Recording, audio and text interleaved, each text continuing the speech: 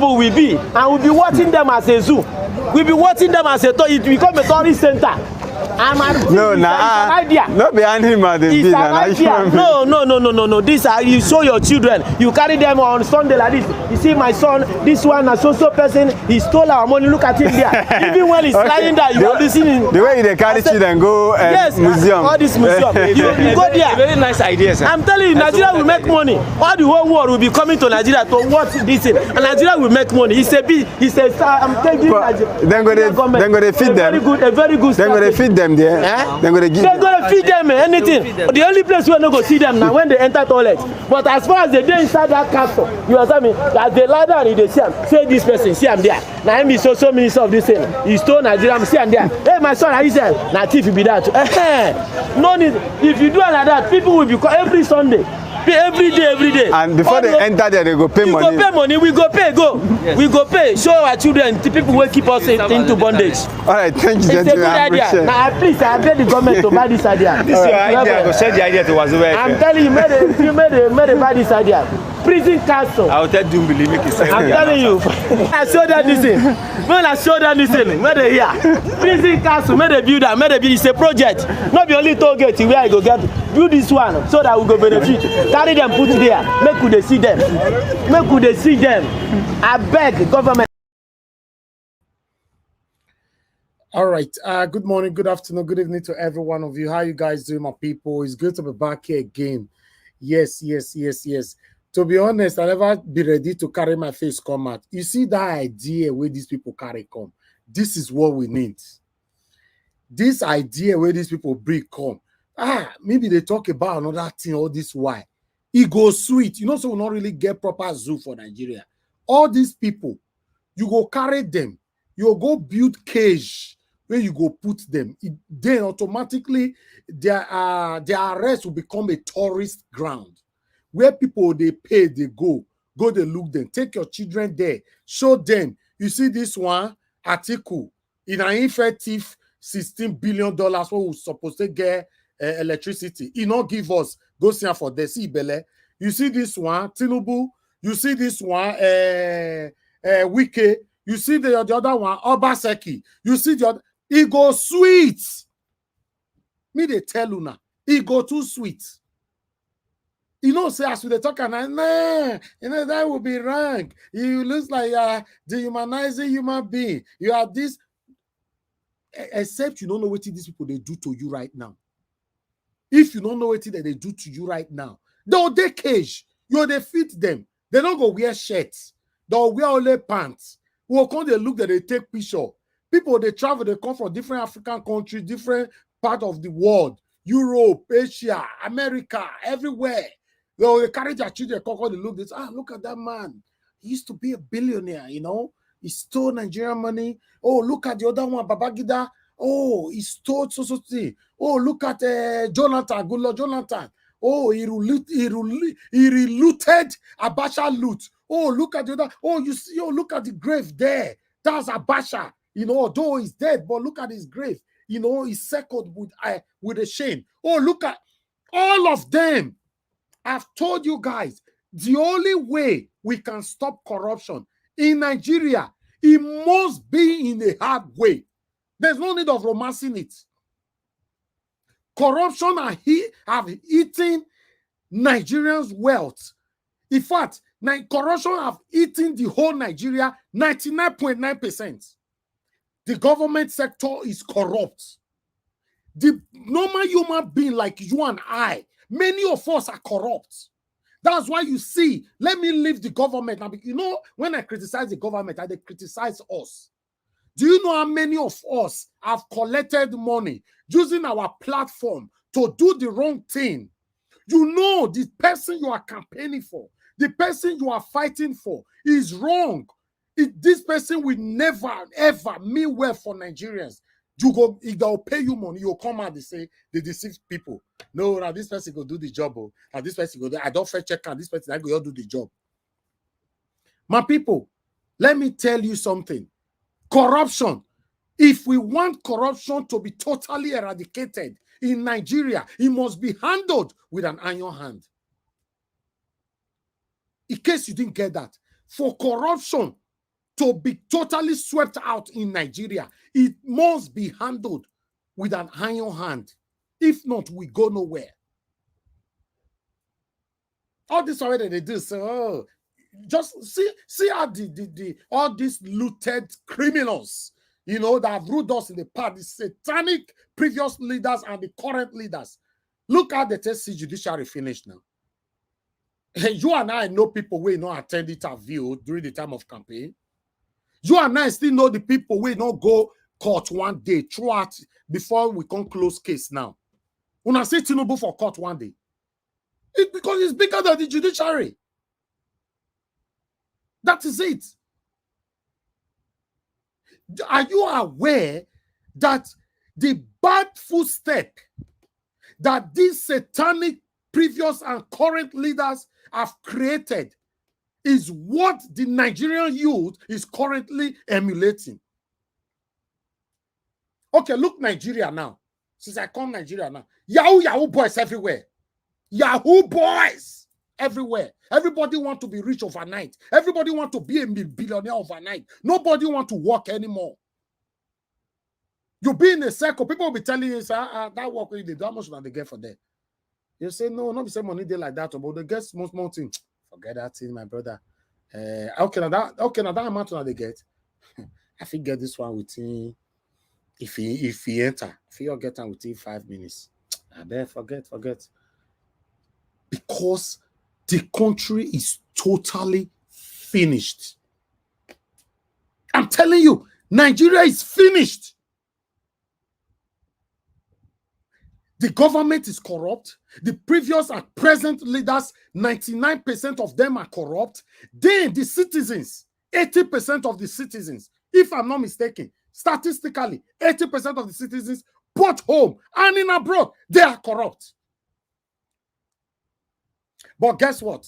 Those in abroad, they cannot demonstrate their corruption with the system of the country they are currently residing.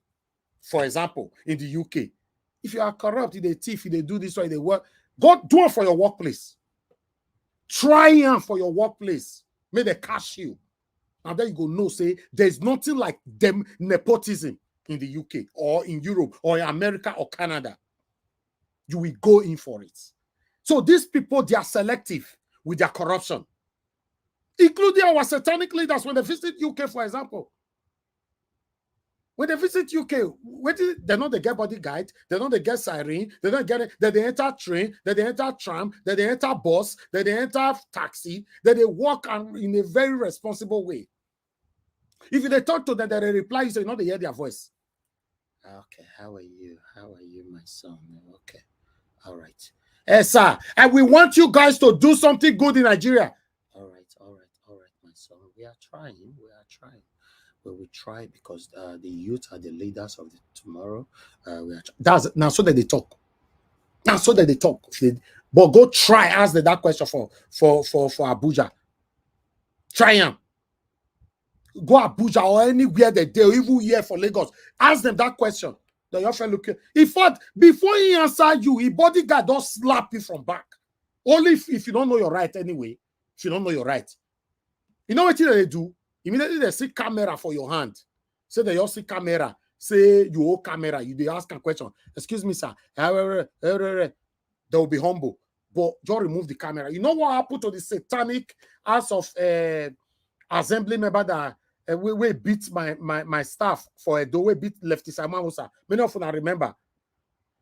They collected the camera from Lefty Simon Musa. They believe say the camera. They don't know say na live. Say with the watch from this side.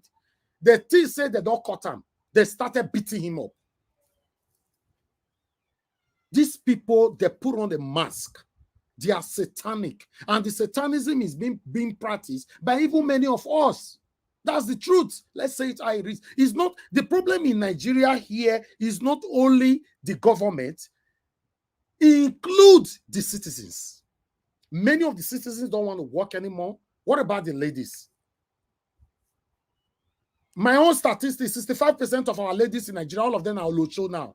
Including married women. They are included inside that 65%. They'll be Olosho.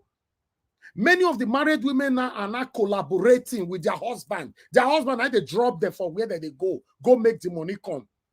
Why some are doing it in a pretense? Why their husband don't know? Why many mothers for Nigeria now, they stop young men for outside, they talk to their young men in advance for their daughter with their house. Hello, my son. How are you? Oh, my God. What perfume are you wearing, my son? May God bless you. May God... I like your glasses. Guess what, my son? My daughter will love you. You will love my daughter too. It is happening. I don't want to bring myself into all these things for the talk. If you're in Nigeria, you know what I'm talking about. The country is finished in totality. It's finished. If you ask me now, I tell Nigeria right now, which I want to talk, so many people don't like them. If you look for wife, I'm not here to discredit anybody, but if you look for wife, run, go, for people, okay, let me say, because to travel out of Nigeria and I go hard. If you live in abroad, you are looking for wife. Find your wife in abroad. The biggest mistake you will make in your life is to travel all the way from Europe, America, Canada, come Nigeria here. You can't say you want to come marry. You are you are finished. You are finished in totality. You are done. You are finished.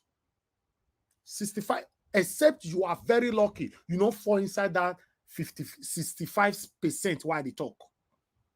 If you fall inside that 65%, you are finished. There is every possibility to say even the pikin that will born for you not be your pikin.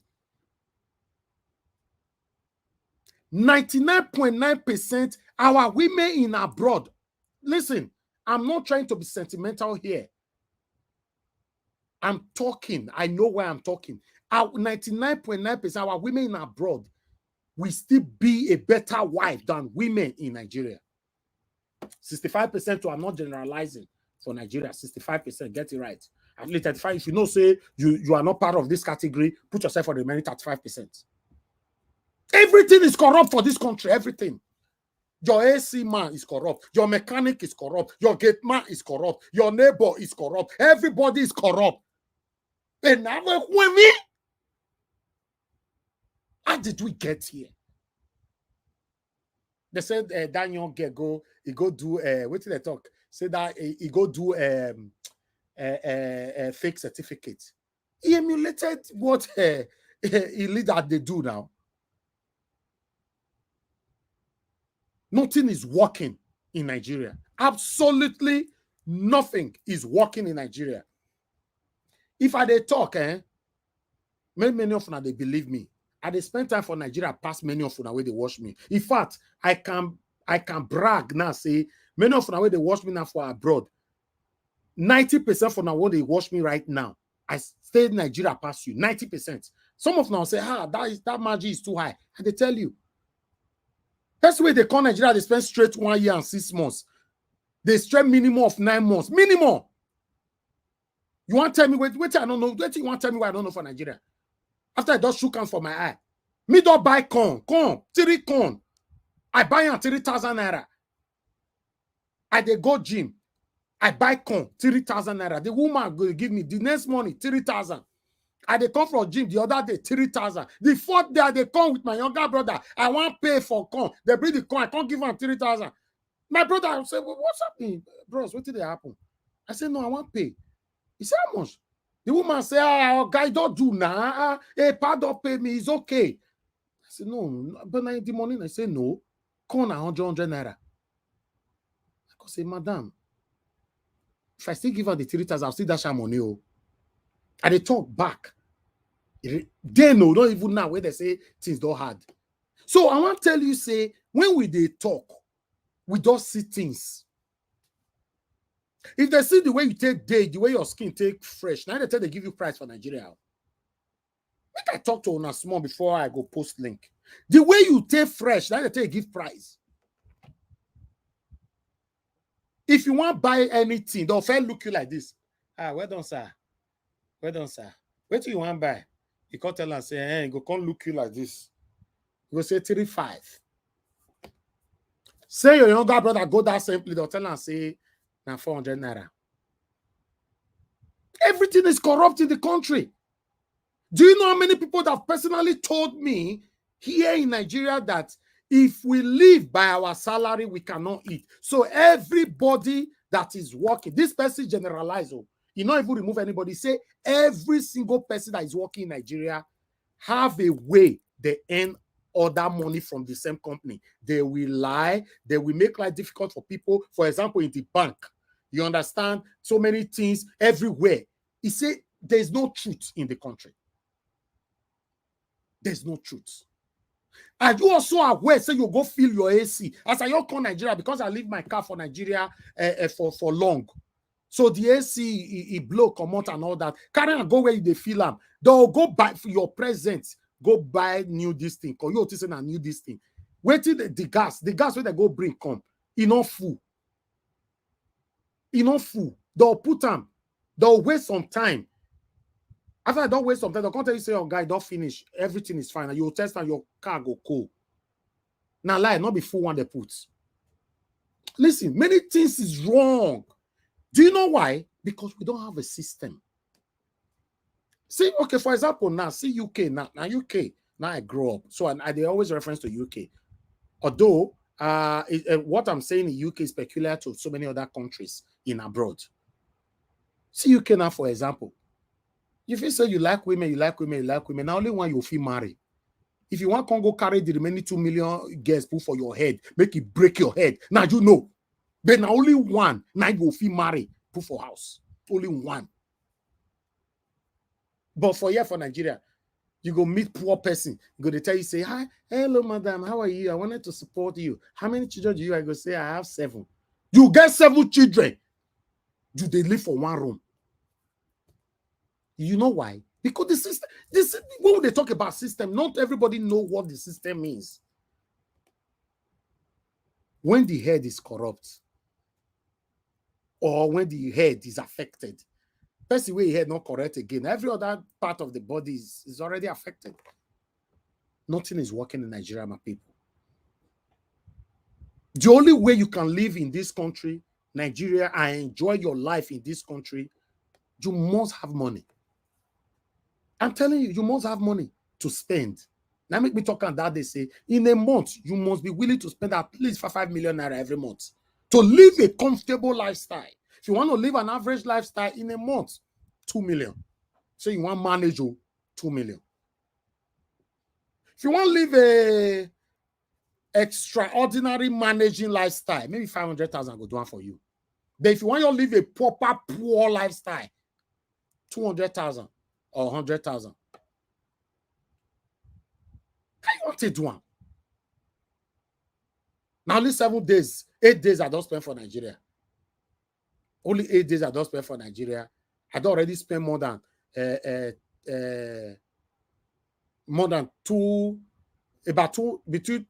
don't spend more than 250,000 naira for only fuel. Only I don't say for my expenses, only fuel for 8 days. I don't feel my car twice now. My big gauge twice, and my other car twice. You know, and they use V12. You know which are they talk. Many of you now know car why they drive before they can increase all this thing, right? So then no go generator.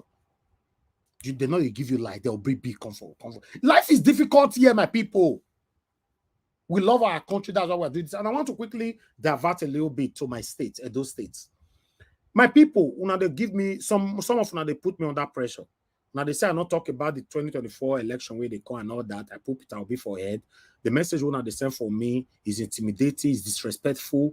I don't know, is making me uncomfortable. I don't like it. I cannot do two things at the same time. I've started the journey of Mr. Peter Obi. I must see the end. So me, another person, you, their media, talk about it, the apple for Edo State right now. I talk about it, the apple for Edo State yesterday. I talk about it, the apple for Edo State the first day. 4 days ago, I did as well.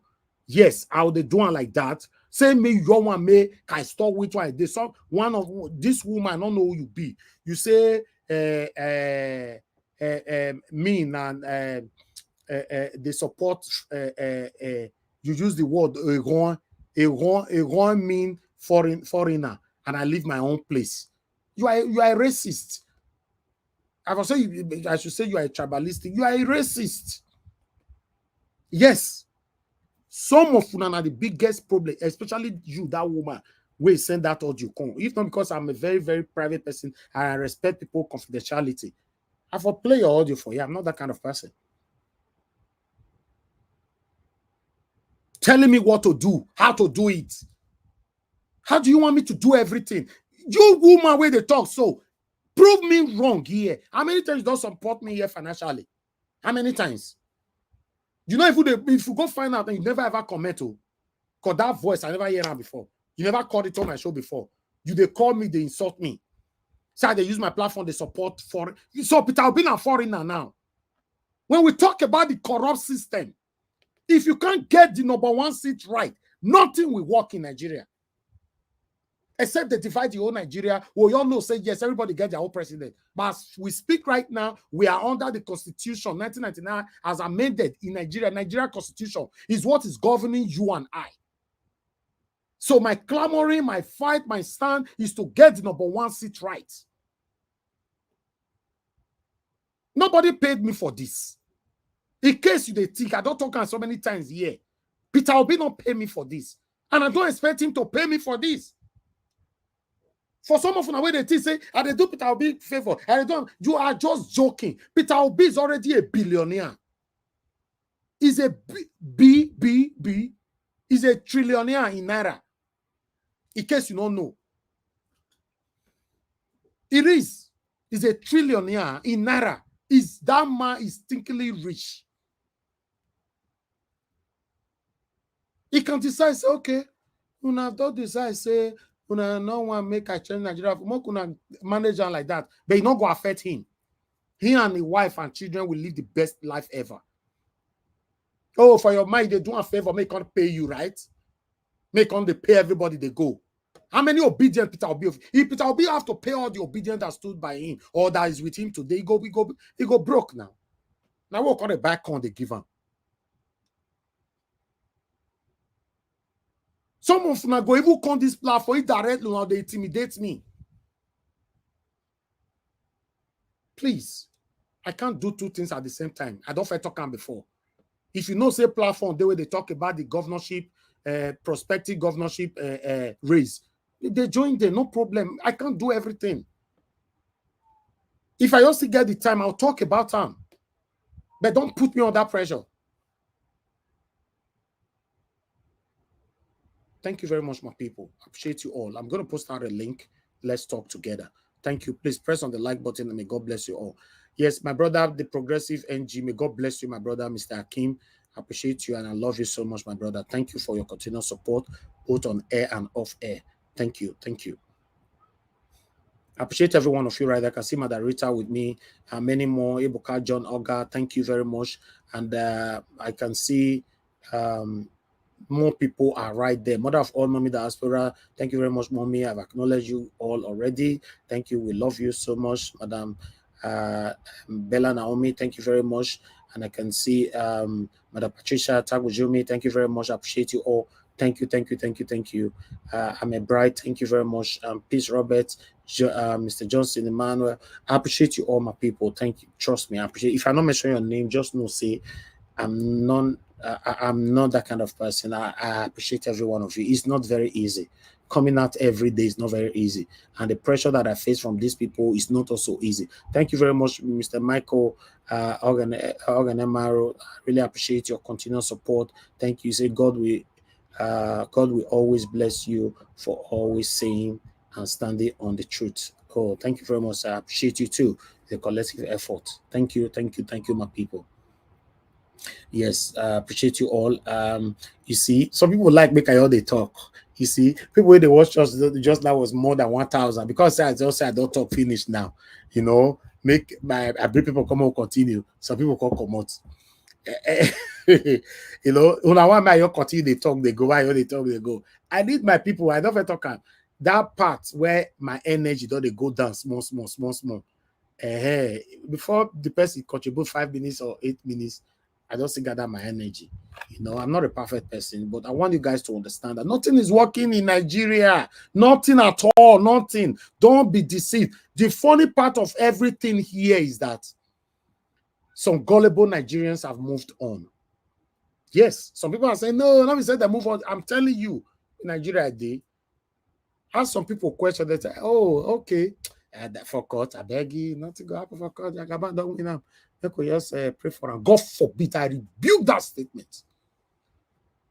May they thief your pikin, when you live on for person, thief your pikin. Say, no need. So you don't thief your pikin. You know, may you live on for a fine woman, make her give her another belly, make we start again. You fit? If you know, say you not go fit, that is what you are forcing people to do right now. Person thief your thing, say no, because he don't use and wear. Person thief your car. If they polish that car every day, if they wash the car every day, if they spray perfume for inside the car, you say, you know, since you don't they maintain this car, make your kukuma your carry the car. Leave on for her now. Some of us don't get sense. That's just the truth. You know, some of us will not get sense. Thank you very much, Dr. Alexander Gomez. God bless you, sir. Thank you. You know, I appreciate you always. You know, some people are saying that, oh, let's move on. For that comment section, make una flood them all together. Disqualify Tinubu now. Make una flood them all together. All the word, not disqualified. Disqualify Tinubu now. Hashtag. Some people they say, no, not Tanko. No, me not fall for trouble. No court, no court go fit judge your matter because you talk, you know your right. No court, you not did this word. Oh, for your mind. Some of them will be illiterate. You know, all these satanic APC people. So for your mind, you think say, with the way we all they talk now, person go prison. You know the fit. Because you are calling out the satanic government that have caused the pains that you and I have been facing since God knows when. There's no prison for it, except they want to practice dictatorship. Then there's also law that will come in that. It don't be like how they come here every day now. And you all bring title where know they exist. That's what they call deformation of character. There's law on that. You feel go prison put. Or are you come now and say, una no here. They say Tinubu impregnate 10 wife women. Where? I'll just fabricate everything. These are deformation of character. I fabricated the lies. There is prison for it. For me coming out to say, Nigerian leaders, you are satanic, you are wicked, you are devilish. There's no law, no prison for them. In all day, go school, not go. Some of them even go. And I don't know what this school mean. You know, I don't know what it mean. I did watch one video this morning. You know, I don't know who posted for our group. Where they carry camera go university, they ask them, say, how long are you going to be in the university for? Some say 9 years, some say 4 years. The one we say 9 years, you don't know what they talk. Because they ask and say, after your graduation, what will you get? Say degree. What is the name of the title of your degree, or you know, that your discipline that you will get? One say PhD. The other one say the one where 50 man is still say BSc, for example. They can say, okay, what is now the full meaning of BSc? He say business associate, and hi God, my body all they shake me, say Jesus Christ.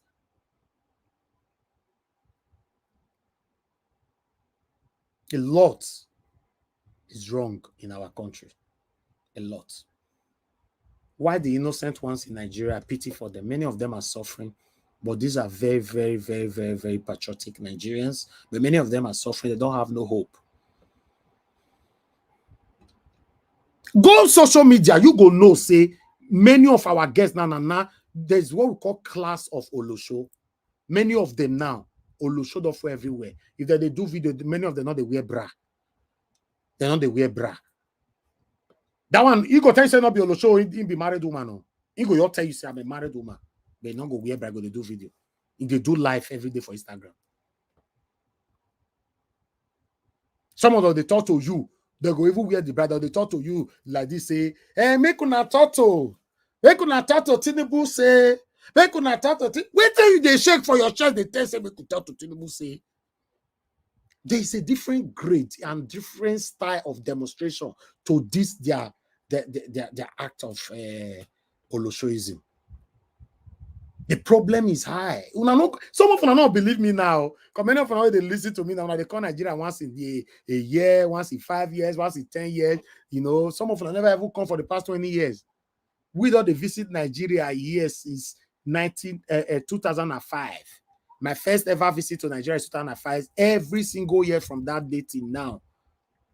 2005, not 2015, 2005. So we too know Nigeria. We know IB. Everything is messed up.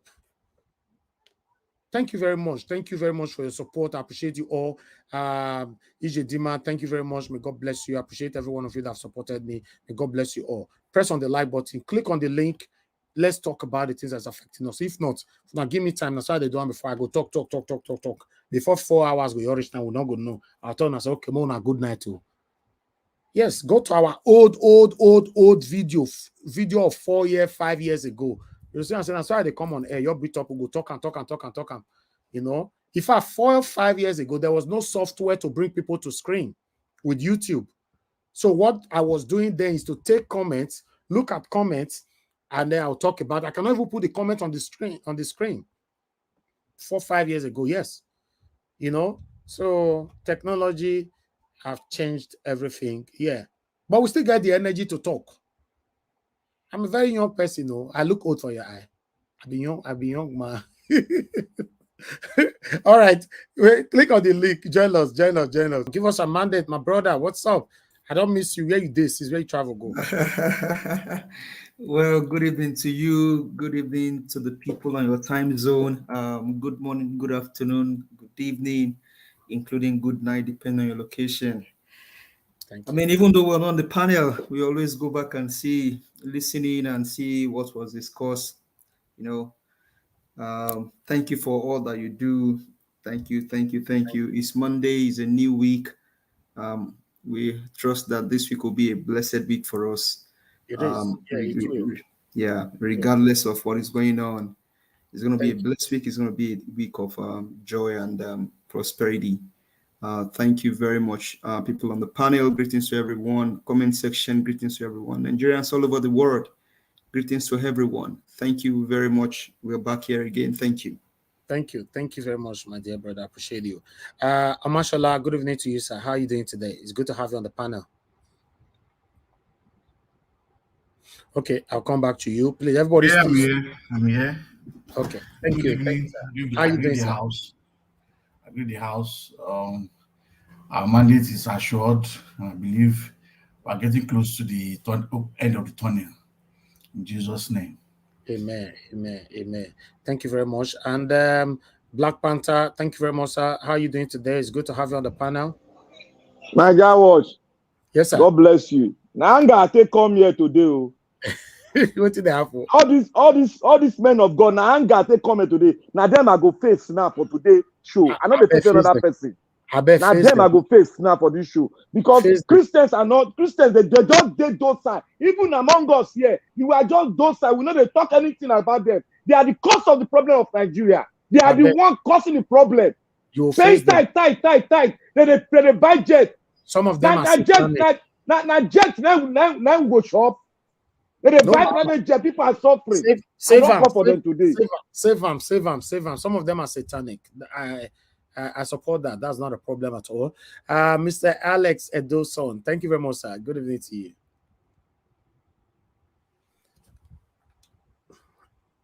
We can't hear you, sir. Okay. Like my network is giving me problem. I'm hearing the music at the background the whole time. I'm just hearing myself. We can hear you now. We can hear you now. Okay, yeah, because this music is okay. This is just a blast inside my ear. I don't know. Good evening, everyone. I don't know whether they play that one. The coffee will be here. Thank you. Thank you very much, sir. Thank you. I'll come back to you. All right. Thank you, sir. Okay. Yeah. Madam Patricia, good evening to you, ma. How are you doing today? Good evening, Mr. Elvis. Good evening, everyone. Thanks for having me. God bless you. Thank you again. Thank you. All right. Mr. Felix, are you there with us? Good evening to you. How are you doing today? My beloved brother, all the panel I sit down here, Gidigba. We know they go anywhere. The victory done here. Yes. Whether they like it or not, they go collect woto. Now they say we go court. We don't reach court now. We not going to see them for court. They go hear what? They never see anything. Next time, before they will say go to court, they go first count twice.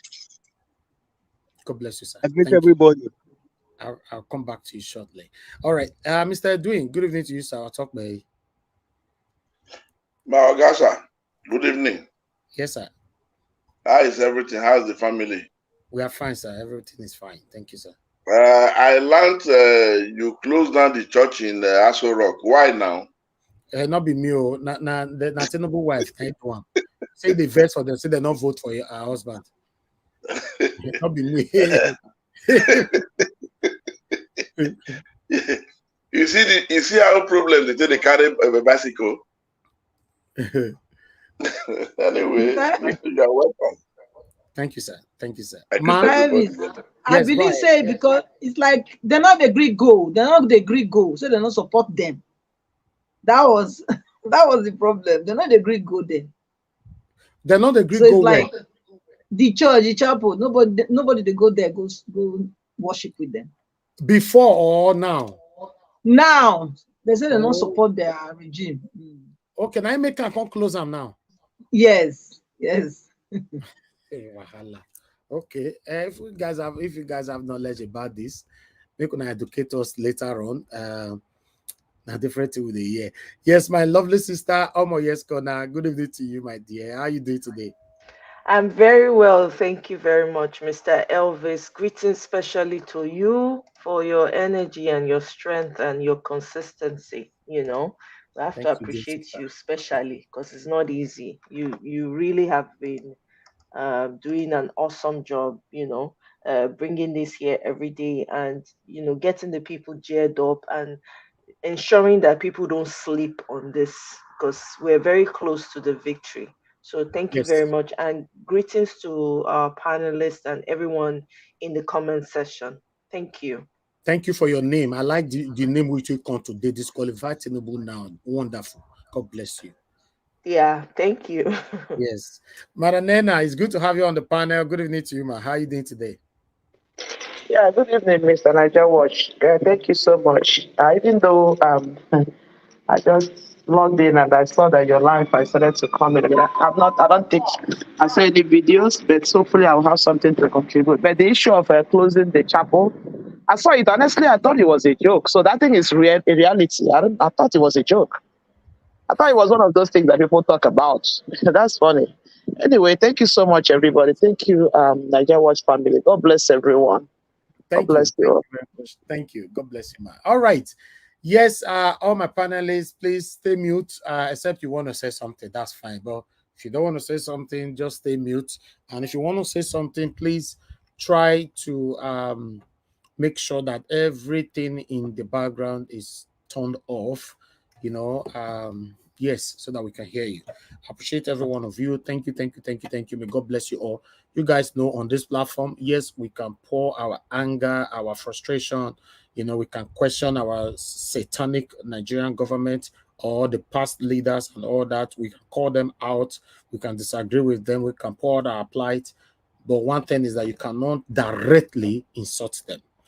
What I mean directly, for example, you cannot directly call, for example, now Shomole, you say Shomole ide Chris. No, it's not allowed. You can say, even though you want to say Shomole you know, it's satanic. Yes, you can. It's satanic. It's part of the satanic people. Some people still don't understand. They think say satanic na insult is a description of a person, you know, of wicked human beings. You know, between you and I, these people, they're not wicked. So that's how to describe them. It's just like my sister came here right now on my yes corner saying that disqualified Tinubu now. That's our description. That's our title. That's our name. That's what she came in with. You know, so yes, since me or you can come here now, you can say no, please, let's do that. And two, everybody's submission here, they're entitled to it. You are not allowed to insult them. You cannot insult your fellow panelists. Yes, you can disagree with them. You can totally disagree with them, but you cannot insult them. You cannot say they are lying. They are lying is an insult. You can say you disagree. Yes, fine. You know, not that, oh, madam, you are lying. No. Or Mr. Edwin, you are lying. You are lying. No, it's an insult. Or rather, it's a disrespectful term. So we cannot use that as well. You know, I understand so many of them no pass me for you. I just try to make we guide ourselves. You know, then my callers, I understand that sometimes when my callers they call in, some of them are not they happy with their submission. Yeah, that is fine. But say you can't go comment section and you can't say this caller not get sense. No, it's an insult. You can't do that. You know, you can't say a caller doesn't have sense. If not you know, because the way my parents they bring me or they tell me say, wait till you know, say you know if he take, not give one to, not do one to another person. Just more turn around say now you call in. The person come the right for comment section say you not get sent, tag it to you, you know, it be as it gets. It's not right. You know, you can write there, say, okay, this person not get sense, that is fine. You know, say this caller not get sense, even though you don't know his name. Me, I know saying exactly that caller where your caller now you they talk to is wrong. So, and then two, on the comment section, nobody's allowed to insult any of my commenters. You cannot do it. You know, if people comment, you don't like what they are saying, disagree with them, argue with them. In fact, educate them. Although not everybody want to be educated, if they don't want to take, just move on. That's fine. But you can't insult them, say shut up and all that. No, it's totally wrong. We want to give a platform where everybody will be free to express themselves. Please, let's always stick to this. Thank you very much. Even me myself, make una not insult me as well. I'm not going to insult you. You know, not come here. If I call you sir, I call you ma. Not going to say Evis. You know, don't do that. You know, no say some people they don't do this. They will don't correct. We can't say one day they go learn, but at the end of the day, we can't realize they're not going to ever learn, so they have to go. Yes, I don't talk and say if you come up for this platform based on say you just want to make life difficult for us, they say if you come on say we're not going to move on, God go disgrace you. Yes, God go disgrace you because you deliberately do them. You want to make life difficult for all. You say, "Mo, will not still talk." But if now me offend you when you take come on and you not do anything, if I know, I will apologize. If I don't know, tell me, I will still apologize. Say, I tell you, say, no, they call me Evis. Me, they call you madam. You say Evis. The worst one where this particular person why they talk now do now be say this one. You know, was explaining to. I remember one of our panelists were talking and all that. He said, "Hey, this one." I've heard talk about this one. No. They tell me, say, you call me this one. You see, that is the height. I've heard talk before. I cannot be bought with money. If you come here now, can't give me a super chat of $1,000 every blessed day. At the same time, you apply conditions to it to disrespect me. It is better. Don't bother. You guys know some people where they come here before they give me super chat, you know, back and front and all that. But they come here, they try to not only to control me, they control everybody where they panel. Let me talk. No, you can. Hey, you shut up. Let me talk. You can't disrespect. Listen, you cannot. It's just like Amaka Afojabi. May God bless you, man, for your continuous support. You know, as Madam just give me money now, so you begin to disrespect every other person with their panel. You know, say humility. Now they carry people far. Where Peter will be there today now, humility carry and reach there. In case you don't know. Yes. Now humility. Now, not your way Magnus or Raka talk about Peter Obi just now. Say for Peter Obi to even say my president to Tinubu, they suppose they celebrate. Because the man is full with humility. You know, say the best way to even enjoy your money for life. Now, when you get money, you get everything for life. Then you come humble, join now. Ha! The way you enjoy that money, you don't know. Arrogance don't take you anywhere. You know what? Arrogance doesn't take anybody anywhere.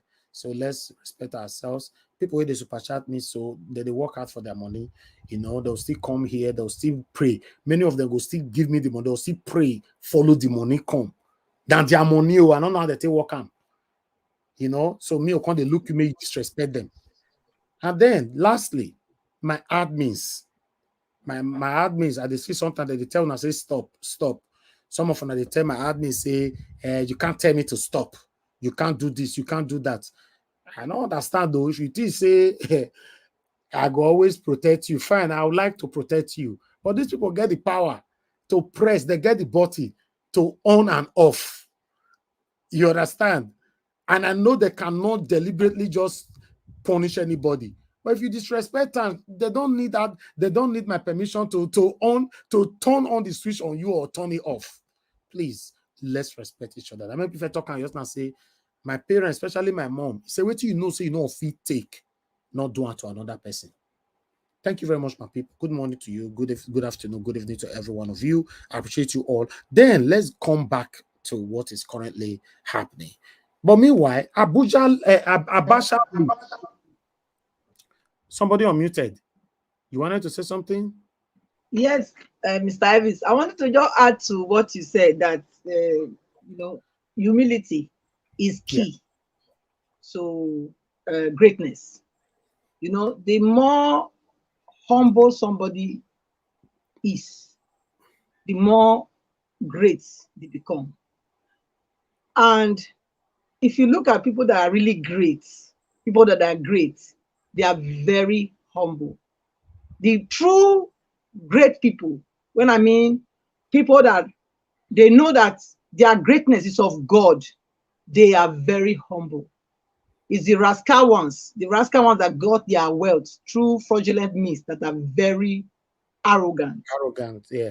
Yes, and that's why the Bible says that pride comes before a fall. Exactly. This Agbado, a very proud man. Everybody know he's proud, and that's why he must come down. Where he is, he's not supposed to be there. And greatness is not about money, actually. It's about your character. Thank you. Your character. So thank you. Thank you very much, man. God bless you. Thank you very much for expatiating on that. All right, my people. Like I said before, I appreciate you all. You know, say for me, they talk all the time. Some of them don't follow me for a while. I don't ever talk about this Abacha loot many times, and I know some of you can testify to that. I see this Abacha loot where they say that they return. Where did they take and go? Who they take and where am? This money have been relooted. So they say they don't talk and now say all the Abacha loot where they don't carry come, where it go, you know, and all that. So I go like make I start with an article here so that before I will play a video for that. Let me quickly take this article quickly. Thank you very much, my people. I appreciate every one of you. Continue to press on that like button. And they come here, I can't check ammo. Press on the like button and let's do this together. As you all can see right there. Okay, court orders Nigerian government to account for Abacha loots. All right. The Federal High Court in Abuja, in a landmark judgment, has ordered the disclosure of the pending spending details of about $5 billion Abacha loot by the government of former President Olusegun Obasanjo, Umaru Yar'Adua, Goodluck Jonathan, and Muhammadu Buhari. The court ordered the government of President Bwala Tinubu to disclose the exact amount of money stolen by General Sani Abacha from Nigeria and the total amount of Abacha loot recovered, and all agreed, signed on same by the government of former President Obasanjo, Yaradua, Jonathan, and Buhari. The judgment was delivered last week by Justice James Omotosho following a Freedom of Information suit number FHC/AB/CS/407/2020, brought by the Socio-Economic Rights and Accountability Project, SERAP. In his judgment, Justice Omotosho held that in the final analysis, the application by SERAP is meritorious, and the federal government through the Ministry of Finance is hereby ordered to furnish SERAP with the full spending details of about $5 billion Abacha loot within 7 years of these judgments. Justice Omotosho ordered the government to, unquote, disclose details of the project executed with the Abacha loot, location of any such project, and the names of companies and contractors that carried or carrying out the project since the return of democracy in 1990 dates. Justice Omotosho also ordered the government to disclose details of specific roles played by the World Bank and other partners in the execution of any project funded with Abacha loot under the government of former President Olusegun Obasanjo, Yaradua, Jonathan, and Buhari. Justice Omotosho also stated that there's the excuse by the Minister of Finance is that the ministry has searched its record and the details of the exact public fund stolen by Abacha and how the funds have been spent are not held by the ministry. The excuse has no leg, no stand in view of Section 7 of the Freedom of Information Act. Justice Omotosho dismissed all the objections raised by the federal government and upheld SERAP argument. Consequently, the court entered judgment in favor of SERAP against the federal government.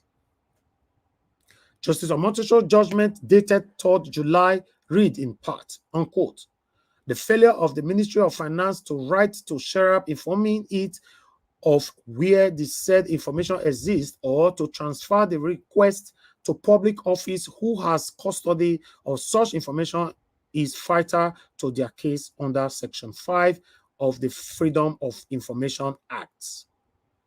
Unquote, continue. The ministry cannot use a blanket statement that it was not in possession of the said record of about $5 billion Abacha loot sought by SERAP. The government failed to provide details of the project executed with the money. It also failed to provide locations of the project and the names of the companies and contractors that carried out or are carrying out the project funded with the looted money. I hold that by declare wording of Section 7 of the Freedom of Information Act 2011, access to information about spending details of $5 billion Abacha loot was denied by the federal government. The federal government had filed a 14-paragraph counter affidavit deposed to by Abba Sunday, litigation officer in the Office of Attorney General of the Federation, argued that SERAP suit is frivolous as it has not shown that the government denied it in the information it seeks. The federal government has also stated the SERAP has not established of sufficient interest in the application. The government urged the court to dismiss the suit. Can you imagine? Dismiss which suit?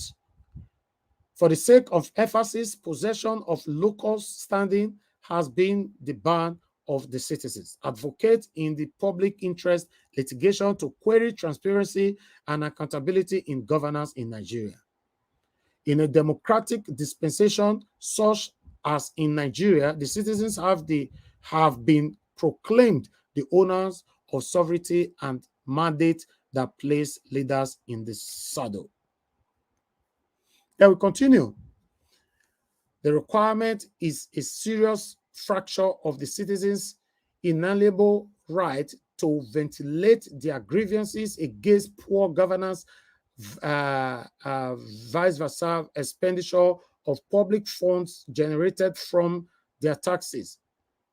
The sacrosanct provision of the Section 1(2) of the Freedom of Information Act, which has ostracized this disturbing requirement, has admirably remedied the harmful mischief opponents. They say the thing long will not be small. Okay, long, not be small. Now all of them. Okay, we can't finish all. Let's say yes. Although this man don't die now, they want to come to collect the money from this one hand. All right. Okay. Anyway, I'll leave that one for my people make una talk put. But meanwhile, I'd like us more quick take this one because information they fly today now say the say Peter Obi talk say he don't give up this case. He don't give up this case. All these satanic people, say he don't arrange interview with Arise TV, telling them that he go wait till 2020 whatever 17 or something like that. Now lie now they talk. Lie. So because we have to debunk it straight away.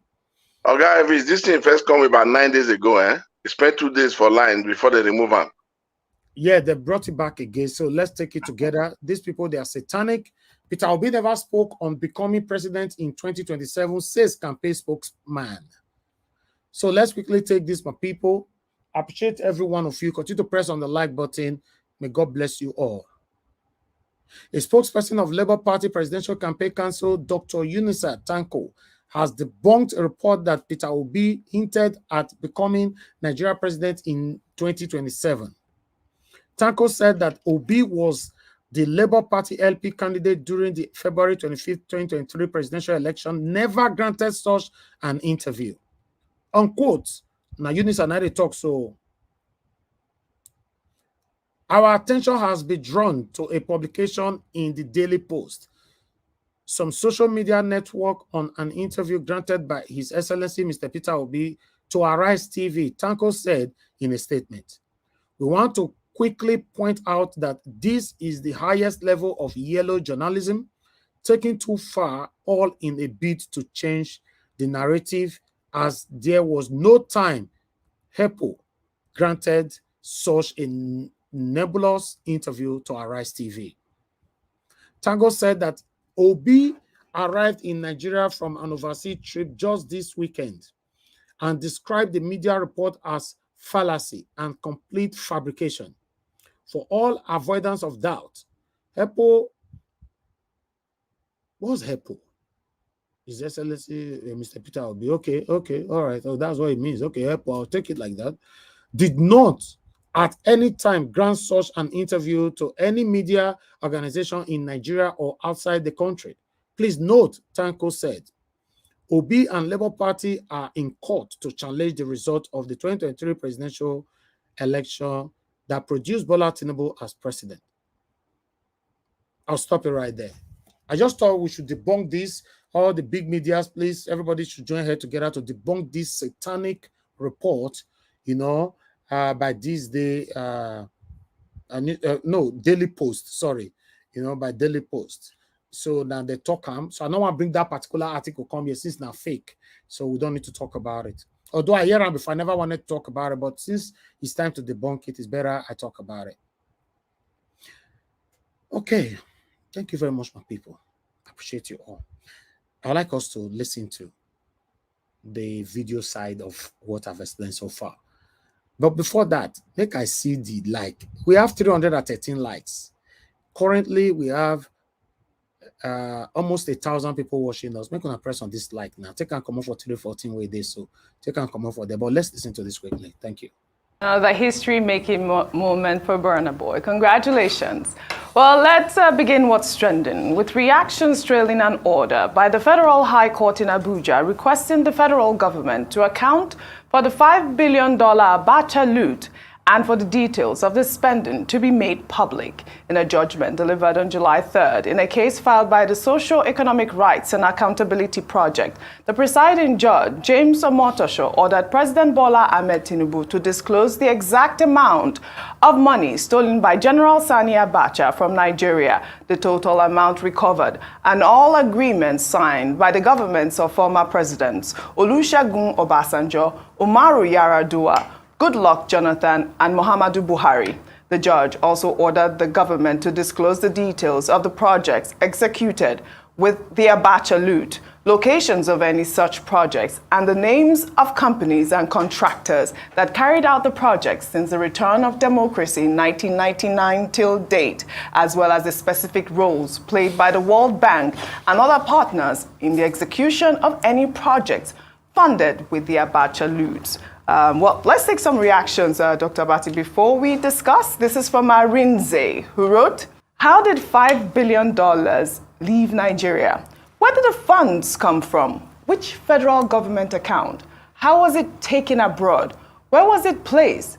Then we can begin to discuss how it came back and so on. I guess he posed a lot of questions there. This is from Dr. Bature. He wrote, "This is a win for Nigeria at large. Courtesy Serap Nigeria. The $5 billion truly needs to be accounted for. What are the projects executed with the recovered loot? We didn't feel the positive impact of the recovered loot. I hope there will be full compliance with the judgment. It is our money." Dr. Abati, it is our money. I know you always use that. I mean, Nigerians are saying it is our money. But again, it is a big win for Serap. You know that Serap has been doing the Lord's work. And take us through. I could not digest it. But somebody actually sent it to me. Play it. But I wanted somebody to take me through on which language you speak, Mr. Elvis? Abe, which language you speak? I cannot hear one word of waiting talk. Waiting be the summary of waiting talk, Abe. Let me they ask now. Usually they ask me. Blue. Blue. Nice speak.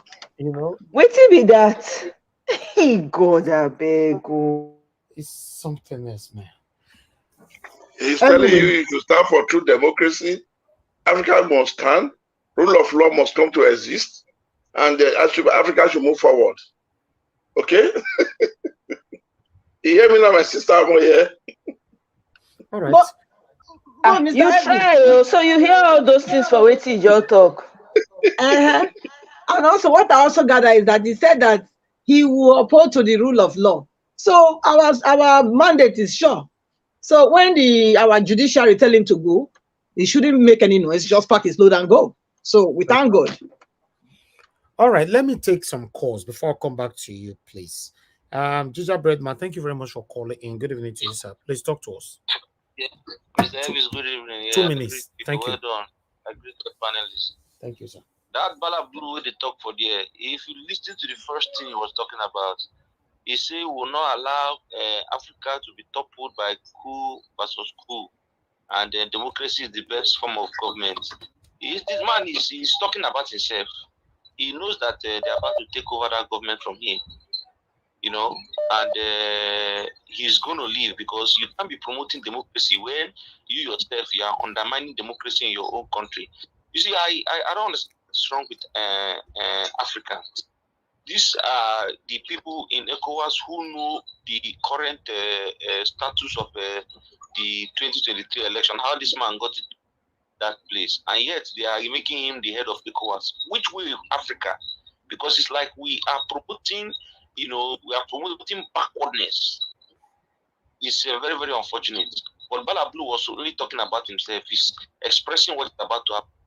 Okay. And thank you, sir. Thank you. Let me hear from others. Maybe other people here might give us other version of understanding. Okay, Mr. Henry Peters, thanks for calling in. Please talk to us. Good evening, Mr. Elvis. Good evening, the panelists, and good evening, the audience. Tinubu going there, people take it as like a vote for Tinubu to become ECOWAS president. It's just Nigerian turn to become ECOWAS president. That's aside. What Tinubu was just talking. This is a disgrace for Nigeria now. How can this man represent Nigerians? What is he saying? I couldn't pick anything out of what he's saying. He's talking about rule of law. Rule of law is illegal where he is now. It's not the winner of the election. So that means it's very close to him to pack his baggage and go back to his village. You know, because some people online, these Agbadorians, saying Nigerians are happy for Tinubu become a president of ECOWAS. They are bunch of, I don't know. Let me not use one word. So anyway, Tinubu is not making no sense. It's not representing we Nigerians, because majority of Nigerians did not vote for him. Thank you. That's my take at the moment. Thank you. Thank you, sir. Thank you. All right. Thank you very much, Mr. Alex. Thanks for calling in. You're supposed to be on the panel. Anyway, it's good to have you on the phone. Talk to us. Yes. I tried to join the panel. I was not fast enough today. We have people with great dexterity. I greet everybody. First of all, Tinubu's display at ECOWAS, for me, is fighting for his political life. He knows that he's becoming gradually political persona non grata. People no longer respect him. He knows he's becoming incognito. He's not infinito, and he's just trying to be seen. I know a lot of money has gone into ECOWAS right now. ECOWAS is a toothless bulldog. ECOWAS was there when NATO forces took out Gaddafi unjustly. Where was ECOWAS? Upon all Gaddafi's contribution, ECOWAS is a very corrupt body, and many presidents, past and present, have criticized them that they are corrupted, because when things happen in different countries, member countries, they keep quiet when they have interest. So, because of the EU reports, Tinubu is going to another regional force. EU is like our own version of ECOWAS. It's a political power play, the game theory, international game theory is at work right now. He has allegedly pumped millions of dollars into that body, and he emerged as a chairman. How was that election done? What were the criteria? What are his qualifications? What are his antecedents? Has that body be reduced to just party body? I used to think about that body as a very strong African body. So ECOWAS is just trying to back him against the EU report. He's retaliating to the EU that, look at you. You said I didn't win an election. Look at another body like you. He's making me a chairman. And this guy is he's a political, I don't want to say criminal. He knows his game. And his days politically are really coming to a final full stop. He's fighting for his life. He's like a journeyman right now. So what he said there, he knows that ECOWAS is a toothless bulldog. He just said it again, that they don't want to, he does not want them to be a toothless bulldog anymore, because they are so corrupted. Many country leaders have already criticized them. So for me, let's keep our focus. The case is in court. The reason why it's acting like this, very soon now you will see here another body has given another award, or another. These are the last fight of a dying ox. The last kick of a dying ox. The guy has lost it. He has lost it all. Thank you. Thank you. Thank you very much, sir. Thank you. Okay, let me hear from Engineer Chris. Thanks for calling in. Good evening to you, sir. Please talk to us. Yes, good evening. Good evening, Mr. Elvis. Good evening, thank you, our dear panelists. Thank you, sir. Yeah, good evening. 2 minutes, sir. 2 minutes. Thank you. Yes. First, funny enough, surprisingly, this is the first time I'm hearing Tinubu speak and hear his words line by line. But the annoying thing is, he is far the least person that should be making such utterances. He's talking about rule of law, democracy, and blabbing and blabbing and blabbing. He is the least person to make such utterances. Those are not words that are supposed to come from someone like him. That is number one. Number two, about the Abacha loot they're talking about. We all know the origin of those monies. The money Buhari used in building railway to Niger, where did those money come from? Where did those money come from? The Abacha loot they're talking about, these were money. Let us not forget, during the time of Abacha, Nigeria was under sanction. We are not selling crude oil internationally. Abacha was selling oil through individual private companies. Then it was still politicians, these same politicians that have been in that circle. They were still the ones individually he was using to move these funds outside Nigeria. And most of those money never returned back to Nigeria, especially when Abacha died. Those are the same money they are returning back. That these evil politicians are all sharing within themselves, disposing within themselves. From the FMF, they all, to CBN, they all are aware where these monies are all hovering around. They know how all this money are being shared within themselves. World Bank is not exceptional from them. They all are aware where these monies are going to. As these monies are being shared, they all are aware of it. All right. Thank you. Now, the young man that mentioned about building a castle for them, I think that is the best advice I've ever had from a Nigerian. Yes. For these politicians, that is the best thing that these people deserve. And trust me, if such is implemented, no Nigerian politician will ever steal again. They will think twice before they steal. You're right. Thank you. Thank you, sir. If it happens, they will never steal again. Thank you. Thank you very much. Thank you, Engineer Chris. Thank you. Yeah, let me hear from somebody else quickly. Okay, Mr. Alex, you are calling back again. Yes, please. 30 seconds. I know that those on the panel are using magnetic internet. They will never leave the panel. Being the ending. So let me just say this. As for the chapel, the church closed down in the villa. This is a slap on Christians in the South. So I want to call on South governors and government buildings, anywhere they have mosques, starting from Owerri, Okorocha's mosque, they should close it down. We have to start retaliating. We are not fools. Nobody is more Nigerian than any Nigerian. It doesn't matter. You have no right to disrespect people's religion like that. Whether they are coming to worship or not, you leave it there. You have your mosque. There's a church there. At least there are people in that cabinet that are Christians. They may want to go there. There are male workers who are Christians. So for me, we should start retaliating. If possible, shut down all the mosques in the South immediately as a retaliation. And number two, as for the Abacha loot is a money that just keep getting looted, relooted. It's just a gangly pendulum of Babylon. There is no end in sight to these stories. We will not see it, Nigeria Watch. As for that guy that said we should build prison like a zoo, it's a fantastic recommendation. The best ever. Stand by him. Thank you very much. Thank you. Thank you. The best ever. Let me take just Hold on, sir. A lady spoke before you. Go ahead.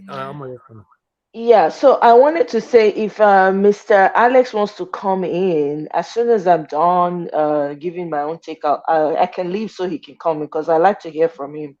Wonderful. That would be great. Thank you. God bless you, sir. Mr. Yes, I will also leave. Okay. But so that you can get in, but I know how to get in. I know the system well. No wahala. Thank you. Everybody, they pave way for you, Mr. Alex. All right, Mr. Edwin, go ahead quickly, sir. Yeah, Elvis, there is something I posted on your WhatsApp. Because of this church, they closed down. So I had to post that thing on your WhatsApp to see what the so-called govt nations, what they did or what they are trying to do now as ultimatum to India. And that will now let you know exactly what we have to now also play for Nigerians that the Christians should also do. Okay, I'll check it out. Thank you, sir. Thank you very much. Thank you, sir. Yeah. Okay, let me hear from this caller right here. Mr. Silvanus, thanks for calling in. Good evening to you, sir. 2 minutes. Talk to us. Good evening. Yes. Yeah. Good evening, everybody. I was listening to Tinubu talking. As a matter of fact, Tinubu is talking about himself, and he's talking about democracy has come to stay. Is he actually democratic? Did he get there by the vote of the Nigerian people? Actually, and he's talking about the coup d'etat has come to go. Actually, what he did is a coup d'etat, and he should be put out of there. Most of what he's talking is just manipulation, and it doesn't even make any sense. The other one, let me touch want to touch is about the judiciary. The people of Bwala suggesting that after the Supreme Court, we should go to UK for the final. That is not acceptable. It doesn't go down well with me. Even though I know that are very corrupt. We are a sovereign nation. We should be able to sort our own problems in as much as no matter how bad it is, we just have to work hard to make it better. But I do not think that it's better for the West to decide for us. We should be able to decide for ourselves. Thank you. That's all I have. Thank you, sir. Thank you. All right. Let me pick this call here quickly, guys. If we can be smooth and be fast this way, that would be nice. Okay, I lost the caller. Hello, can you hear me? Good evening to you. Your name? Hello, can you hear me? Oh, your line is connected. I have to pick somebody else. Oh, hello. What's happening? Can you hear me? Hello. You are not talking. Hello, I can hear you. I can hear you now. Hello, can you hear me? Yeah, I can hear you, sir. Good evening to you. Your name and where you calling from? My name is Dennis. I'm calling from Italy. Go ahead. 2 minutes. 2 minutes.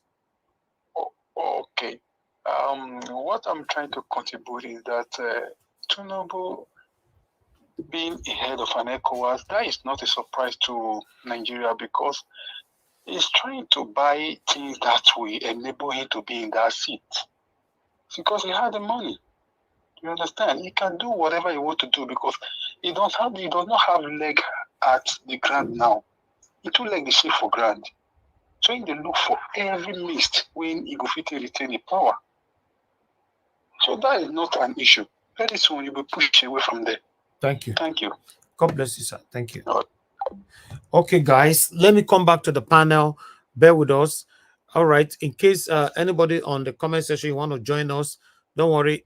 Anybody that is willing to leave once we are done. Okay, let me pick this call. Mr. Jonathan, thank you very much for calling in. Please talk to us. Hello. Yeah, thanks, Mr. Elvis. Thanks for picking my call. Thank you, sir. 2 minutes. 2 minutes. With respect to the ECOWAS presidency, it's not a big deal because I believe that it's a rotational presidency. Tinubu is not elected, so it's a 1 year. It's going to be there for 1 year. Another head of state or president of another ECOWAS nation will take over. So it's not that he was elected or anything. It's a rotational thing.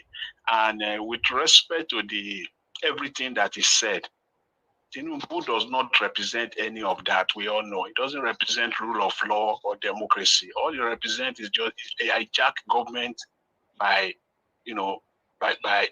force or in a very tricky way. Okay. With respect to the Abacha loot, see the Abacha loot, I dare them. They will not comply. The Nigerian government, I dare them to comply, because if they comply to the court judgment, then everything will be let loose, all hell will be let loose in Nigeria. So they will never comply, and then the corruption will have to continue unless we have a new government, a completely new system that will bring and set Nigeria on a new and a different path. Thank you very much. Thank you, sir. Thank you. Wow. The only person that can do this properly is Mr. Peter Obi. All these are Bashar loot, relooted, and all that. My brothers and sisters, under these same people that is ruling us right now, it's not going to work. But meanwhile, let me go to the okay, let me start. Please bear with me, number one person, because Omar here will be leaving. Let me give her the opportunity to speak to us first. My sister, please talk to us. 8 minutes. Thank you very much, Mr. Elvis. Once again, and again, greetings to every one of the panelists. I want to start with the pastor's comment that was made. Now, I personally am one of those people that really stand against a lot of the so-called pastors or men of God as they acclaim themselves in Nigeria. Because everything that they do shows and it reeks of only selfish ends at the end of it all. Everything they are looking to do is to acquire more wealth, squeeze from the people consistently. The church in Nigeria has the poorest group of people going to church every day. You have people giving their lives, entire lives, going to church with nothing to show for it. We've all seen during this election how some pastors have come out and they would say, oh, let's just accept it as the will of God. Some came out and say, Saul will come first, and then David will come. We are still trying to demystify what that means, whether who is Saul and who is David. To be honest with you, let the Nigerian church crumble. That's what I want. I want it to crumble into pieces that cannot be put together. Because what we have in Nigeria is a joke. Even the world, let's not even talk about the world, but what we have in Nigeria, because that's what we're focusing on, is a joke. It's been a long time coming. This corruption with pastors did not start today. It did not. Every corner you go to in Nigeria, there's a church. With the increase in church, the moral decadence is on the increase. You have pastors taking from fraudulent people as tithes. They will come and pay tithes in their churches and they will collect it. What do you think? At the end of the society is going to go down. There's no way it's not going to go down. You have people doing all manner of shady things coming to the church to come and testify, to come and tell people how they got their money or how they made the money. And these pastors don't ask any questions. See, the people that believed in God, that were teaching correctly, most of them are not here today. The likes of Benson Idahosa is no longer with us. That's one man that I know growing up, everybody knew where that man stood in everything. He was the only man I know that people used to talk about then that had the ear of the president at the time. He used to place demands on them. Do we have any such today? No. Most of them are buying private jets, the latest ones, and buying houses all over the world and doing all manner of untold things. So I'm not surprised. Me, I want the Nigerian church to crumble. Let people learn to look within, because the God you are searching for is already inside of you. Let them go and do that. Let them go back to sitting down with their families and teaching themselves about God. Because what we have in Nigeria is a fraud as a whole. Now, coming to what this man said, Bwala Blue, I'm sorry. Everything he said, he entered one ear, they come off for the other one. I really did not. I don't know why people were clapping. What were they clapping for? What did he say that was so fantastic that people were clapping? I don't understand. And it's such a shame to the ECOWAS group. It is a monumental shame to Africa that you can see because the ECOWAS people cannot claim that they don't know what happened during the election in Nigeria. They can't. They cannot pretend that they did not see what happened. They also came out with their reports, but they were light on the truth. They were very economical with the truth because they know themselves.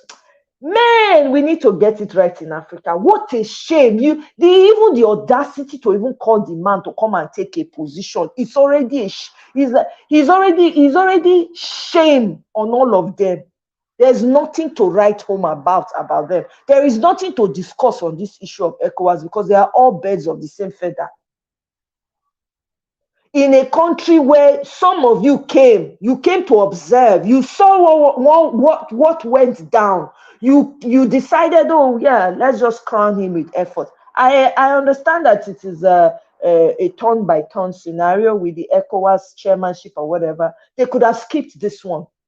to show their own camaraderie. They should have skipped this one. They should have said, no, it's still in court. We are still waiting to hear from court. There's nothing wrong if they do that. What's the point of ECOWAS if they cannot stand for the truth? What is the point? What's the purpose? What is their purpose? What is their ideology? What do they stand for? If they are not standing for the people, they are just wasting time. Because they cannot say, so what they are trying to tell us that is what, however way you get in is justified, we will still take you as our own. Is that what we want to represent as Africans? Is that what we want to represent as Africa coming together? God forbid. Why would I want to be a part of ECOWAS? If I was an African country and I'm standing for the truth, I will refuse to be a part of ECOWAS. No wonder some of the countries have refused. If you cannot stand for the truth, you cannot stand for justice. Of what use are you? There's no need for us to have this group. It's not by force. We don't have to copy the West all the time. Form a union that stands on the truth, regardless of who it is falling on. That's what it is. That's what's expected of Africans, for crying out loud. We used to be the bastion of culture. There are certain things that we do not do. There are certain things that we were brought up and taught not to do, not because religion told us, but because it was our culture. Who taught us that it is wrong for you to curse out an elder? Who taught us that it is the proper thing for you to raise your children? In Africa, we don't believe in beating children like animals. We don't. When did this start happening? Please, I am so disappointed in ECOWAS. That aside. Now, what's his name? That was Bwala that went on Arise News and was saying that he thinks it just shows the level of decadence that we have now come to in Nigeria, that we are now having to even consider the consideration of the fact that some outside country needs to come and tell you what to do. Now, when your Igbo man turns around and says these people don't have sense, they are like children. I'm sorry about the noise. It's outside. So they're like children, right? Africans should be all up in arms and say Europe does not, or the West does not have the right to say. But look at how it is playing out. For someone of that caliber to come on a national network and say, well, maybe they should go and hear the case in London. I don't blame him, though, for saying it, because after all, these people in London, they run go. Your boo-boo is in London right now. He's resting on the sofa. As we talk now, they use toothpick, they pick meat, come off for kilishi and suya, come off for a teeth. They laugh. Wait, they laugh all of us because he don't do what he want to finish. Is he not in the London? So why not? Of course, they start to consider, because who know whether they don't sell the country, give England the second time? Do you know? Do you know? We don't know. You and I don't know. For him to come and say it casually, you don't know what's going on. Are they not all the same? Do they not belong to the same party? Are they not Siamese twins? It's a shame. Everything I say about Nigeria is deplorable every day, getting worse and worse and worse. Where are we going to start from? If we do not get rid of this madness, if we do not set the standard now, when are we going to set the standard? We want to we will continue to have children so that people will come and be using their lives to play kalu. Look at the young people in Nigeria. There's no direction. Now, education is becoming something of, if you are not wealthy, you cannot go to school. Please, how many people in Nigeria right now can afford to pay school fees of 700,000? Something that used to be 100,000. Some people paid even less than 10K when they went to school. Now it's so high that people are even considering, and not telling their children, school is not a must, so you have to go and learn a trade or so. It is madness every day. Recently here, they were talking about in Ilorin, some of the traditional rites they used to perform. People were very angry about it, right? They're very angry because the Fulanis in Ilorin were saying, no, the particular lady that this happened to she should not carry out her traditional rites. She shouldn't do it. In a state that is indigenously Yoruba, Fulanis have entered and are now taking a stand and saying no, they cannot perform their traditional rites. What makes you think that your own God is better than another person's God? I'm just hoping that everything that's happening right now, everybody's opening their eyes to understand that your God is not better than somebody else's God. The way they choose to practice is not inferior to your own. That's what I'm hoping. That is why I'm hoping that the whole Christianity thing should die a natural death. I'm telling you, even the Muslim religion joined. Because if we want to talk about Muslim religion, now Arabs, now they do slavery pass their Western counterpart. But that's a different conversation for another day. Nigerian matter, they annoy me. Now, so guess what? They sit down with Peter Obi, social media, they wait for them to, so that they go see whether they go capture any comment when they make. Me not even see the comment when they talk about. So that means they sit down near the man, social media. Say, okay, as they post, maybe they monitor everything. It is crazy to me. These people have nothing better to do but to sit. And then I blame Arise News for bringing that non-entity. And Sister Rita gave a better name yesterday, Bambi. You give an airtime to come reduce the decency that Arise News already has. May Arise News take time, because guess what? To lose people, to lose subscribers is easy. This one that they play kalo with the good thing when they do. Now, more not try him again. No, that man is not supposed to be given airtime. Who is he?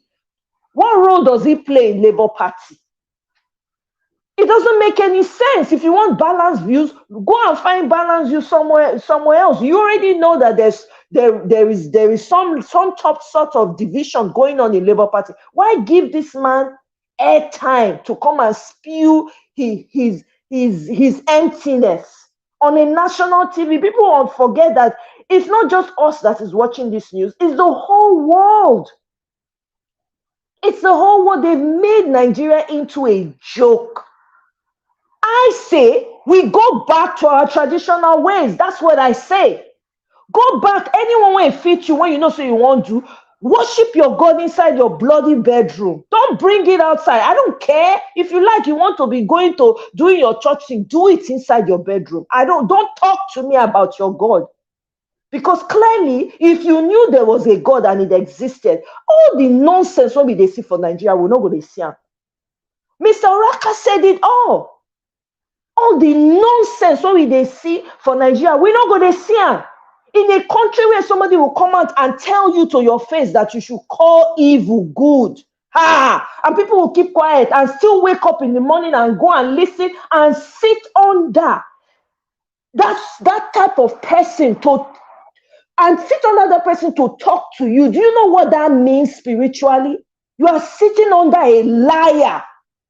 And you think when you leave the church and your problem is worse, you'll be wondering, you'll now be looking for where to solve your problem, when you are the one that brought the problem on yourself. Nigerians must get sense this time. I hope they go realize, see, you see this citizenship, you see this election when they do so, anybody when see they sleep, are they sorry for them? Because this fight when they fight, it don't belong to one person. It don't belong to only Mr. Elvis. It don't belong to only me or everybody. Everybody needs to be on this table. This is how serious this matter is. And Mr. Raka is right. Now, Peter Obi, now people they look. Now the judiciary they wait for.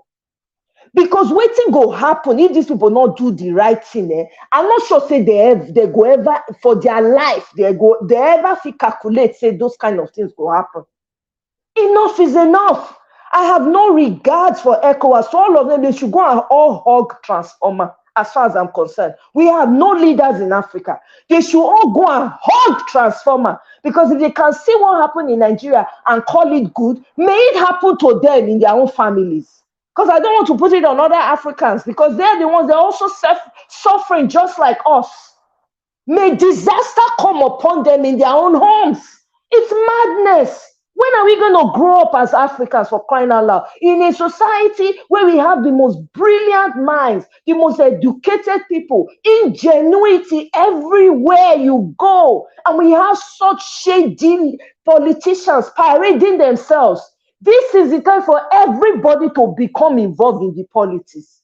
Let us become involved in the politics and take this power back from this useless bunch of people. I'm sorry that I'm using that word. It is it is appalling. Every day you turn on the news, it's one thing or the other in Nigeria. Come on, they can do us. Now only us waka come. Mr. Elvis, I go yield for now. I'm very angry. Thank you. Thank you. Thank you very much for your submission. I understand how you feel. Because it's not looking good, it's not working, nothing is working, it's getting worse every day. You know, nothing good you can talk about Nigeria. The only thing good you can talk about Nigeria is about you or me. That's it. Nothing is working.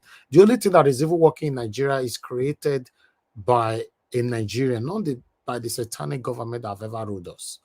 Now look at their faces just now. People will don't loot anyhow. The baffling part of it is that none of them go to prison. I've talked this thing before. Now they see any past government where they put for prison. Because their rubbish shoulders, all of them are the same people. They're only recycling themselves. Let me move on now to the first person of the panel, which is give us a mandate. Thank you very much, Omoyeskona, once again. So somebody can call me. She just left now. Give us a mandate. Please talk to us. Good evening to you. Thank you very much for doing this again. Thank you. Well, on the videos that you played so far, I'll go for the ECOWAS staying forced. And I think Nigerians should understand the fact that what these guys are doing is just playing politics. And we all know this. We all know who Tinubu is, and his story is antecedent. I sent in 2 different links to you. Those were when the Guinea-Bissau president visited Nigeria on a private visit. The purpose of that visit was not said to Nigerians openly.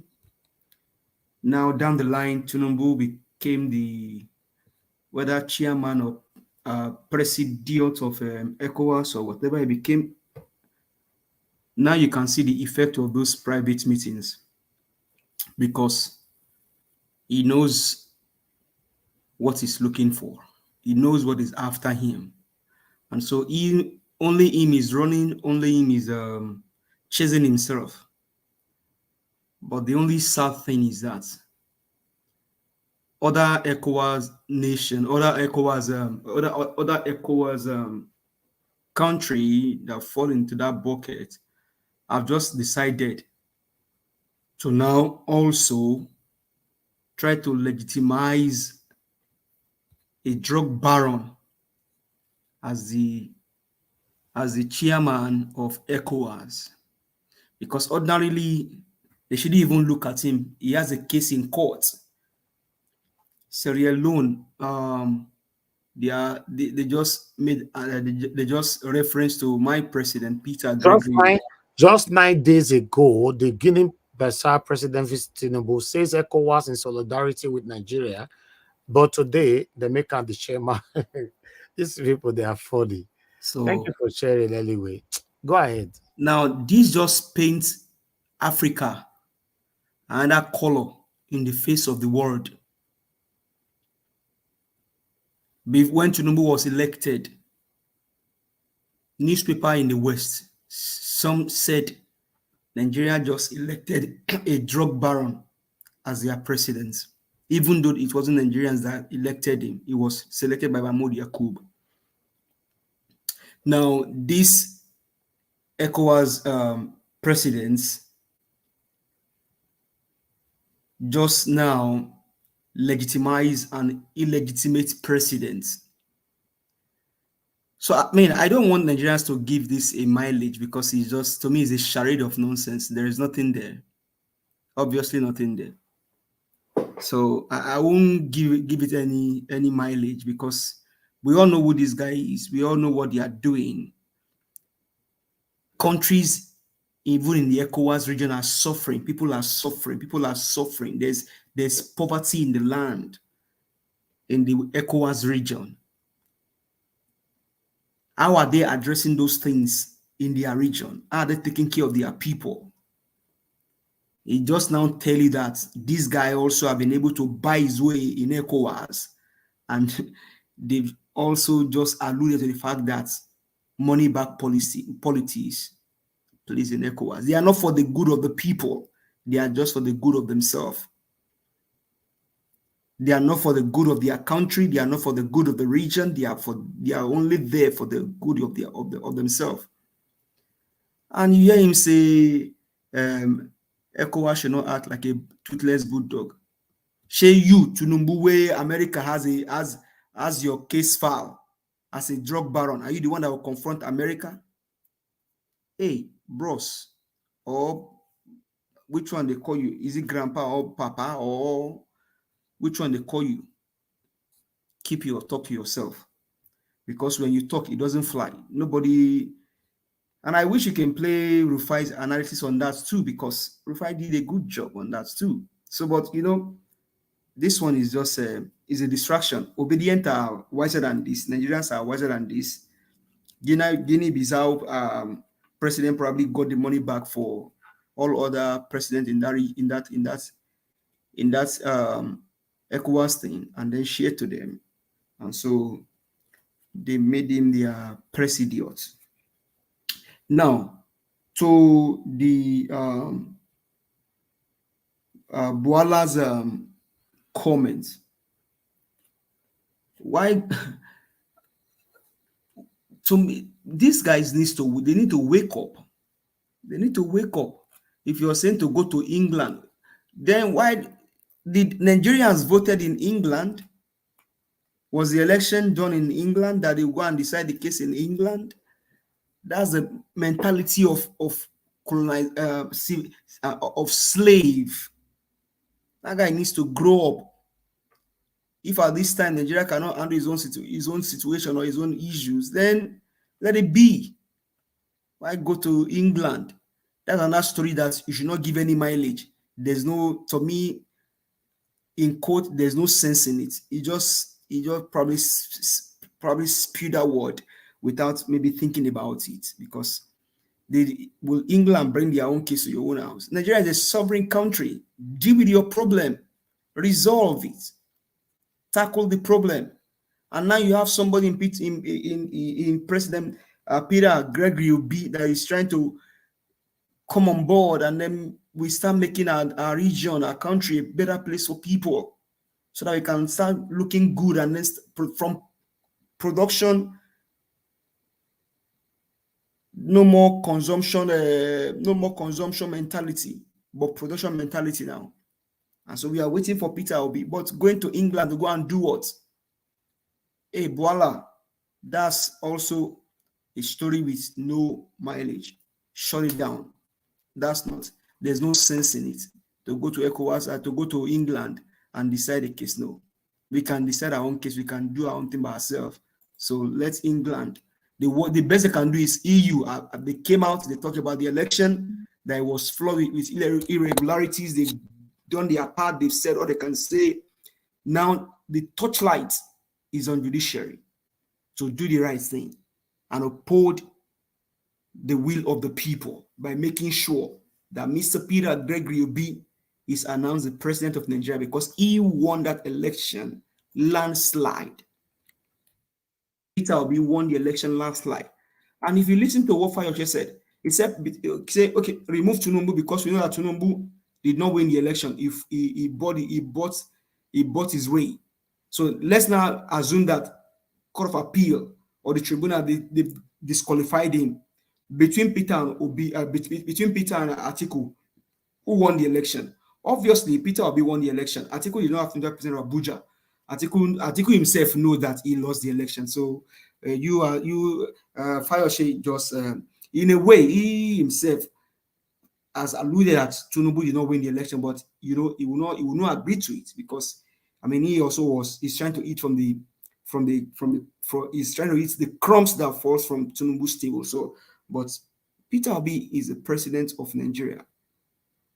Any which way, Peter Obi is the president. He won the election, landslide. He won the election with everything that you can think about. So tribunal should do the right thing. They should do the right thing. I mean, the witness of Tinubu came and also alluded to the fact that Tinubu forfeited $460,000 due to drug, narcotic, heroin money.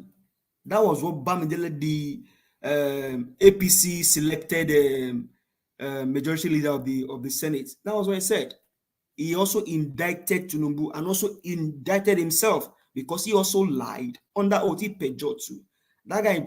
So to that guy that made that comment about building a castle, I mean like a zoo-like prison where we can maybe they can build that thing in Kubwa, maybe Kubwa Junction, make it like a glass, put it in Kubwa Junction, and then go to like Ring Road Junction in Edo State, put another one there. Go to like Victoria, maybe go to like maybe like Ojota in Lagos, put another one there, and go to another one. Maybe go to places like Bauchi as you're entering Bauchi, and then just put another one there. Then put those thieves, put them there, so that any which way Nigeria can make money. You just maybe you went to do something you go to do something in the north. Yo, my son, let's okay stop over in that zoo where you have all of these corrupt politicians. Let's go see how they are sleeping, how they are drinking their gari. Nigeria will make much more money from that. So when they build that, the first person you even first put there is Tinubu. First put Tinubu there because he's the master of forgers. He forged certificate, he forged everything, he forged his age, he forged everything about him is forgery. Put Tinubu there, then people now begin to make money from there. Because these guys, they are ruiners. They ruin the country. Just like what you were saying earlier. Like everything is on a standstill now. Currently, even Tokumbo car, the sales has dropped over 70% in Nigeria because they're not making money anymore. The economy is going down the drain because of these looters. And then to Abacha loot, they themselves know where Abacha's money are kept. The syrup, Yoruba will say, so it is not that syrup know that Abacha loot was syrup themselves. They are playing politics. So you're asking Tinubu's is he admission to go probe Abacha or look for Abacha loot when the person you are asking himself is a head of a thief? They should ask him how he himself steal Lagos State money. How Tinubu himself steal and stole and continue to steal from Lagos State. Am I saying Abacha loot is okay? No. Bring Abacha loot, go look for it. But also look for the money that Tinubu steal and continue to steal from Lagos State up until today. Look for the money that Obasanjo stole. Look for the one that Buhari just took. Yaradua, Jonathan. Bring all of them. And so when you build that zoo-like place for the politicians, put all of them inside. Because these guys are the ones that ruin the nation. Because if they have done well, Tinubu should not have any reason to become a governor in the first place. Talk more of a senator. Sorry to interject you. Go ahead. Serap have been fighting this case from the day they started bringing in Abacha loot. They have been fighting this case. OBJ refused, GJ refused.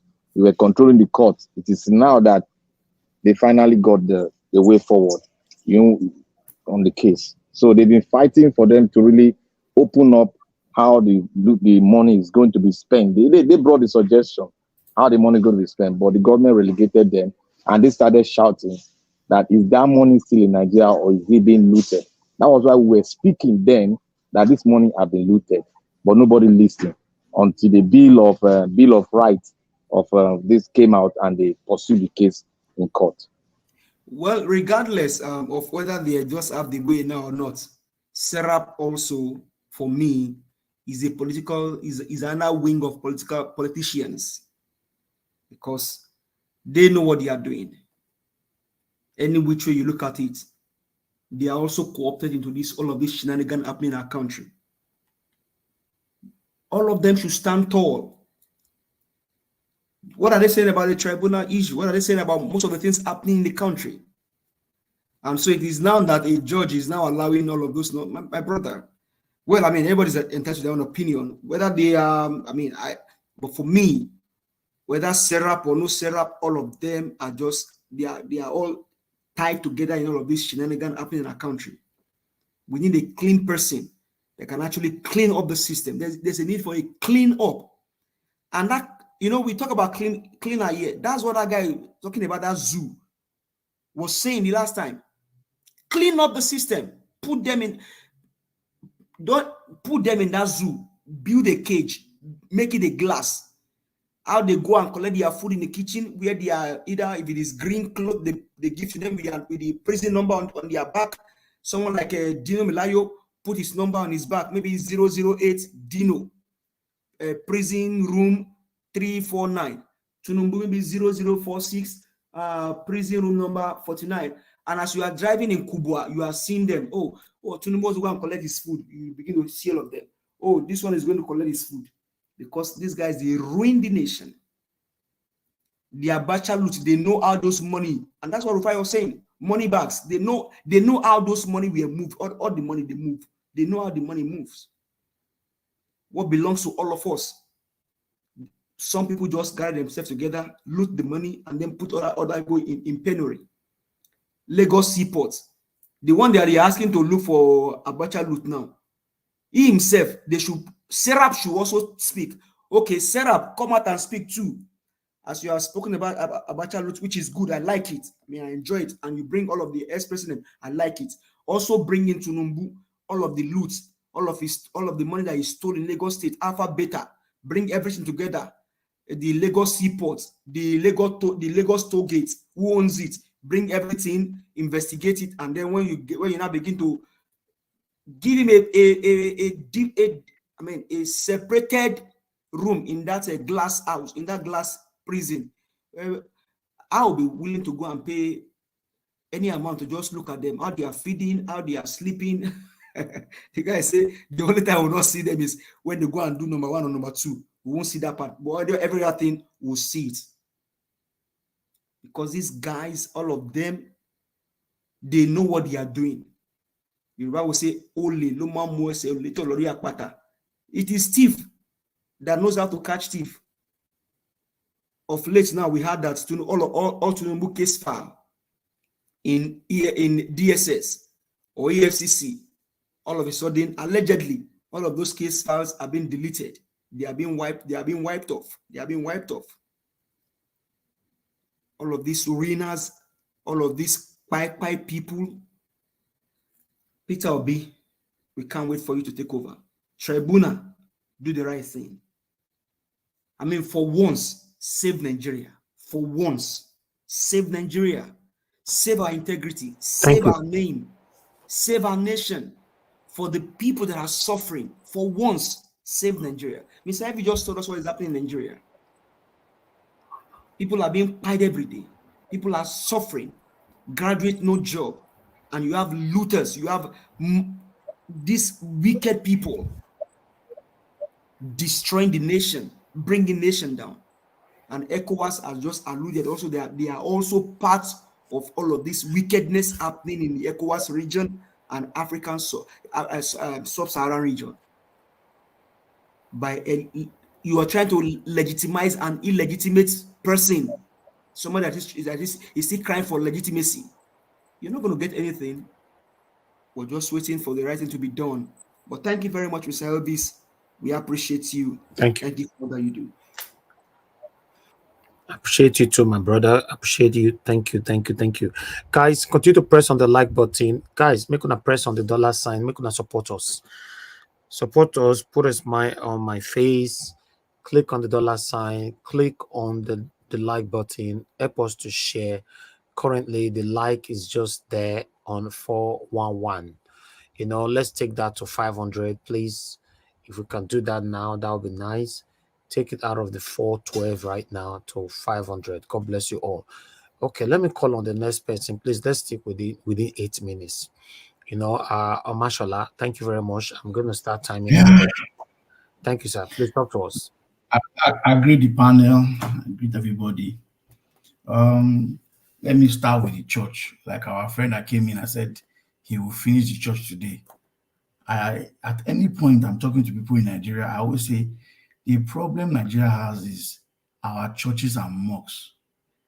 I do not. What even got me more angry when you go to church, the pastor will open his mouth and say he's ending the service and he says, "Today is your week. This week is your week. This week is a week of man that does not have food he will go and eat when he goes home." They keep deceiving them. I'm here in the UK. My first 3 months here, I go out on a Sunday morning. You see them enjoying themselves, taking fresh air. They're in the bar, relaxing and talking. You don't see people carrying Bible all the way to church, but yet they have sense. They behave like human beings. Sunday morning, you see them all going to church. Did you go to church today? Did you go to church today? What is in the church? What is in the church? You have a Bible, you do not read. It's one man that will come and one pulpit and tell you what he wants to let you hear. At the end of the day, it tells you pay your tithes. Small money that you have not paid your house rent. You are talking of you have money to pay your house rent. You will say you remove tithes. Then you short your house rent. Nigerians have to be brilliant and have sense. Get sense. Nigerians get sense. You have going to church, yet demons are everywhere. With all the prayer, if you are to look at the number of people that go to church in Nigeria, Nigeria should be like heaven by now. We pray. If I were to be God, let me assume I'm God. By now, I don't think I will listen to you again because you do the opposite of what you preach. The pastor is saying this week is the week. His member has not eaten in the morning. He has gone to church, praise the Lord. He's going back home. He does not have afternoon food. On Monday morning, he's not going to work. He's going for a program. I do not see, I've been in this UK now. I've not seen where a church is saying you have program from Monday to Friday. You have program from Monday to Friday. Abacha loot. I'm not surprised because when that money started coming, I knew that they will steal this money. So I'm not surprised if they can't even find it. And I'm very sure there is no magic. You will not get answers to this money. And then the court that is now the man in government is the chief looter, PhD in looting, is the one in government. You are expecting him to come and now give you details. He can't give it because he has already said it.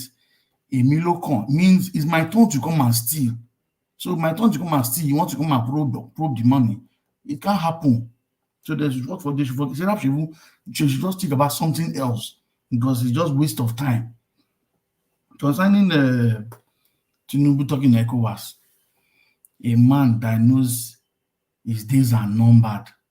He's counting down. He does not know the day of the verdict, but he's just counting down.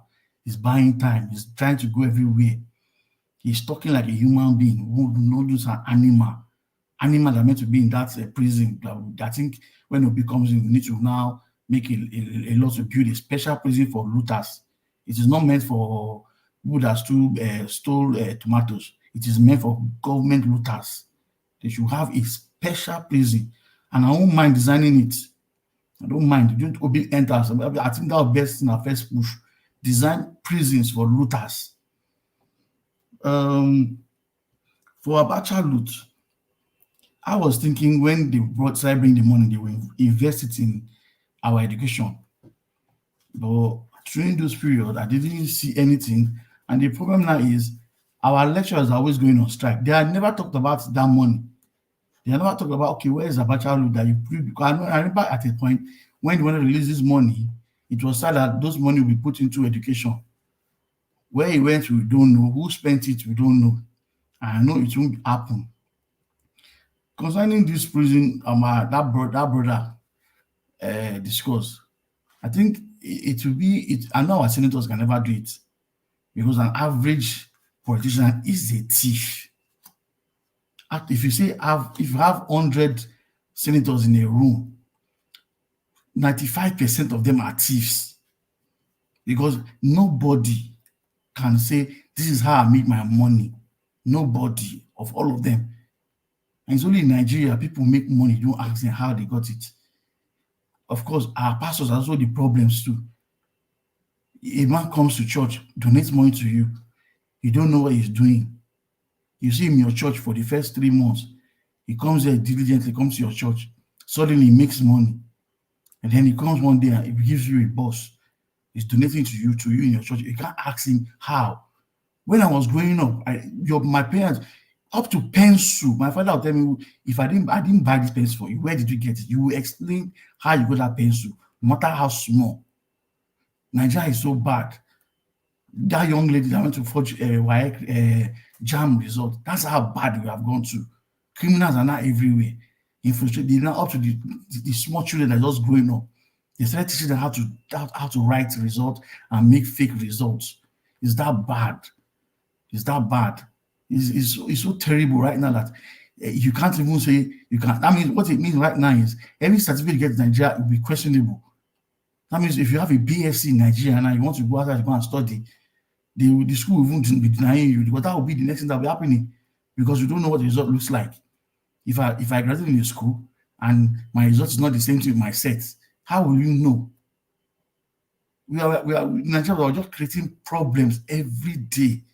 And I see criminals are everywhere. In every place you see, there are criminals everywhere. And then the government is also giving a stamp to them. By the grace of God, I know I've said it before, between now and August, something great will happen. Peter Obi is going to come back and take his mandate. There is no way out. If there's no Peter Obi, there is no Nigeria. Thank you. I like that last statement from you, Amashola. There's no Peter Obi, there's no Nigeria. Judiciary, please don't set Nigeria ablaze. Do the right thing. That's my take on that. Thank you very much for your submission. Guys, make una help us press on the like button. Continue to press on the like button. I asked you to make we take and go for 500. Only 15 people. Now press the like, the rest can rest. Cannot have over almost 1,000 people watching us. Then to get 500 likes is like we have to beg and beg and beg and beg and beg. Huh? Now, wow. Press on the like button. Thank you very much. All right, let me call on the next person because we've wasted so much time. Mr. Edwin, thank you very much, sir, for your patience. I'd like you to talk to us. 8 minutes. Thank you very much, fellow panelists. And that was, I say thank you very much for your work. Thank you, sir. And for fighting for our nation. May God bless you. Those people who said it's a rotation or something, Tinubu won the election. They voted there. That is in ECOWAS. And as master of corruption, he invited the Guinea-Bissau president on a private visit. Barely 2 weeks now. So as he can come here and then pack Nigeria money ahead. So I go and distribute it with other African leaders. It's normal. Because he does not know how to do anything straight.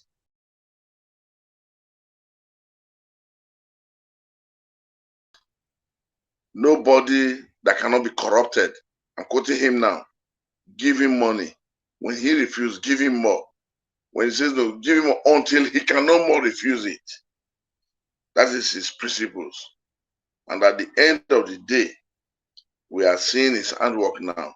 Allegedly, the next thing I'm hearing, or some of us are already hearing, is that he wants to retire some of these judges. He wants to retire some of these judges before they give verdict. So we all should now please, Elvis, sir, we all should display this thing. This is not the time judges should retire. Any judge that is appointed into this presidential electoral tribunal, they should be allowed to finish their work. If there's going to be a reshuffle or anything of its kind, this is not the time. Nigerians are not fools. People should not take us for granted because there's no reason for it. So, and again, it's also out there, allegedly, the 400 billion, the subsidy money, they said it came up to meet, which was the suspended money for subsidy. It should tell Nigerians where that money is now. It should tell Nigerians where that 400 billion naira. It should tell Nigerians where he has kept that money. Because he thinks he's smart. Because he has been doing things the way he wants. And he has some of those supporters, those gang up satanic criminals who do not want to see the light of tomorrow by destroying our nation, causing chaos everywhere, panic, destruction, tyranny, evil moment, running them like a web, which will never help us, it will never help him. Instead, it will destroy him, not Nigerians. And if we have to live there, we are now understanding some few things that he believes in ringing the election, and now he now goes to ECOWAS to go and address them. That he does not want anything like coup, military coup in Africa leadership, whereby what he's doing now can only give birth to such a thing because he does not believe in doing anything straight. He does not believe in helping Nigerians to help this country. At the end of the day, he thinks he can continue to do things in his own way. Dwell on this peaceful earth and never live in a positive direction. Nothing he has done that he has left positively or left a positive sign for other people to emulate, copy. At the end of the day, we are all crying every day and we don't know where we are heading to. But this man, he keep on doing things at will without looking back. Who knows how much he has now used there to go and deceive Nigeria, the African leaders. Because some of those African countries, when some of them even have $100 million, it will look like they've gained the whole world because of their economic situation. And this kind of man will always do things like this. Like I want to say, he said the Nigerian President Bwala has been selected as the next chairman of ECOWAS, the South African group, amid growing instability in West Africa marked by military coups and terrorism. Tinubu's election took place during the 63rd ordinary sessions held in Guinea-Bissau, capital, Bissau, on Sunday afternoon. That is the short-lived. So I don't want to read his statement because it's not going to help us. At the end of the day, we are here crying. Your man, you're being the president, you're being sworn in. It's not been affirmed yet by the nation. You are trying to gain recognition in all round. Anywhere at all, you want to gain recognition by force. Now they are insulting the EU. But when the EU sends, a leader sends a release message, the Kayamo and others, they were all praising them and, raising hell loose praises to say, yes, the people that matters have recognized him. But now, when they now gave their own declaration and they gave their report on what they've investigated and seen, their submission has now become a sacrilege, an insult, and it's now an embarrassment. You see how human beings can trade on one path without looking back. They want to live life like they will be tomorrow. But I will say one thing. I have always said it, and I'll continue to say it. Until we take the bull by the horn by force, things will not be let go by these people. For this bull, their best thing to do, and the best thing they know, is to destroy a nation and take the pieces and inherit it for themselves. And this is exactly the direction this one has come to, which of course, he has been a principal actor. He has been the master of the game. He has coached people up. He has those people who are subjected to him, who works with him and who he used. And it happens that Mahmoud Abbas was one of those people whom he has used wisely in his own domain and his own environment to destroy Nigeria, because he will tell you he's the smartest man because of what he believes in. Nigerians, we cannot going to live like this. No, God forbid. The time our principal now say he can no more hold the fight, the threat of military coup, which you are afraid of, will definitely happen. The eyes of man has come, but it has not gone. You should not forget this. But you cannot continue to think you can rubbish a nation of about 200 million, and you think people will not say anything. Your wife has sarcastically shut down the church in Aso Rock. You did not say no. Let them be there. As a man who wants to be fair to other people, you cannot say no. You must not force people to support me. No, you did not see it necessary, and you did not deem it necessary to do that. Instead, you kept a blind eye into it, like you don't know what is happening. And tomorrow you want to be the president of the people. Those people who now yield unto your own dwelling, they are your people. Those who challenge you, they are your enemies. How man can you now say you are fair to a country, Nigeria, and to the citizens? Can you tell us? And now those people who are suggesting that they should be, sir? Sorry, sir, if I can interject you, sir. Oh, yes. I mean, I like your wonderful analysis, sir, from an elder statesman. But you also told us here that this guy, his mother told him that someone like him should not near power. Do you think this guy can even think of doing good? Someone like this man. Because Guinea-Bissau's president visiting Nigeria about 9 days ago, I didn't even look at the days. I just it wasn't too long. Just 9 days ago. Now we are seeing the results. This guy man, this guy just believed that everything must be by. My brother, I just made a submission just now that this man will never support anything positive. All his life is negativity. And that is the thing he can do best. Anything he does must be negative. So that he can now use his spiritual devilish power to paddle on and take the whole thing by force. You understand me now, my brother? So Nigerians are no fools. The essence now, he's not trying to say there will be no military coup again in Africa countries. But he has forgotten. If you bite more than what you can chew, you have problem to swallow. And that is the edge we are now driving into. Nobody is threatening him. Those people who have selected him and imposed them upon Nigeria, they should also be there with him. He thinks he can go to retire the military just to have his way through and have his ways around. It's not going to be possible. But because Nigeria is not a private enterprise. It's not a company. It's not an individual property. It's a nation with sovereignty. We cannot continue to dwell in this manner. All now, right, school fees is been now allegedly. 1 minute. 1 minute. Your time is up. Okay, Round up 1 minute. Thank you. School fees is allegedly now about to be increased with about 200%. School fees.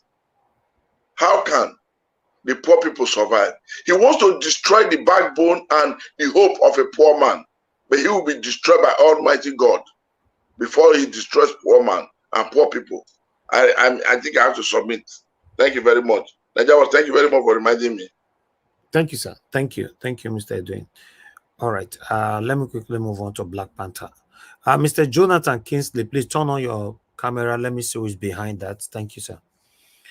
All right, that's fine. That's fine. Thank you, sir. All right, Mr. Black Panther, talk to us. Your 8 minutes starts now. Mr. Najawash, thank you for giving me this opportunity to speak. Thank you, sir. And I thank all the panelists for speaking rightly and from their own point of view. Thank you very much. And I also thank all the commenters who are regarded as a patriot. Thank you very much for doing your work. Thank you for fighting and standing for the truth. I want to say something here. You see, we Nigerians, we should always know that every battle, everybody cannot, follow the same approach in a revolution. But one thing we know that the revolution has started. I want to make mention of Sarah. We should always appreciate when things are done right. And we should not model everything together. Like I said earlier on, when one of our patriots was making mention of Sarah, we don't condemn things like that. We have to make our research very well before we start condemning anything. And even if they are not whom we know, but when they present the case and when they have pursued the case, bringing forth their own finances to pursue such a magnitude of a case, and they finally got a judgment against the federal government of Nigeria, we should give kudos to them, because many organizations have been talking, but they refuse to act. But when they acted now, we are now modeling it up. I think we should be very precise when we are making such statements, because we are not helping ourselves, neither are we helping the revolutionary, movement. It has to be told that Serap has done their job. They have gone far. What we have been narrating, what even the human rights so-called organization cannot do, they have done it. They took advantage of the Constitution, the law being made by the government, by the senators, bringing about freedom of information. Do you know that this is Serap itself? We are among the people that fought for that bill to come to pass. They were among the people that signed. Can I interject you?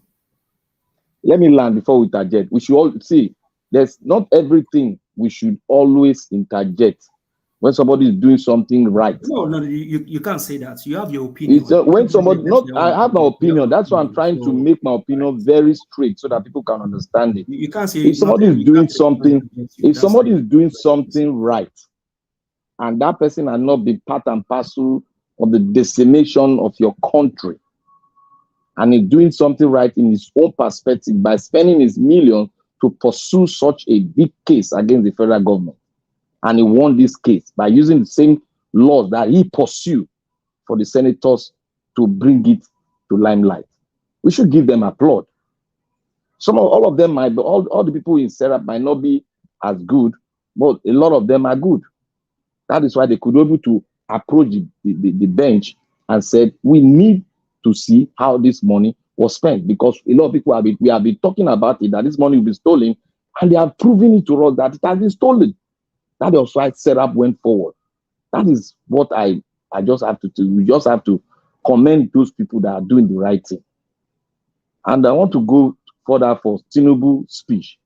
He made a garbage of the whole thing because he was speaking to himself. And one thing you people should know, even Arise himself made mention of when he traveled, he made a stopover in so many countries, and Guinea was part of the country. This was when we were even saying that this man was trying to go around, even we're saying it here, that trying to legitimize this, and he has a game plan. That was his game plan. And the guy came back, because he has spoken, the guy came back to give him report that the money he has given him, he has spent it around, and we are set to go. And that was why he came to Nigeria to tell him the report. And before you know it, within 48 hours, he did what the deal was meant. And he became ECOWAS, whatever, whether president, what they called it. That is it. ECOWAS is a corrupt entity. You can see when even AU is a corrupt embodiment of corruption.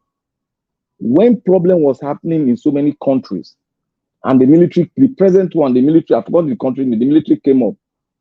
What did AU do? And ECOWAS, all of them were condemning. But when this man that was the president was buying people, was maiming and destroying the economy of a sovereign nation, and people were saying, people were crying, he was putting people to prison, ECOWAS or AU didn't come up to say, condemn the act. That is to tell you that an organization that is so corrupt, all they know is to line up in China or in the US to collect loan That is all they know. Meanwhile, what will make you the greatest nation, continent in the world is right in your doorstep, in your land, in your soil, but you refuse to till the soil. You refuse because of the greediness of a lot of African countries. I have said this. What will retune the brain of so many African countries, it is when they come out and the garrison is let loose. That is when their brain will be retuned. If you look at most of these countries in Africa that their brain has been retuned and they have settled down, they are doing good things, the people who have gone round, they have done the needful by opening the garrison. So that is it. So I just want to say it. It's me. Yeah, you see, I just want to say this because we have to be very, very tactical in our approach and watch what is going on.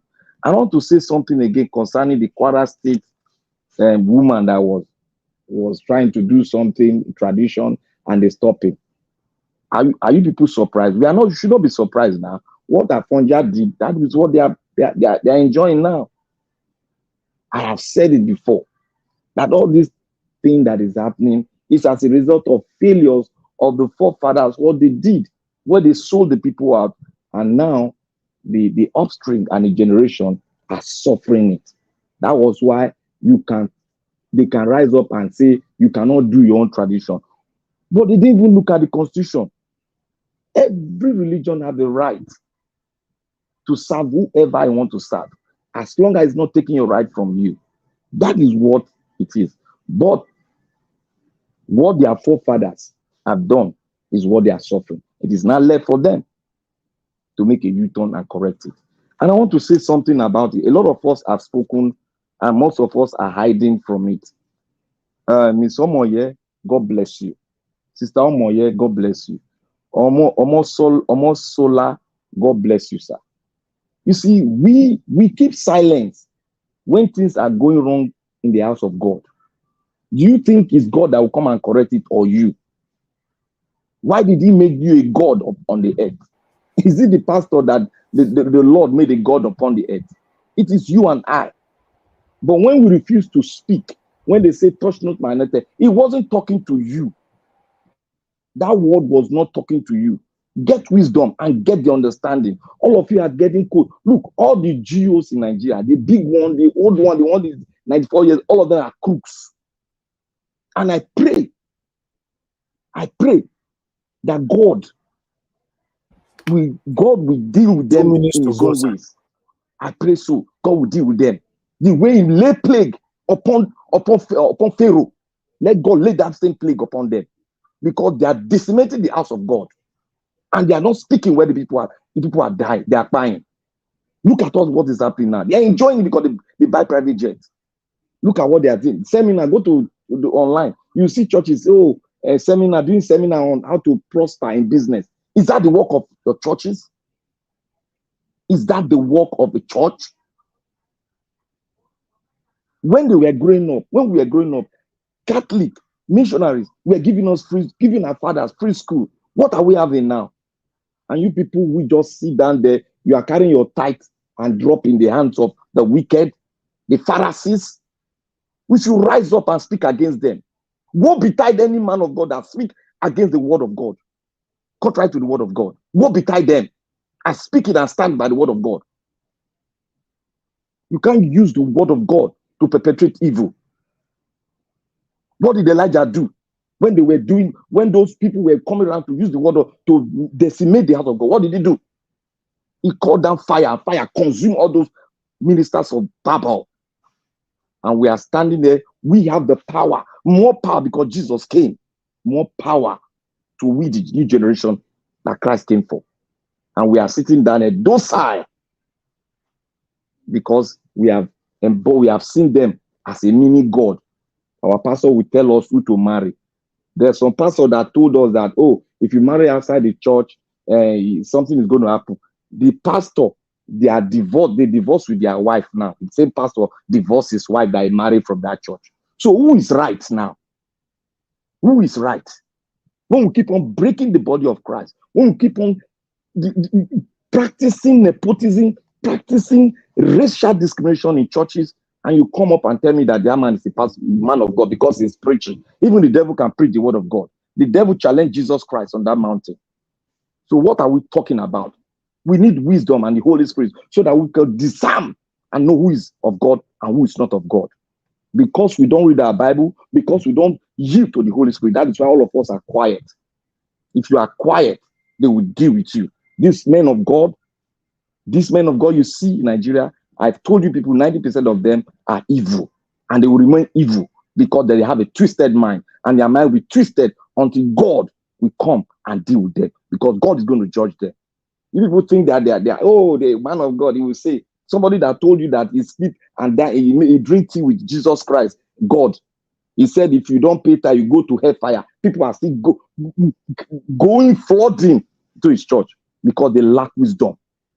Continue in your worshiping and idolizing your pastors.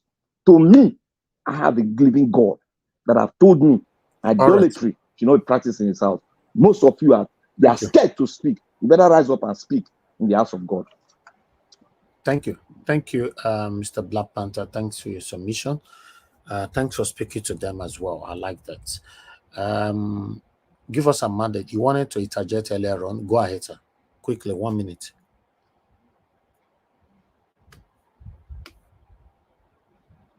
Give us a mandate. Are you still there? Okay, let me move on. Okay, let me call on okay, it's Mr. Alex now. Mr. Alex, now Chiti Bidisu, you don't fit talk for phone since. You don't fit talk for phone. Mr. Alex. Okay, Mr. Alex is not even there, safe, so it's good. Let me move on to can you hear me? Can you hear me? Oh, okay, we can hear you now. I say you don't fit talk for phone since. My sincere apology, Mr. Najawa. That was example and impromptu. That was fortuitous. It was adventitious, not vivacious. Thank you. Adventitious. You know, yes, say, you know, yes, say your local Abacha now the same money way thief made the people will look at me they come out. For some days now, I try not to go vocabulary because people were complaining. So but it cannot stop. I will try. I will only try. I'm sorry, guys. It's not intentional. Anyways, thank you, Mr. Najawash. My logo Abacha did not steal any money. I was not there. Abacha is his name. Logo Najawash, you are very funny. Saying a logo Abacha. Now I'm beginning to understand you. Logo Abacha, not Abacha. Abacha in Igbo language is food though. Abi, you eat Abacha. Anyways, guys, thank you so much. All my fellow panelists, those on the comment section, I salute all of you. My viewers worldwide, our technical team, I salute all of you. It's a platform we all come to learn. Nobody knows it all. The day you stop learning, that's the day you start dying. So I want to thank Nigerian for building this platform to this level. The most difficult thing to do is to build a YouTube or a social media platform. It's very difficult. We just say it as normal because we are enjoying it now. So Nigerian, thank you for all this, love the labor of many years. We just came to, to partake. We just came to swim inside your glory, and we are grateful. We don't take that for granted. Thank you so much. You've given us a voice. Sometimes people call me from Tulsa, America. Some say from there's a particular city, Fort Lauderdale, just to say thank you, Mr. Alex. Some of them will drop message. Some will call me from the Caribbean because of you, Nigerian. So thank you for everything, and it makes me humbled, and it makes me have more zeal to do the right thing, knowing that we are impacting lives. And history will not forget us. I want to start with the pastors. For me, I'm a guy that tell you the way it is. Yes, I'm disappointed in some of them, but there are still some good pastors. Let me remind you, during PVC collection, we also saw many pastors that spoke up, that even chased their members away from church if you don't have PVC, that spoke truth to power during that period that advertised indirectly or directly Peter Obi to their members. Some of them say, if you don't have PVC, don't come to church. And we were all aware Apostle Suleiman was challenging El-Rufai over the burning of churches in Kaduna. And that guy faced a lot of temptation. A lot of things were laid against him.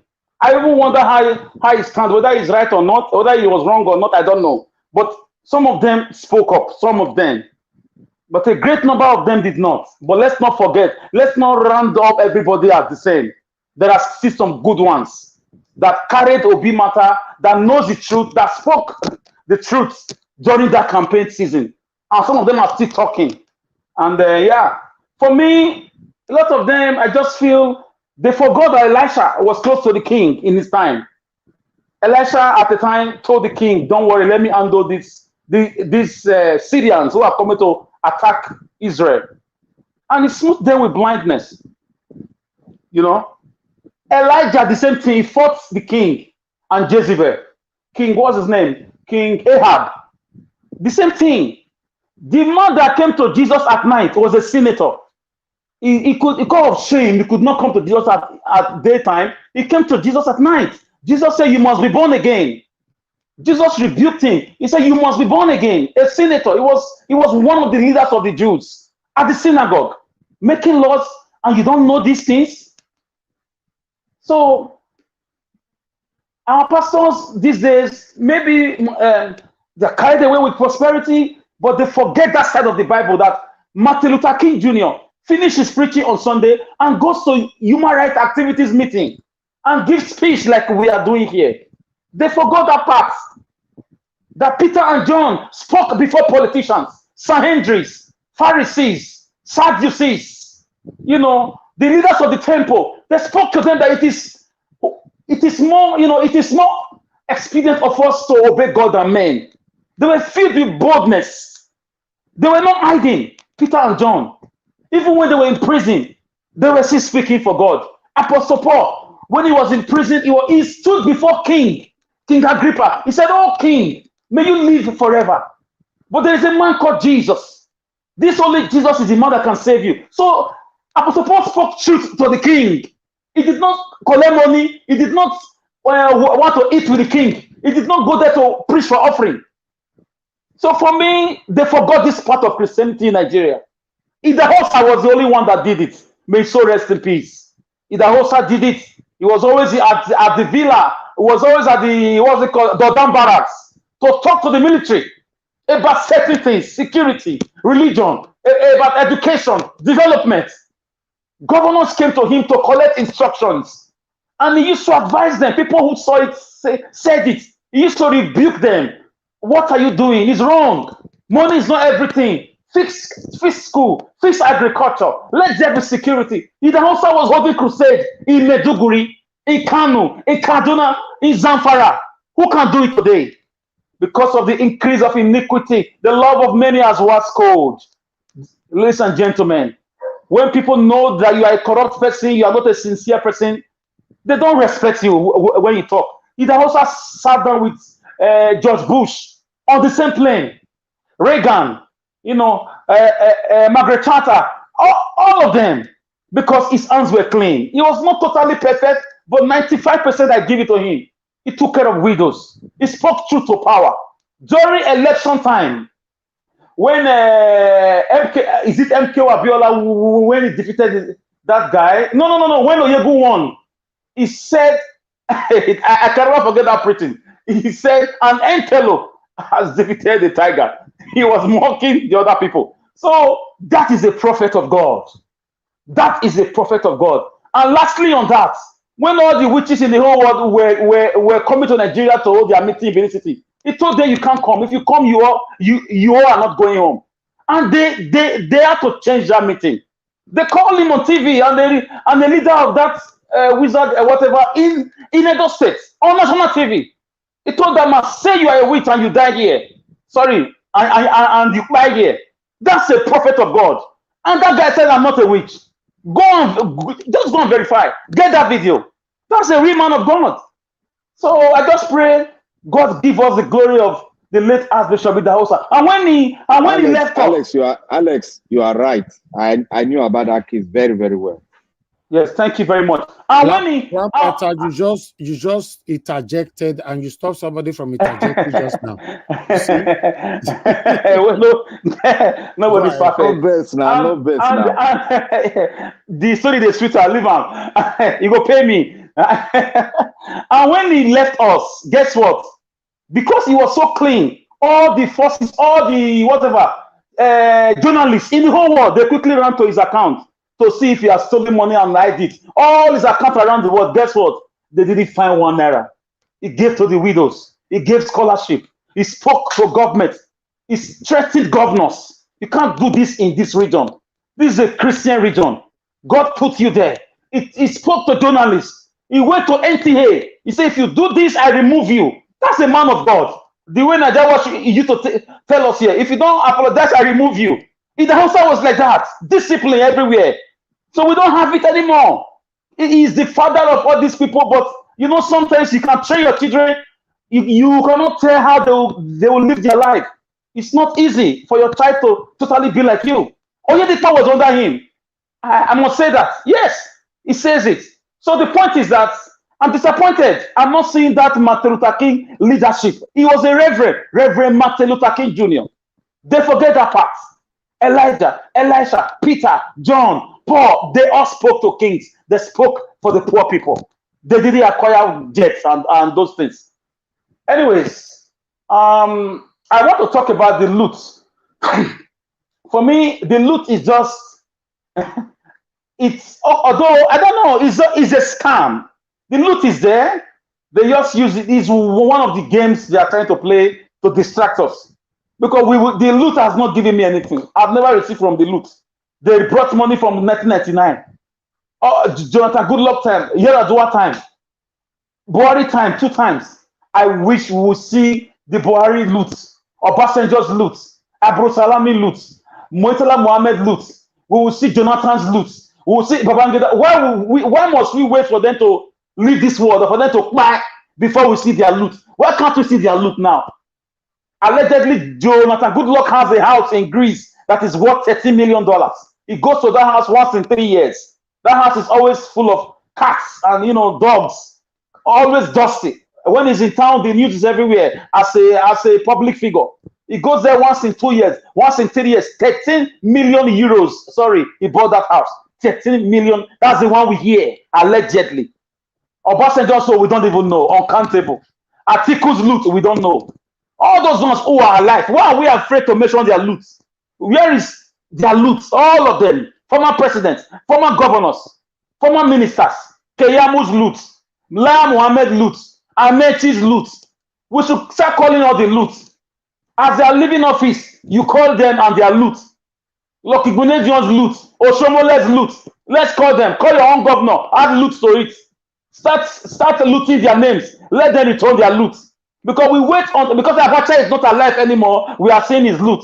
What about those who are alive? Obasanjo, Danjuma, where are they? Where are their loot? So if you can remember when Gaddafi was taken out, Libya had $150 billion frozen by the world body because he made a silly mistake by putting his name instead of his country's name. That is why Libya is finding it hard to unfreeze that money. They've tried. It's very difficult. So you can imagine if Libya that got oil with us got that kind of savings, we got more than that from different military administration, from different civilian administration. Buhari came 2 times, 3 times rather. Obasanjo the same thing as military, as civilian. Where are their loot? If you gather all these loots together, it's close to $300 billion US, if not more than. If Gaddafi could save $150 billion for his country in his name in different banks in Europe and America, Obama quickly freeze that money during that Libya problem. So for me, I just feel we should talk about all the loot, not just one person, all the loot of our leaders. And I would like to address this church issue. This in Nasoro. I think Christians should stop, as you said, we should stop being docile. Black Panther, you were right on that. We should stop doing if somebody slap you on your right, turn your left. No, now that's foolishness. Even when Jesus was betrayed, was coming to be taken, Peter had something. I'm not encouraging violence. As they shut down, there was something Goodluck did. South Africa was deporting Nigerians without any reason. Do you know what Goodluck did? He rounded up all South Africans in Abuja and Lagos, put them on the plane. He told them, if you bring them to Lagos, we are bringing all these ones to you. They thwarted that plan and stopped that useless deportation. So the church should start retaliating. If they close the church in Aso Rock, close the mosque in all the government houses across the south, across the country. Close it. In fact, we should start. We need a governor that is so Christian enough, that is sensitive to the plight, because this is how they start. Once they close the church, Christians are docile. Christians are not saying anything. They are just there, like Adasika, like Luster. They are there, praying to God, fasting. There is time for everything. There is evil. Jesus said, a time will come. He that does not have a sword should sell his clothes and buy one. He was speaking in parables. Defend yourself. So I expect a retaliation from a Sultan or from somebody who's a Christian, or somebody should have spoken up, maybe as a rep or senate, anybody who is led by the Spirit, but they won't talk because they go cap in hand to these northern, powerful people to go and beg for one thing or the other. I'm very sad with that news. I'm very, very sad. It's a very sad thing. Nigeria is the last state. Mr. Alex. Mr. Alex. I think we lost him. Madam Patricia. Yeah, I can hear you, sir. Yeah, Mr. Alex is not here. You want to say something? Yeah, I wanted to tell him that it is the same woman that they claim from Redeemed Church, that is the pastor that closed the place, that closed the chapel. Okay, so he's here now. Mr. Alex, can you hear me? Look, I think he's having a network issue. We can't hear you, Mr. Alex. All right, let me move on to the next person, Mr. Alex. Please, once somebody starts speaking, don't interject. We can't hear you. Yeah, please, can you hear me? It's like Boko Haram people, they want to attack my network. We can hear you now. Go ahead. Okay, then I'm telling you, the thing was just sudden. So, Madam guys, Patricia wanted to ask you a question earlier on. Okay, please do that. Please ask. Okay, Mr. Alex, no, I wanted to ask that. Yeah, I hope you are aware that it was Tinubu's so-called pastor wife that he said she closed the chapel. But yes, I also heard the different version that it was Shetima that ordered the closure. Okay, so we need to get to the bottom of it. Yes, exactly. Okay. Let's wait. Maybe in a few days the truth will come out. I just want Christians to wake up. Christianity is not docileness. It's not foolishness. It's not being a coward. No. That's why I love Edo people. I'm sorry, I always refer to Edo people. There's an extent you can push an Edo man, a typical Edo person. And Delta people too. I see that in them. They will respect you. They love you. Edo man can stay with you for 50 years. You people will not have a problem. So long you respect yourself. But when you start behaving in a funny way, they will start discussing about you. So Edo is one of the few states that's had a very strong pushback. Even when our governor kept quiet against the Fulani invasion. And they saw the results. They saw it. We pushed back with the media. We pushed back physically. We pushed back in traditions. We pushed back in everything we had.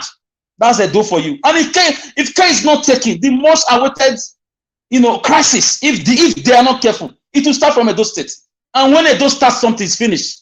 That's why they are careful not to put an Edo man in INEC chairman, INEC spokesperson, DSS spokesperson. They usually put somebody from somewhere else. Edo is a very sensitive tribe. We don't take certain things. We are very polite, respectful, Alex, peaceful. can I interject you? Yes, my brother, go on. I was expecting you. Not the faith. Let me say this. Edo man will stay with you, and if you mess up, he will eat you raw. And that raw will get to your bone marrow. That's it. And you will see that Edo, they're having issues with Ishan, with Edo. No, it's a lie. When there's issue, when there's national issue, Edo always come together. They always find a way. I want the country to learn from us in that character. We also are learning from you, from other aspects. So I'm talking to the church now. I feel sad in a secular state where we have 50% Muslim and Christians. There is a mosque there. There is a church there. And when we had a Christian president, the mosque was still functional. So why are you closing? That's a very big slap on Christians. So our pastors who go to these politicians should learn their lessons. If you don't go to them, they will not do all these things. In our local language, we will say, see finish. Because they know you will soon come and tell them it's Thanksgiving time, it's mid-year Thanksgiving, it's this and that. And that is where they start. Once they give you all those money, you can't talk again. When you talk, they tell you to shut up. That's what is happening now. And as for Tinubu's display with ECOWAS, for me, ECOWAS is just like African Union, though it's the economic part of it, just like you have EU and you have EEC, European Economic Community, and so on and so forth. For me, Tinubu is just fighting. He's using all his arrows now. The court case is and the EU report, the election, the stolen mandate. That's just the fact. He's buying his way all through.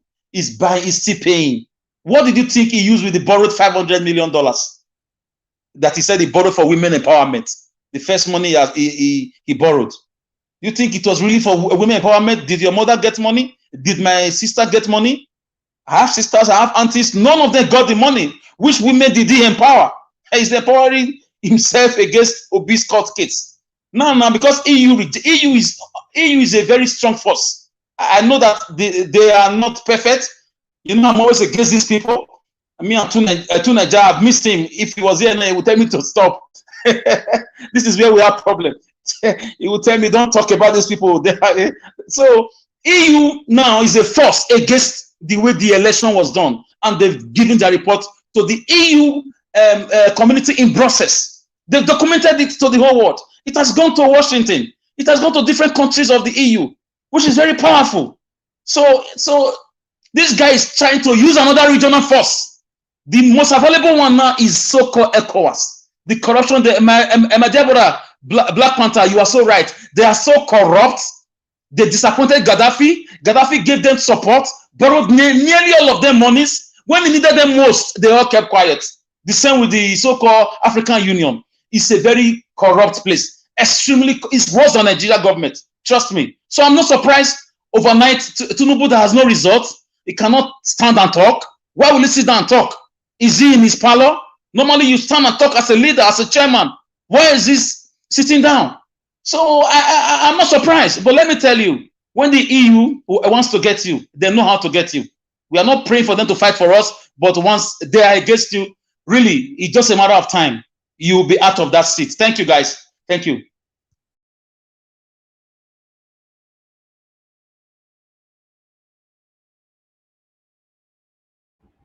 All right. Your last submission, Mr. Alex. Yes, for me, I don't sound like that before.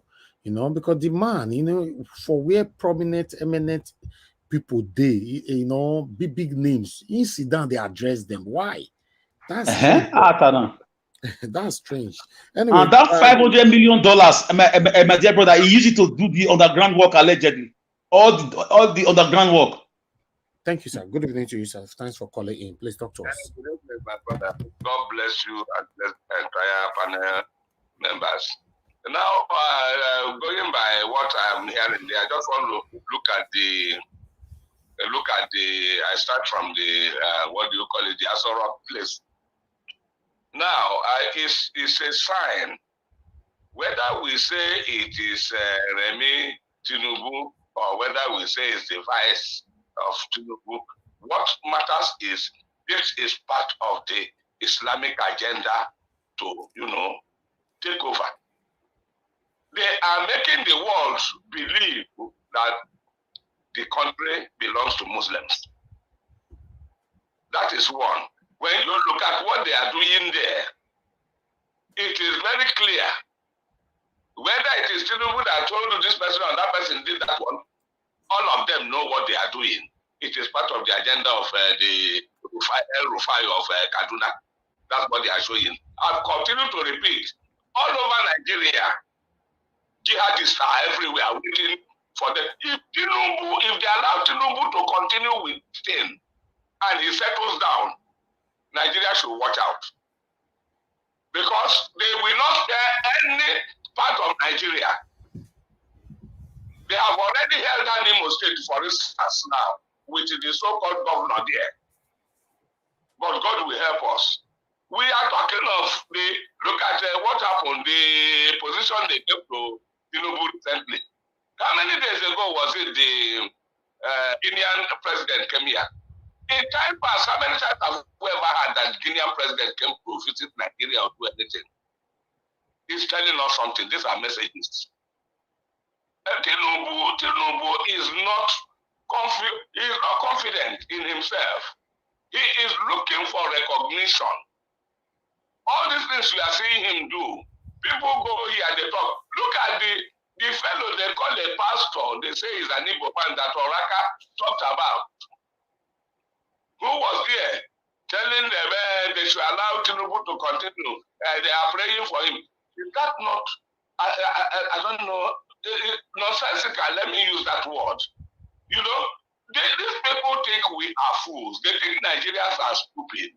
They think Nigerians, are reasoning from down below. But unfortunately, what they don't realize is that they are shaming themselves, embarrassing themselves all over. Tinubu is there telling the world, no more coup. There will be no coup. We don't pray for coups again in Nigeria or anywhere in the world. But what he has done so far is even reflective of a coup. Because that thing is not constitutional. So it is a coup against democracy. Everything he is doing in office, none represents democracy. And he's telling them there, his usual style. Somebody said a moment ago that the first time he's hearing Tinubu to talk, I was going to say that too. I've never seen him come out and speak anything audible, speak anything sensible. He will come out and sit in the background using somebody else to talk. But he came out here now, all in the name of trying to do what? Paint the European Union black. But ECOWAS has failed. They've missed it. Let them give 3 Tinubus that office to hold. Well, there are somebody saying allowing him, it will not be more than 1 year. Who gave him the 1 year to stay? As who? As the Nigerian president? No. If it's the president of Yakub, then the Yakub Republic should be the one to go and hand him over to them, not Nigeria. No Nigeria is behind him. All the people he has gathered behind himself doing what they are doing, they are wasting their time. Remi Tinubu, they said he's been given an assistant pastor, and he is there.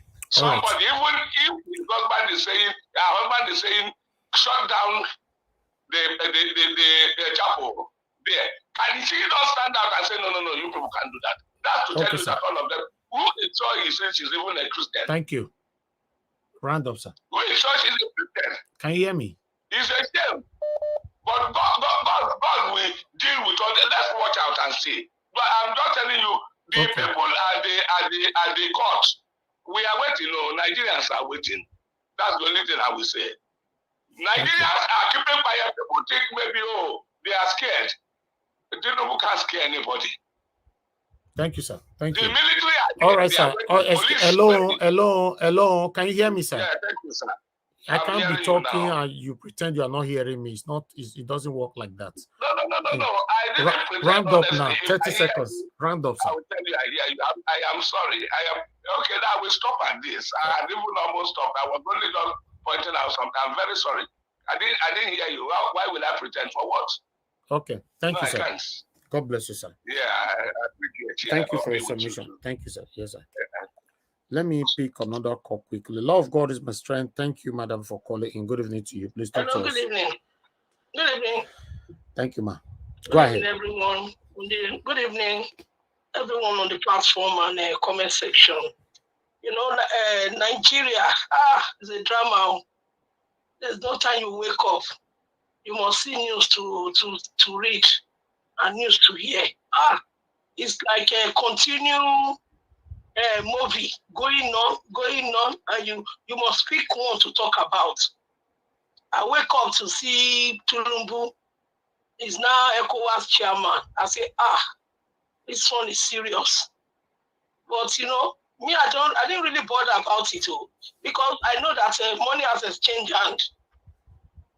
Because when I saw that Guinea president came to Nigeria, I knew that something is happening. Tulumbu is trying every way. He's trying everywhere to stop him from leaving the office. Now, I just saw something on Twitter before, around 2 hours ago. The chairman of Labour Party, what he put there. That's what they are hearing, the rumors. What they are getting ready for rerun.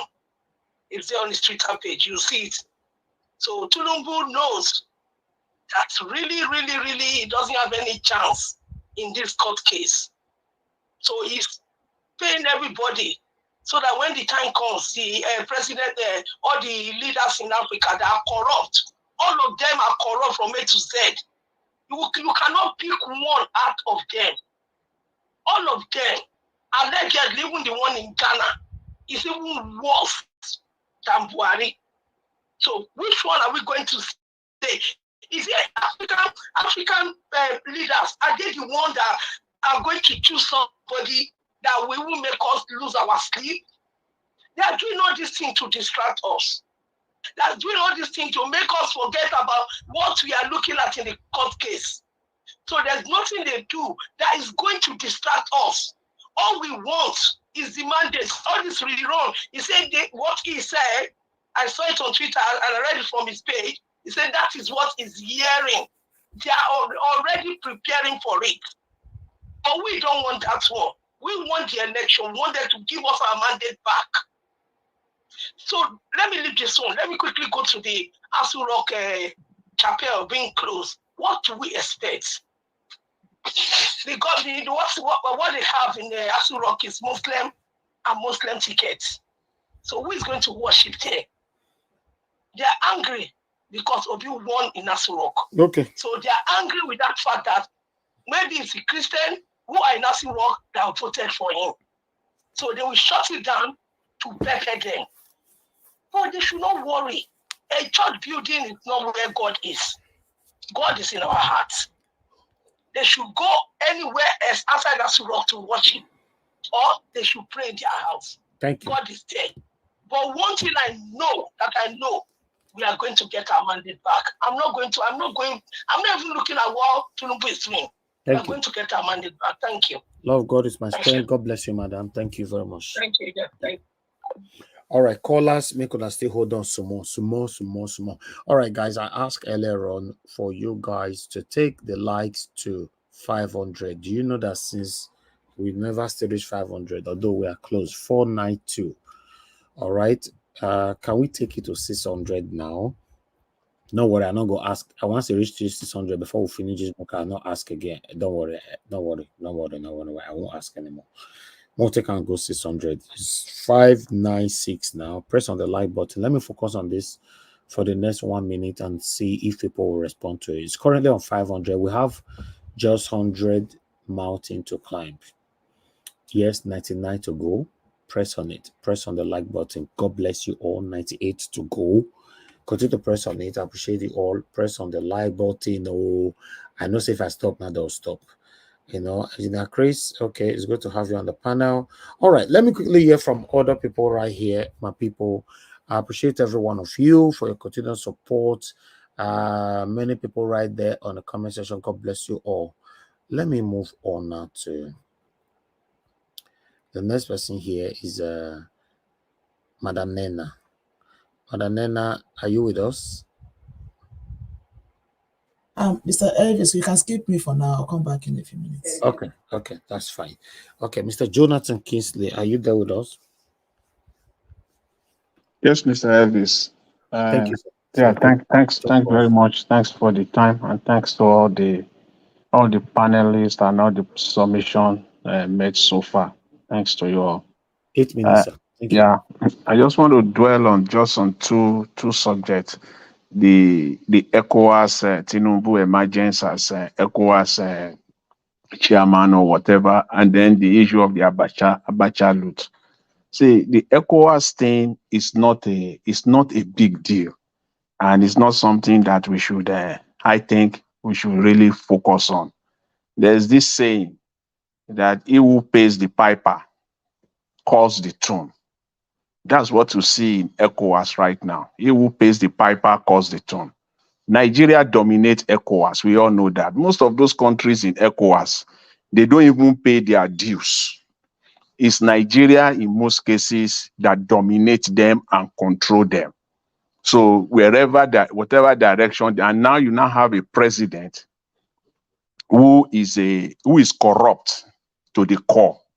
So what do you expect? You know, everything is doing right now for Tinubu.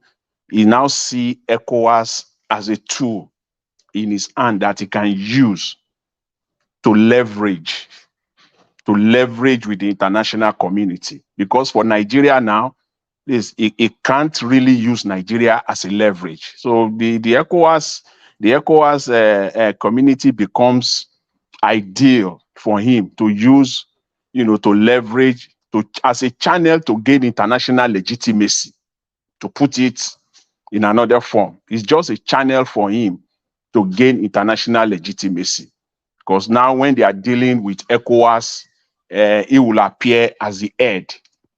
So it's all part of the game for him. So it's not something to really press on, for me as far as I'm concerned. With respect to the Abacha loot, see, Nigerians, we should not expect even $1 back from that Abacha loot that has been relooted. Not $1. As long as we have this present system, unless we have a new system in place, unless we have Peter Obi become the president of Nigeria, then the possibility of getting that relooted money back will come alive. But as it stands right now, it is impossible. Because in order for you to get that money back, they're just fooling themselves. They like to fool Nigerians. There's no way you can get the money back. I would like to really, emphasize on this. There is no way you can get that money back without bringing in all the previous National Assembly. It is not possible. And to bring in all the state governors from the time of Obasanjo to date, you will recall that when that money, the first tranche of that money that they got back, all the state governors, they all came after it, and the money was distributed amongst all the states. So you have to go back to them to go and find out how they spend the money. So what Serap was asking for, they will have to go back to all the states. What did you use the money for? Where is the money? What are the projects? Who are the contractors? It's like a battle that is an endless battle that there is no end in sight without a genuine, open, transparent government in place. Because the National Assembly, what are they elected for? Their oversight function. Each money that comes in from the Abacha loot, it goes through from the office of the Attorney General. That is the source. That's the source of that loot. When they are releasing the money, is the Attorney General of the Federation that is in charge. He represents Nigeria. All this money go through him and with the National Assembly performing their oversight function. And in order for them to reloot this money, is being distributed amongst them. They've paid them within the National Assembly. That's why they don't talk. They don't talk and say, okay, where's this money? What did you use this money for?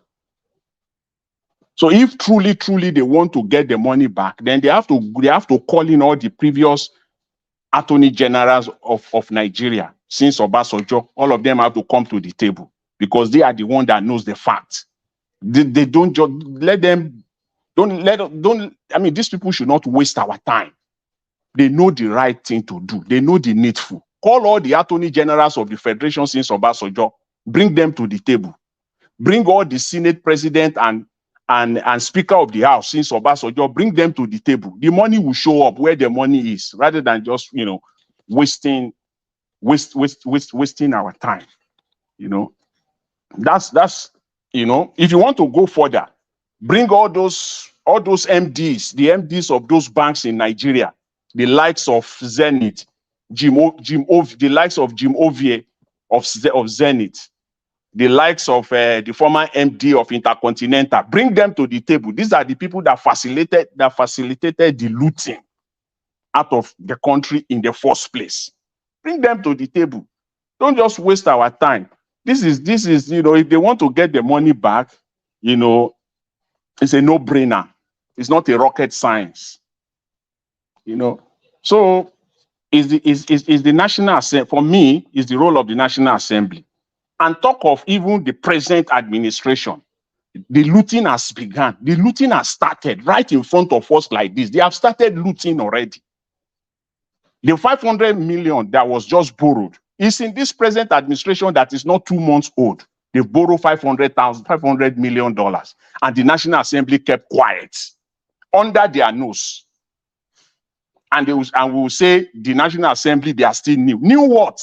This money was under their nose. The 500 million passed through them. They cannot say it is this administration, not Buhari. They didn't say anything. Looting is accumulated. Looting, they don't loot in one swoop, like as in you want to loot $20 billion, you just loot 20 billion. It comes in bit and pieces. 500 million there, 1 billion there, 1.5 billion there. By the time they run 3-4 years, they've looted $10 billion. That's how they loot. And that is the duty of the National Assembly. What are they doing now? No oversight function, nothing about the 500 million. And then the next thing we hear another 1 billion. And then we hear another, and so on and so on. That's how they loot. Looting and corrupt practices is an accumulated effort. They accumulate it over time. That's the problem we have in Nigeria. Until our National Assembly step up, until they step up, corruption will not stop in Nigeria. If they step up, in fact, what we are doing here on Niger Watch, this is the role of the National Assembly. This is what they should be doing. I mean, every day. They are not doing it. So these people have the room. They will continue to loot and loot and loot. What does this 500 million by now? They should have called in, committees. They should have called in hearings and bring in people. Nothing is happening to the 500 million. We don't know.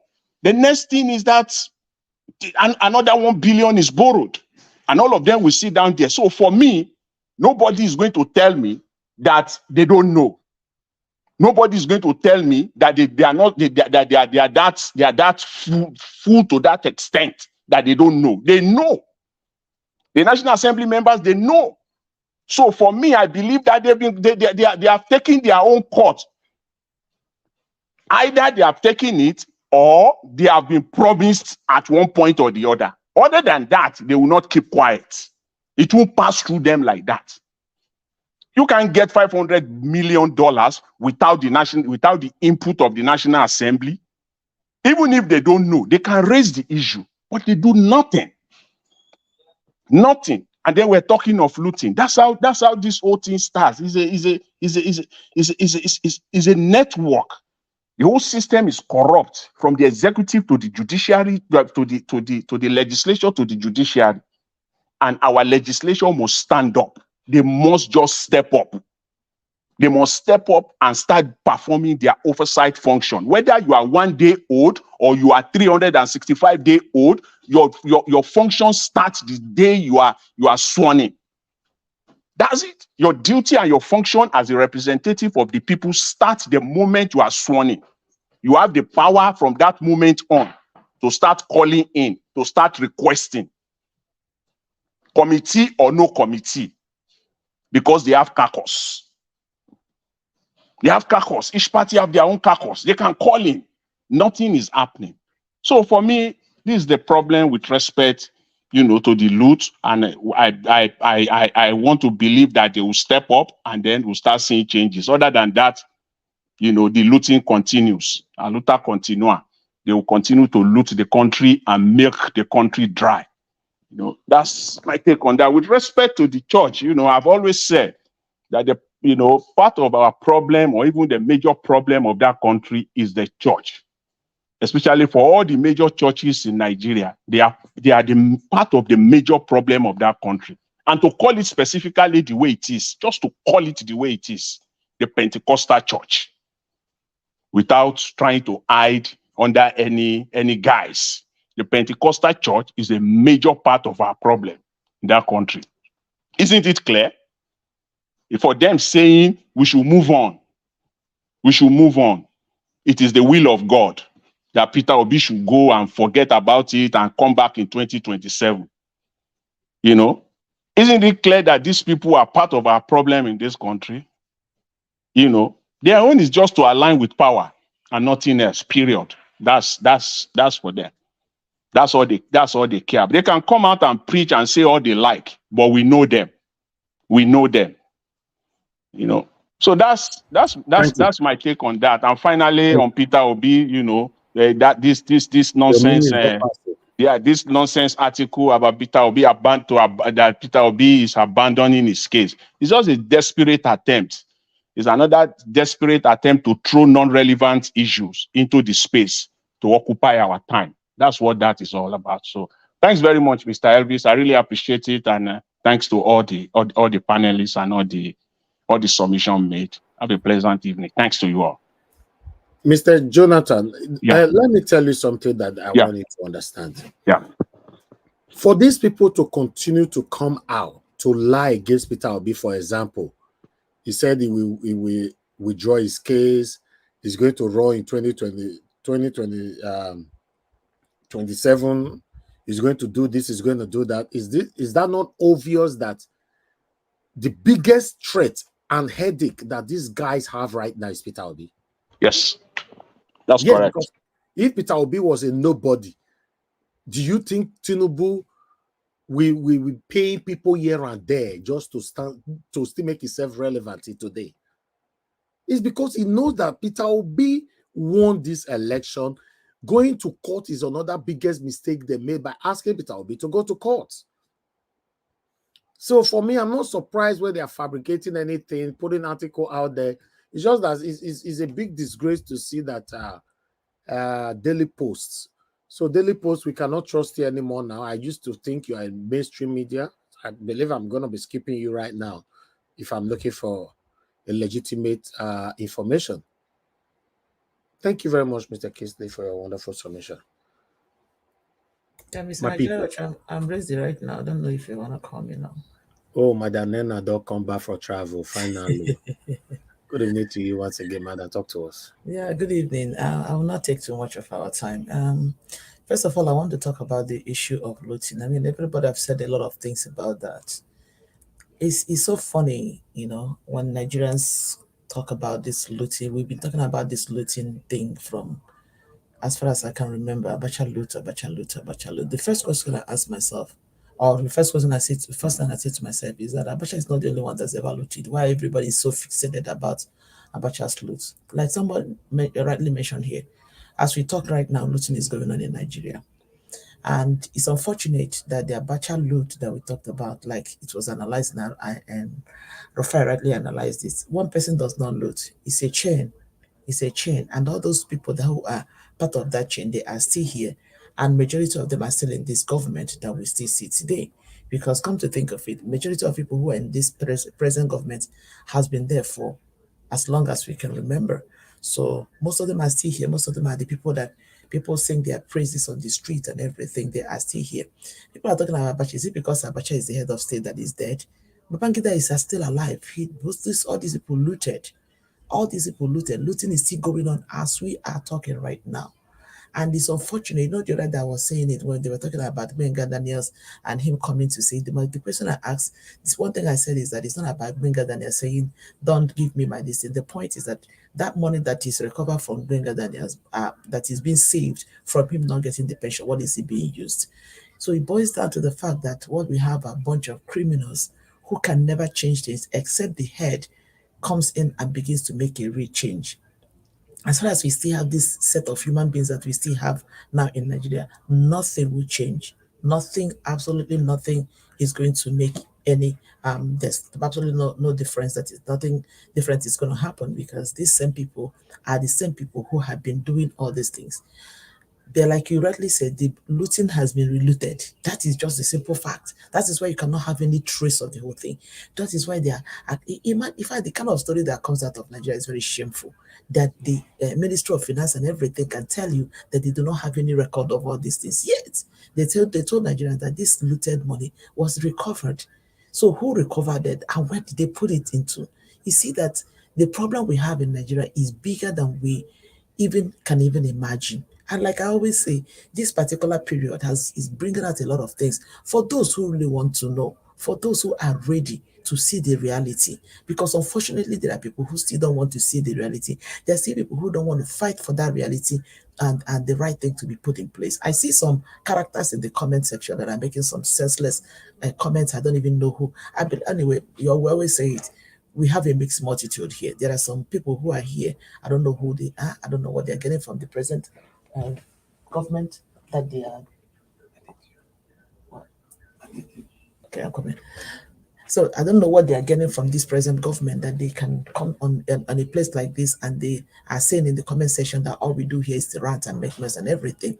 It's so unfortunate. I don't know who they are, if they are part of the government or they're just some of these senseless nonchalants on the street who are as hungry as everybody else in the street, but yet refuses to say the facts. Anyway, Mr. Njewach, I'll just pause for it now because I may have time to call. If I have time to come back again, okay. I'll Thank say you, what I madam. have to say. Thank you. Thank you very much. Appreciate you. Thank you. All right, guys, make sure press on this like button. You know, I appreciate you all. Let me hear from Engineer Chris. Engineer Chris, it's good to have you on the panel. Please talk to us. 8 minutes. Good evening, Mr. Elvis. It's been a minute, and greetings to our dear panelists and all our people at the media section sending their opinions out. Nigeria, like someone rightly said, every day you wake up, there is something. And something is not about an infrastructure being built, a plan being laid down for a betterment of citizens of Nigeria, or government doing something. I can't even remember the last time we'll hear something good about Nigeria, about something that the government is doing to make life better for citizens of Nigeria, or plans they have for future 2027, 2010, like this something. It has, I can't, if anybody knows, please put a reminder for one. Past 10 years or more, we've not had, there have not been nothing. It's from one bad news to the other. And we'll keep asking, where are the Nigerians of those days when all we talk about is, okay, this has been done, that has been done. We have excess crude in these accounts now. We have this Nigerian debt. Nigeria have zero debt. This, that. Nothing. It's just from one bad news to the other, going on and on. The people, I was asking myself question today. Say, where are the 38 House members from Labour Party?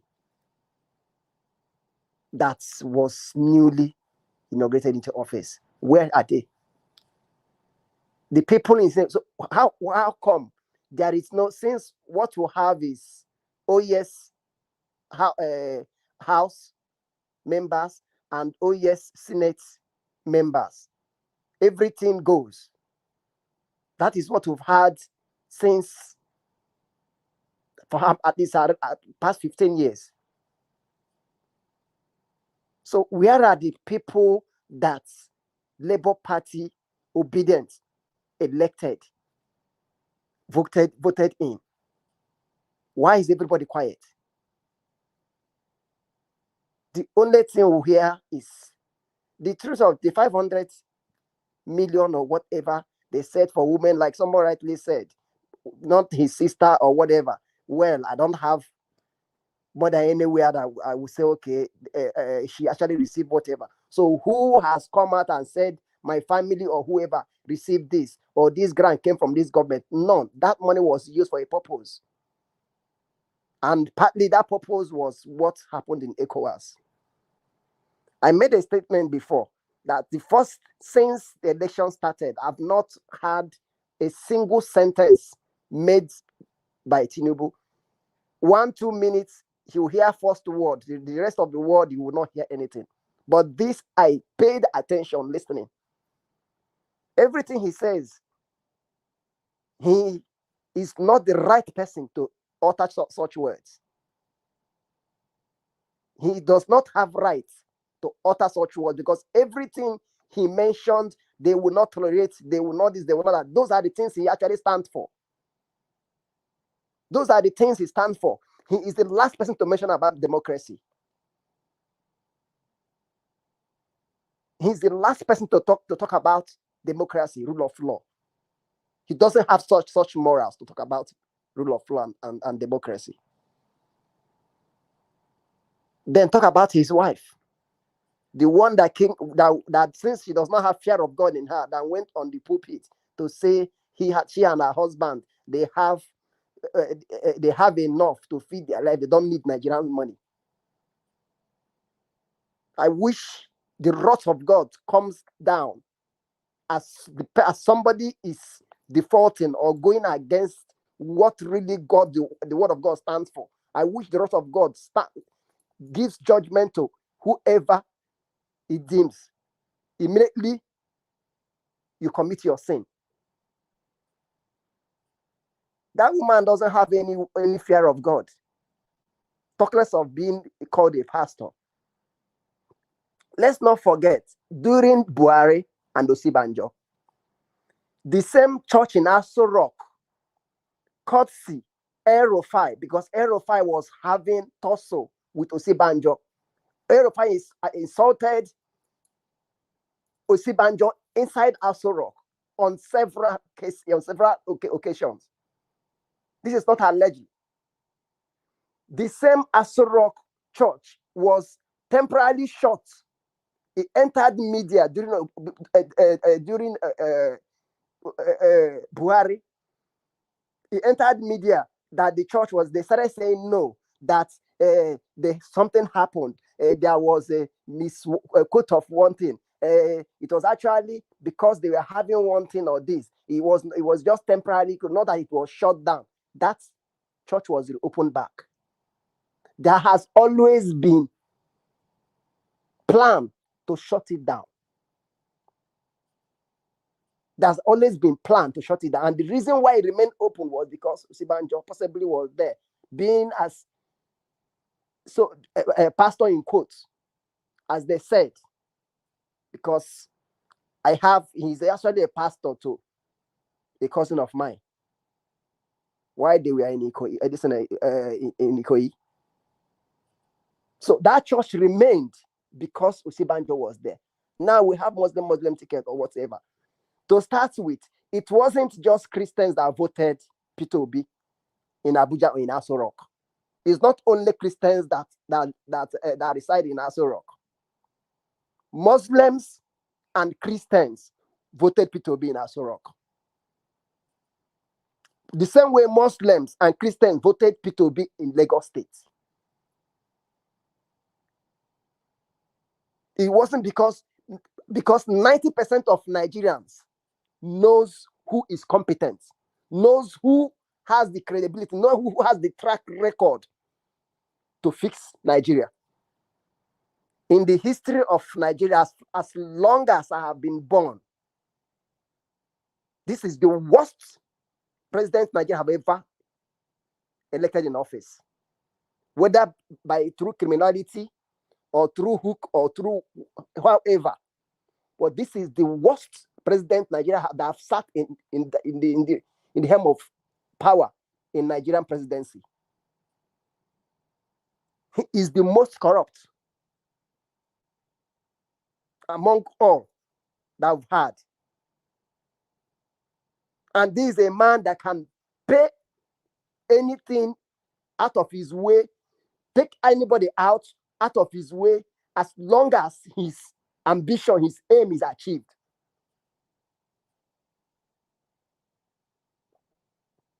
That is the person that is there. Everything going on media, everything happening on media, both the pastors that are coming out and speaking, every one of them, God is exposing them one out, both the ones that are hiding behind whatever they're hiding. The same Pastor Poju that spoke something about a particular, was it 2015 or whatever platform that P2B had, that he mentioned about the wastages in government. The same Pastor Poju was there, one of the anchors that was there, and he granted interview talking about that same interview, that is the best presentation by any politician in Nigeria in his history in his life, a lifetime he has ever had. He granted an interview talking about what P2B said. Say it wasn't just about P2B talking about it, that his record shows he has done it. Not that he was just emphasizing, just saying for the media, for what he has done it. That is the same man. That is the same man that all of a sudden his tongue have twisted or have twisted. And people are, so the fact that people are commenting and he's deleting, blocking, that means he's not biased. He has been bought over.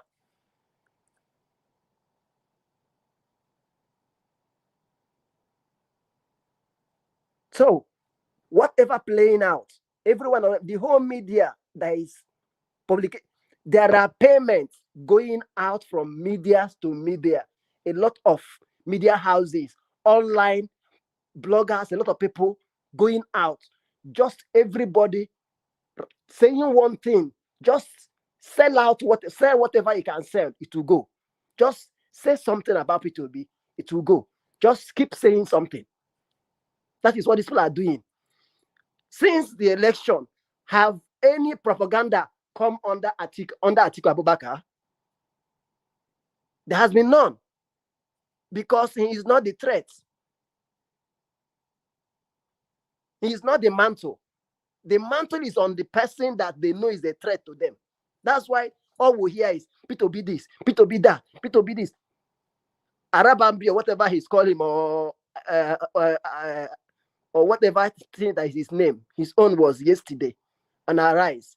I don't know what OJ was doing in such media cycle, granting that irrelevancy an audience. I was surprised. I was disappointed even seeing her in that. I think when they want to have those their dirty media, whatever, propaganda, they know the people they use to do that. She's not one of them that's supposed to be there. Talking about how Adebanjo and whatever, DSS or whatever. I don't know why that man is still standing. Like someone says, who is going to stop corruption? When the part of them all is in the helm of affair. Nigeria is just starting. It's just starting. You're talking about loot. there is no loot. As in the history, the unfortunate thing is that there is no reserve. We don't. There is nothing we have. So you just have to be coming out from looting and whatever comes out from any revenue or whatever. So everybody taxing it will come in multiples, because this is father of all that they just kept in the office. So Nigerians, we've not started yet. We've not started yet. It's going to be bad unless the judiciary somehow that they will be able to stand the trial of time and stand their ground to say no intimidation or no buying off or whatever. If care is not taken, we don't pray that happen. If care is not taken, we will hear some bad news about some of these judges. So Nigerians should expect the unthinkable. Thank you. Just for him to remain in that office. We've not started hearing anything yet. Thank you. Thank you, Engineer Chris, for your submission. God bless you, sir. Thank you. All right, guys, that is the end. Everybody on the panel, I've given the submission. On the second segment is when I'll call on Madam Patricia. So I appreciate every one of you for your time with us. So I'd like us to give our final submission now. But before that, I'd like to draw your attention back again to the likes.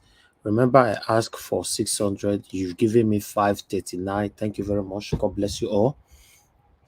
We can make it 600. Yes, we only have about 61 to go. So press on the like button, my people. Let's take that further to close to 600. But the 600, let's try our best to complete it before we end the broadcast. Thank you, my people. Thank you. Press on the like button. I really do appreciate that. Okay. Let me come in. Should I go on a quick break? Yes, I think so. Yeah. Let's take a break for this second segment. Thank you, my people. And God bless you now. I'll see you guys shortly. You are the pillar that holds my life. You are the pillar that holds my life. Master Jesus, you are the pillar that holds my life. Lily of the body, you are the pillar that holds my life. You are the pillar that holds my life. You are the pillar that holds my life. Lion of the night, you are the pillar. Chickadee, you are the pillar. Daddy, you are the pillar that holds my life. Lion of Judea, you are the pillar that holds my life. Walking anywhere, you are the pillar that holds my life. Hey, yeah. Master Jesus, you are the pillar that holds my life. You are the pillar. Jesus, you are the pillar that holds my life. I said, Jesus, unibu kalabati sinduwe.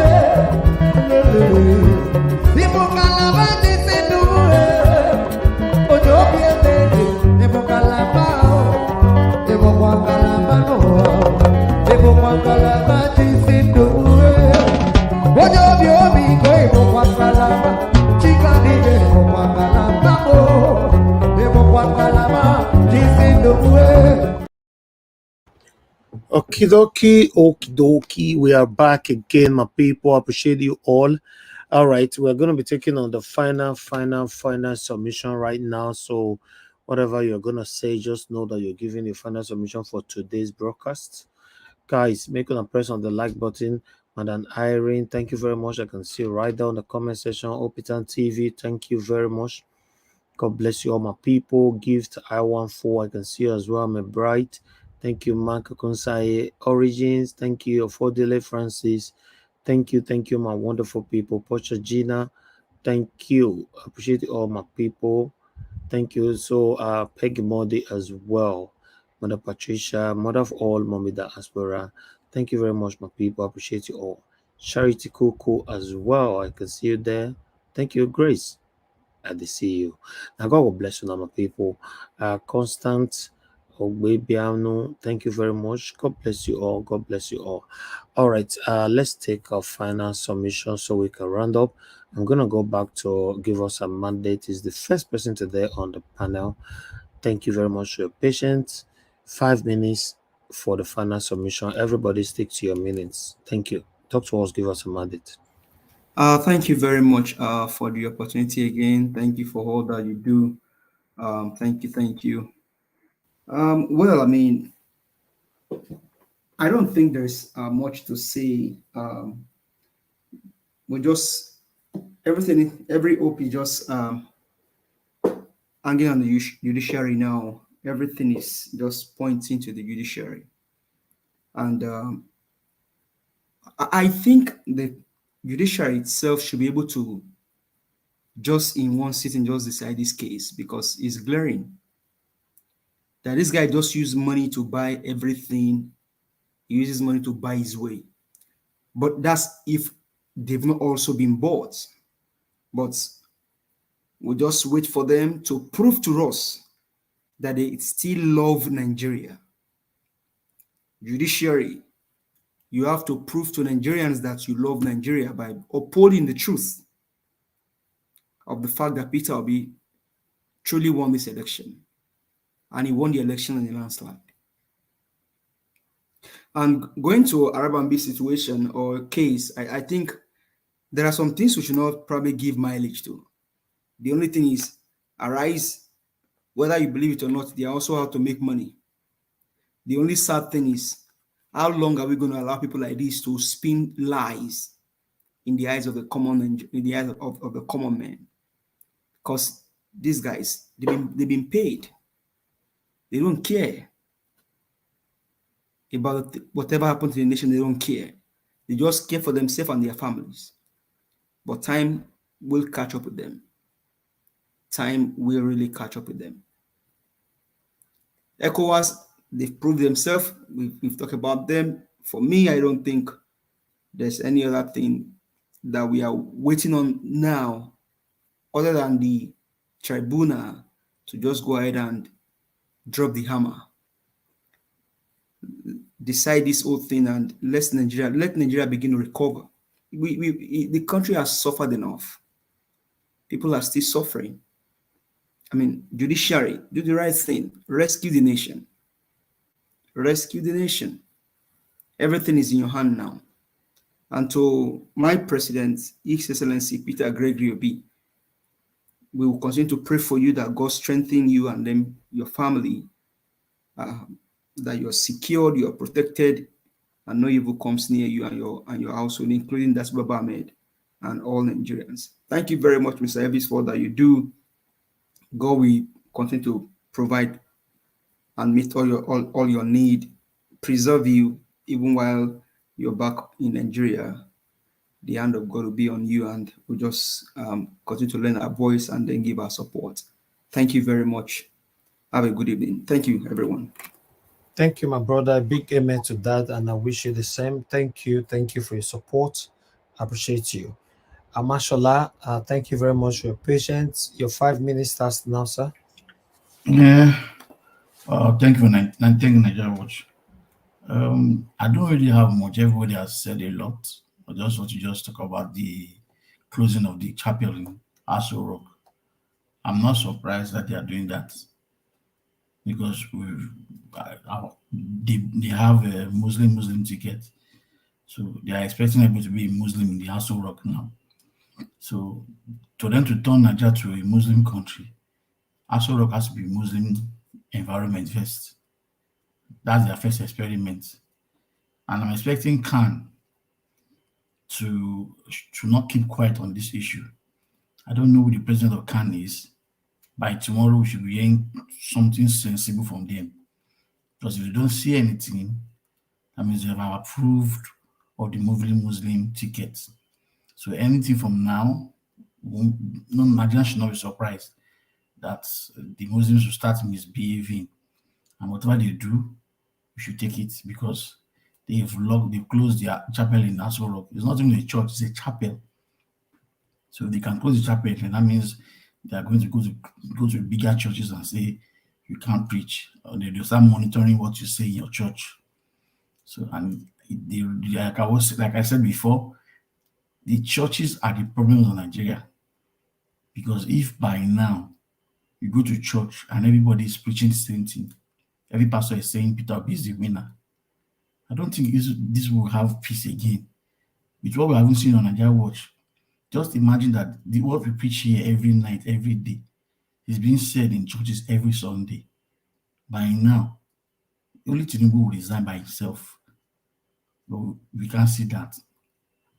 We pray for the best, that by the grace of God, Peter Obi will come back and take control of everything. Like I said before, no Peter Obi, no Nigeria. I don't mind having the hashtag, no Peter Obi, no Nigeria. Mr. Najawa, thank you. Thank you, sir. Mashallah, I appreciate you. It's good to have you on the panel today. Thank you for making that brief as well. Okay, let me move on now straight to Black Panther. Black Panther, your 5 minutes starts now, sir. Mr. Naija Watch. Yes, sir. Thank you for what you are doing. Thank you for everything. Now, everybody that have contributed, thank you all for giving us a good contribution. You see, what I want to say here, you know why all these pastors are quiet? They are all afraid. They are all afraid because their church, not God church, their church will be closed down. Where they make their daily bread will be closed down. That is their mindset. The house of God does not belong to them. The house of God does not belong to them. The structure is not the house of God. Every man born of a woman that God has created is the house of God. But they gather people around and collect money. It is that mammon that have made them who they are today. That is why the man of God can stand on top of a pulpit and said, "Oh, he dined with the Holy Spirit. He just dined with the Holy Spirit. And any man that does not pay tithe is going to hell." He has now bestowed upon himself the chief magistrate judge of heavenly realm. They are all scared because their means of livelihood will be taken from them. Then where lies the boldness in Christ that we got from the Bible? Where lies the domineering power that God has given you? You've made God ineffective if you are scared of a government. You've made the power of God not to move if you are afraid of a man like you. That was where Paul went to a city to minister the word of God. He said they made the power of God non-effective in this land because they did not believe in the word of God. That is why they made it. He felt it because he carried deity inside of him that made him to identify what is happening on the ground. If the men of God keep quiet, they will desecrate the land. They will desecrate everything. They will look, you know the sin they are committing. Because of their deed, many of their followers are not speaking to the evil that men are doing upon the land. What did the Bible say upon that? It said the sin is upon their head. He said the sin is upon their head. When they lay all their own followers not to react on evil being perpetrated upon the land, then the sin is upon them. That verse is in Corinthians. You see, people and we that are talking now, it is because God has designed us to speak. Because we have not taken them as our God. Because we know that God has given us senses to be able to recognize evil and good. But because their mind is twisted, but you people see them as men of God. They are not men of God. Men of God will walk boldly and speak to a king. That was why Moses, because of the authority God gave him, he went to King Pharaoh and spoke with him. He spoke to him because he knows the authority he carries. And we that carry the Holy Spirit, we are afraid of men because we are so desecrated ourselves, and tribalism. Where is tribalism God have not created? Where is your tribe if God have not created you? What is your tribe when it comes to Christianity? Where is the liberty that God spoke in the word of God? They all sat down there. I tell you, judgment days, the judgment upon them is going to be very tough, that even mercy will not see theirs. They will not cite mercy. Neither will they hear mercy speak or have a rub off with them because of what they are doing. A preacher, a deaconess in the house of God will shut down the house of God. And people, and she's there perpetrating herself as a Christian. Well, God takes his judgment upon them, and when it comes mercy, I will not even cry for them. But what Tinubu is doing is evil, and evil will he reap. To all the obedience worldwide, continue to focus on the crown and all eyes on judiciary. Tinubu must not be held to contest, even if there is a contest. It should be it should be thrown out because he stole the mandate of the people. God bless you, Nigeria. God bless everyone. Thank you. Thank you. Thank you, Black Panther. Thank you for your continued support. I'm grateful. All right, guys. Remember, because we are coming to the end of this broadcast, what I asked for Mona give me or I beg is currently on 554. We are close though. We are really close. Let's make it 600, please. Press on the like button. Oh, 600. You guys have done well. You know, nobody can criticize anybody now. You've done well. I like what you've given. It means that yes, YouTube will certainly recommend this video for others. But let's make it 600 before we round up. Thank you, thank you, thank you. Okay, let me go to Mr. Alex. Mr. Alex, are you there with us? Yeah, of course, I'm here. Thank you, sir. Please talk to us. Final submission. 5 minutes. I know. Thank you. I've been listening. You know, do not, like somebody just said, do not ever be carried away. If you check in the days of impunities, in the threshold of history, there are people who always stand on the opposite side. People who withstood authorities. People who say no. In their various ways. Some of them worked in king's palaces. Some of them were born in those palaces. So we are the ones who are saying no. No to fraudulent election. No to stolen mandates. No to a drug baron being a president.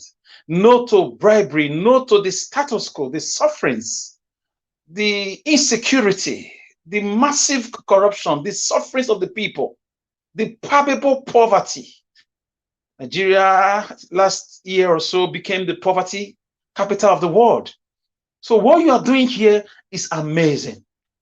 What we're doing is we may not have 100% the same views, but we are fighting from different corners. Fighting side by side, day by day, hour by hour, precept by precept, ideology by ideology, doing the same thing. And at some point, we will arrive somewhere together and chase these people out of power. Because nothing has changed. Nothing has changed. It's even getting worse. It's even getting worse. That shows you that darkness can only bring darkness. But light shines in darkness, the darkness comprehended it not. So I believe in a good cause. I believe in humanitarian service. It's a service you do out of sacrifice, even when it's not convenient. Nobody is paying any of us because we love our country. We love our land. We love our villages. All those bushes, all those areas we grew up, we miss those things. And we want to have a country that we can be proud of. Doesn't matter what the situation is, the darker the night, the closer the day is.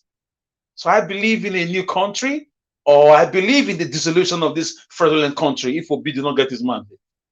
Because some of us, we are too radical for certain things to happen again in our region. For example, in those states, we are closely waiting for next election to test some people that we are still those. We did it before against Tinubu and his billions of dollars or naira. It was disgraced in those states during 2020 elections. We had a nomenclature, a coinage, Edo no be Lagos.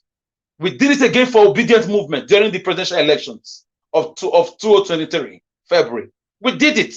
Edo State came clean and clear. First, number one, that's a dose for you. So I want all of us, we should have that mindset that we are doing the right thing. We are on the law side. It's not easy. The world is full of evil. It's always like that. Moses fought against it. Daniel was thrown in the lion's den. Joshua was against, the walls of Jericho. If you check it, Samuel was against Saul. A lot of times, God's people had challenges, but God's people always triumph. So that's why I believe in Peter Obi. I believe in his personality. I believe in God, and I believe in Obi's ideology. That an idea whose time has come cannot be stopped. There could be a delay, but destiny can be delayed but can never be denied. So I believe, I see my people, I weep inside me. So the little I can do is what I'm doing now. And I still do others on ground. So we can't stand our trumpet, just like some of you here too. So that I want to thank you for building your platform and giving it to us to talk. And we are grateful for this labor of love, this labor for one's fatherland. This labor, like Cocodem was telling the Biafrans in that radio station, fight for your fatherland. Fight for your fatherland. We are winning. We are winning. So I'm telling you now too, fight for your fatherland with your social media, with your presence, with your comment section comments, with your support for the OB movement, with your support for the calling out judiciary, with your support. Hashtag disqualify Tinubu now. A new Nigeria is possible. So gentlemen and ladies, I will leave it here. This is my own logomaki and my logomaki. I live here without logo Abacha. Thank you, everybody. I greet everybody and I say good night from Benin City, Amagba. Thank you. Thank you. Thank you, my brother, Loco Abacha. I appreciate you. Now they talk so people will loot them. May they bring the money where the loot come from Loco Abacha. You are saying Abacha. This is Loco Abacha. Without being partial. I talk and I see Abacha they inside that. Abacha is right there. What are you saying? You are very funny, Nigeria.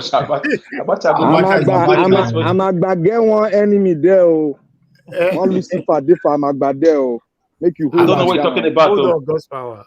Abacha don't do Amagba don't do now. All right, God's power. Thanks for calling in. Thank you very much. Talk to us. Good evening to you. Yeah, good morning from here. I just want to say, Mr. Eddie, God bless you for everything you've been doing. Like we always pray for you that may you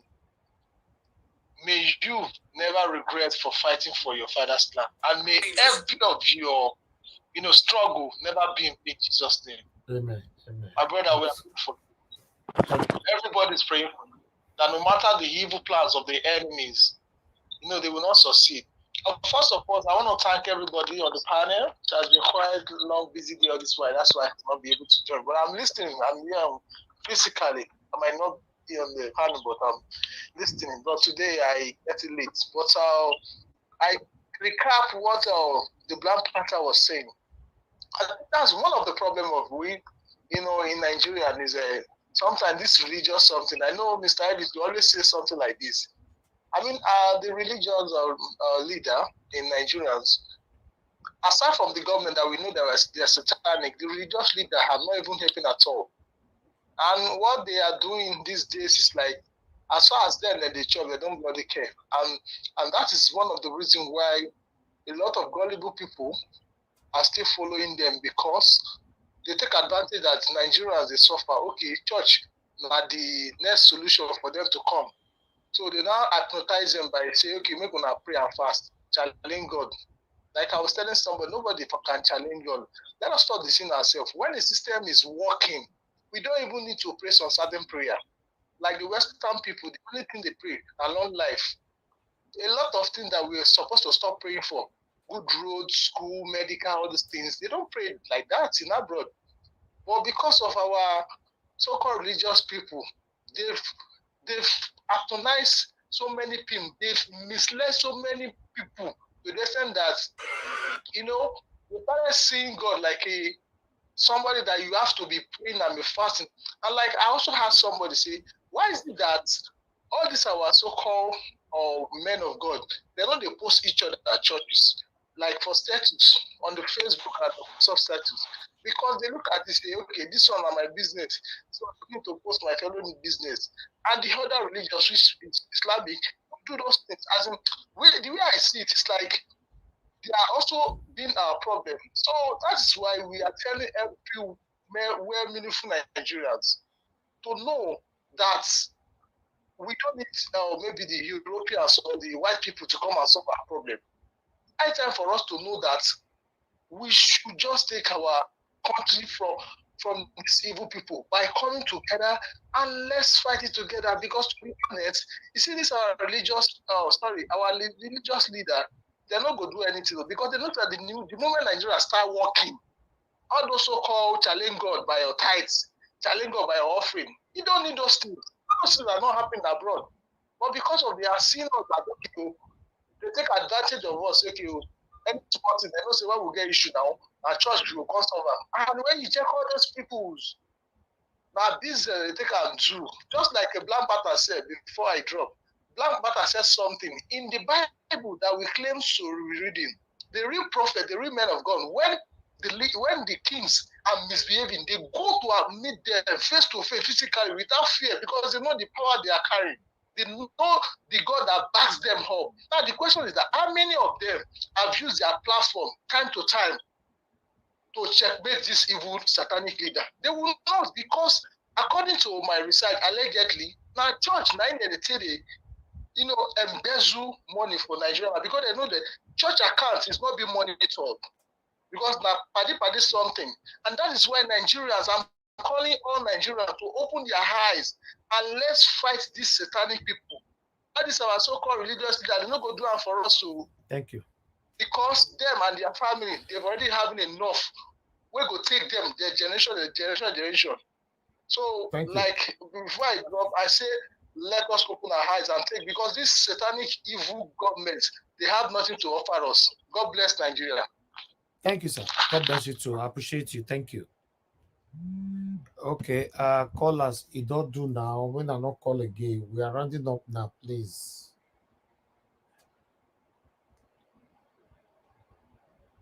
Mr. Chris, thank you very much. Good evening to you, sir. It was 2 minutes. Good evening, Mr. Nanjaos. Can you hear me? Yes, sir. Go ahead. Talk to us. 2 minutes. Thank you. And good evening, Mr. Nanjaos. Good evening, everybody. I'm very sorry for calling late. Yeah, I know the program is almost over.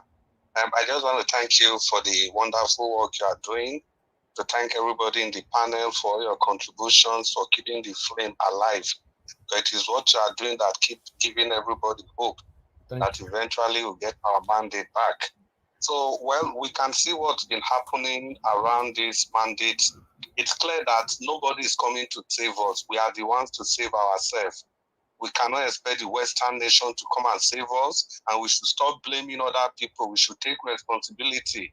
You can see what the problem of the black man is. The African Union, the ECOWAS, they made somebody like Tinubu their chairman.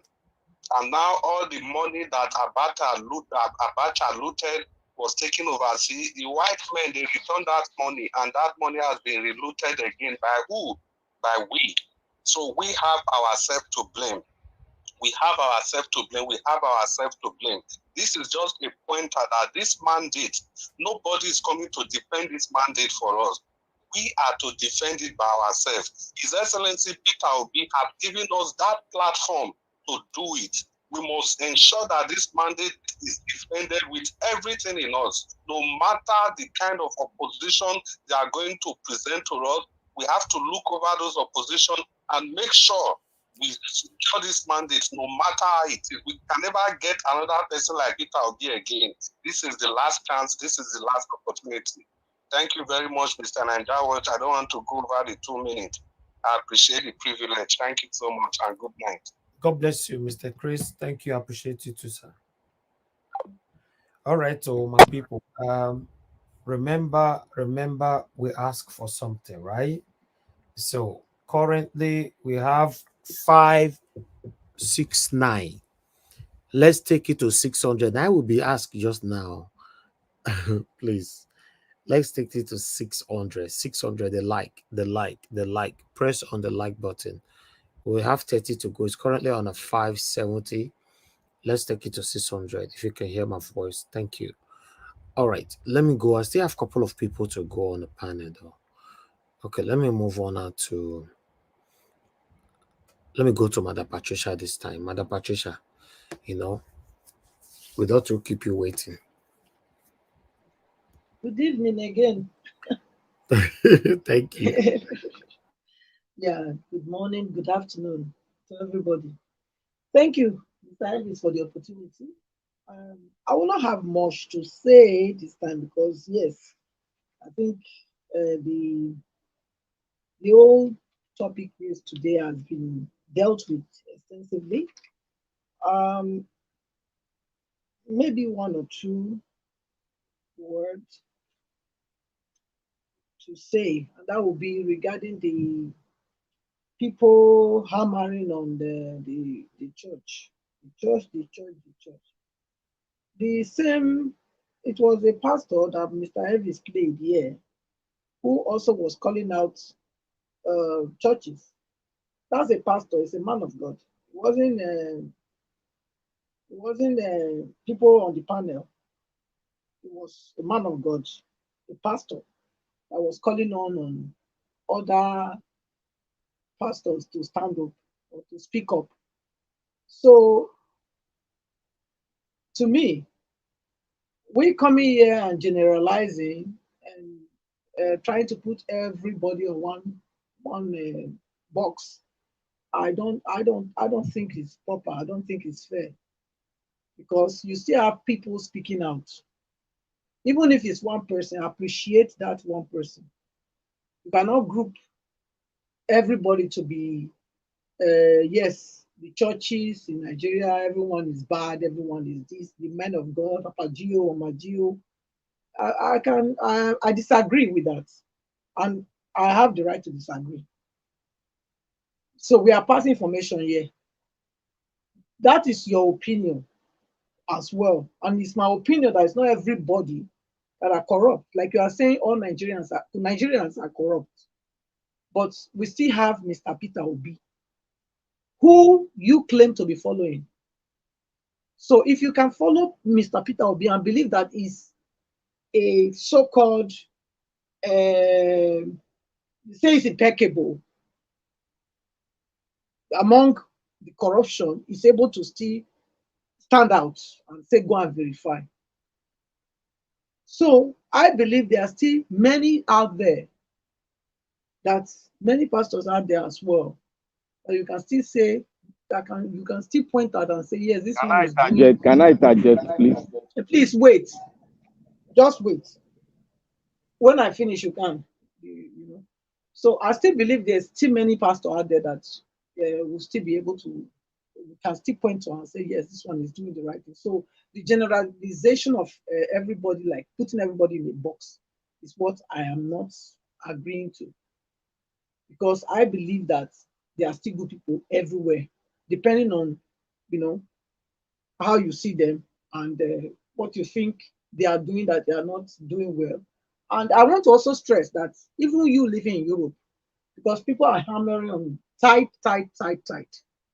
Number one, you live in Europe, they collect tithe from you. If you don't know that, go and find out.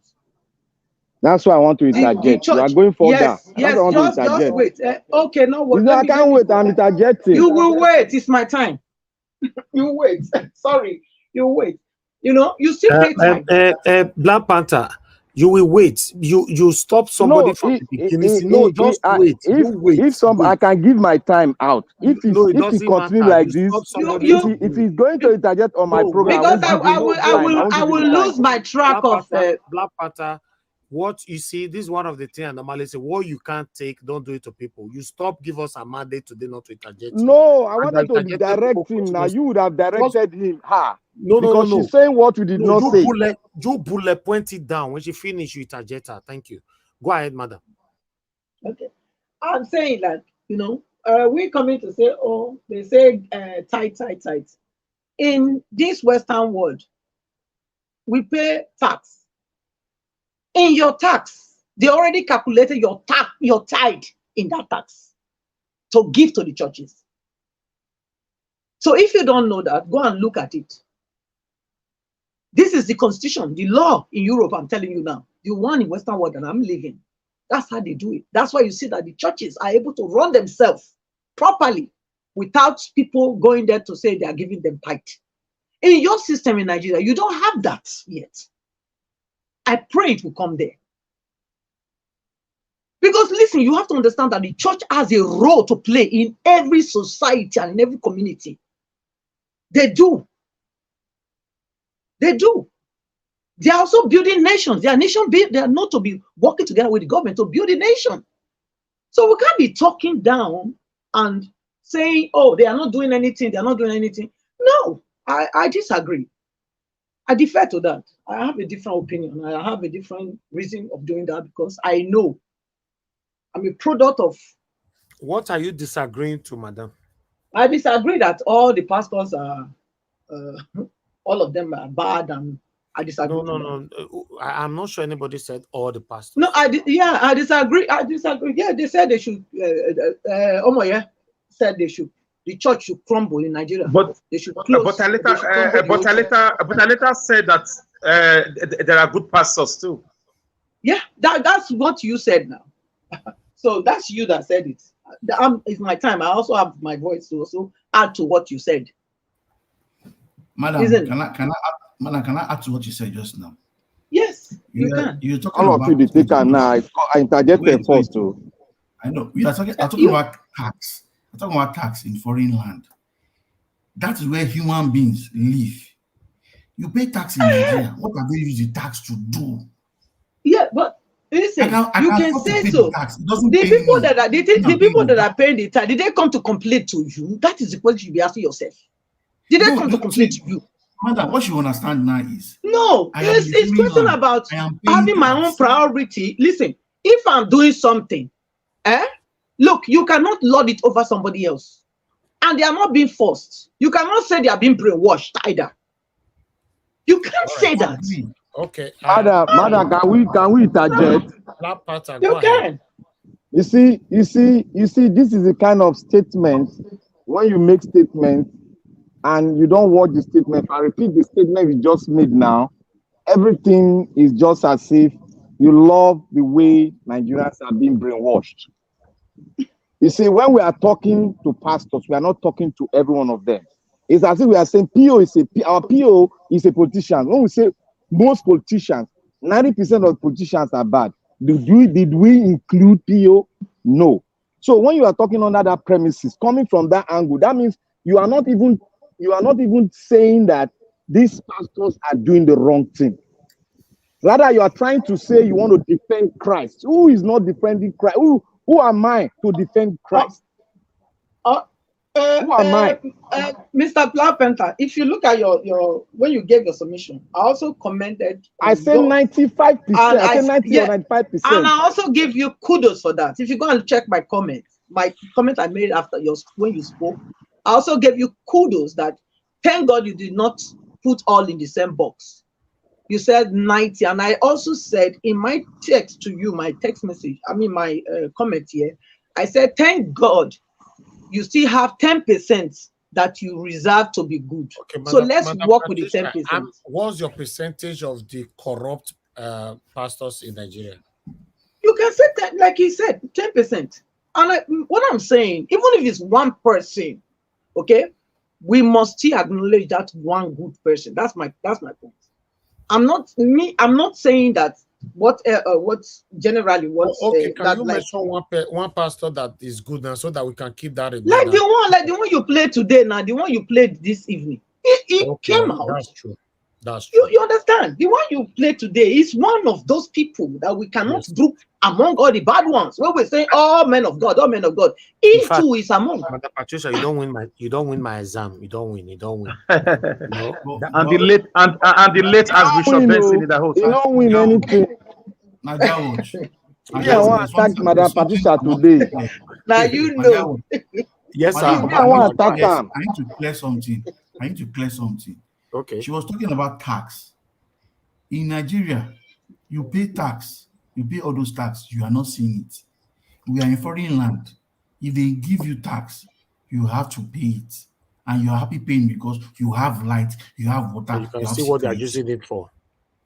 I can see what they are using my money for. Not me paying tax in a church. And then you're buying private jets. And the man that is paying that tithe, he doesn't have a work he's doing. He doesn't have food in his house. All right. Let me. Amoye's corner is on the phone. Hello. Talk to me, my sister. Go ahead. Good afternoon again. Greetings, everybody, Mr. Elvis. So I want to respond to what Madam Patricia just said. My respected elder sister, Madam Patricia, in my submission, I mentioned, if you were listening, I did mention that Reverend Idahosa is one of such persons that I have not seen anyone like. Yes, I said all the churches should be checked, because there is a lot of madness going on within the church. And I do have every right to say that. Now, does that preclude or separate you from the fact that you're serving your God or worship? That's not what I'm saying. You have every right to serve your God, and I never generalized, So sometimes when someone is making a submission, listen to what the person is saying and understand that I believe in God. I don't think you know God as much as I do. I probably even have a more deeper and personal relationship with him than a lot of people. So because some of us don't put ourselves out there, does not mean I want the church to do better. I want every Christian organization, every Muslim, I want everybody to have the right to worship the way they want to.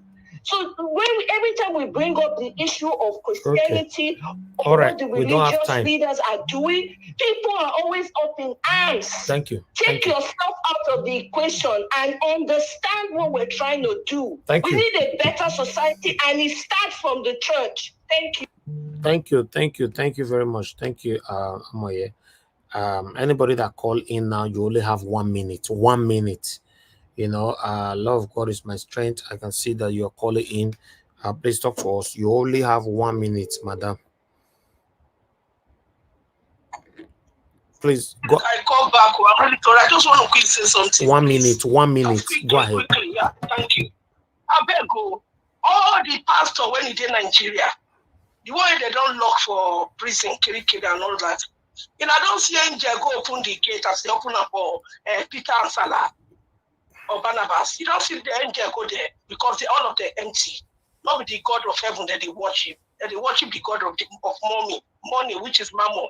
Angel, if they believe God, angel go open the gates for them to come out for prison, but they lock them there till they open them. So all of them, they're empty. Thank you. Okay. Na generalization na so okay, no wahala. This topic one I want carry con, so this one we can't take for granted. So make we just leave on there. For now, make me talk for the matter. I will let you know. Say one of the biggest problems that we have in Nigeria is religionism. Yeah, Mr. Nigerian, can I say something? Yes. Okay, yeah, thank you so much. Yes. I know most times the issue of religion, especially Christianity, is something that is kind of sensitive to a lot of people. I am a Christian, but I must also confess that part of the problem that we have in Nigeria today is religion. Majority, okay, let me talk from the angle of, because I don't know what's going on in the Muslim world. Let me talk from the part of Christians. It is so disappointing that in a country where It seems like every corner, every street, every block, there is a church, that the level of decadence in that country is increasing by the day. And honestly speaking, I don't think it's out of place for us to say that many pastors are brainwashing their members. It is a reality. Are we going to say that all of them are bad? Of course, all of them are not. But the majority, like when I see what is happening in Nigeria, I keep saying it. It breaks my heart that a lot of them who are in a place, who are in a position where many people respect them, listen to them, are not speaking about the evil that is going on in the country. And I ask myself, why are they keeping quiet? Look, let me tell us something, whether we want to believe it or not, in Nigeria, count the president, what is it called? People in government in, amassing wealth and and affluence. The next person you will count in line are the pastors. Majority of them, especially all these big ones.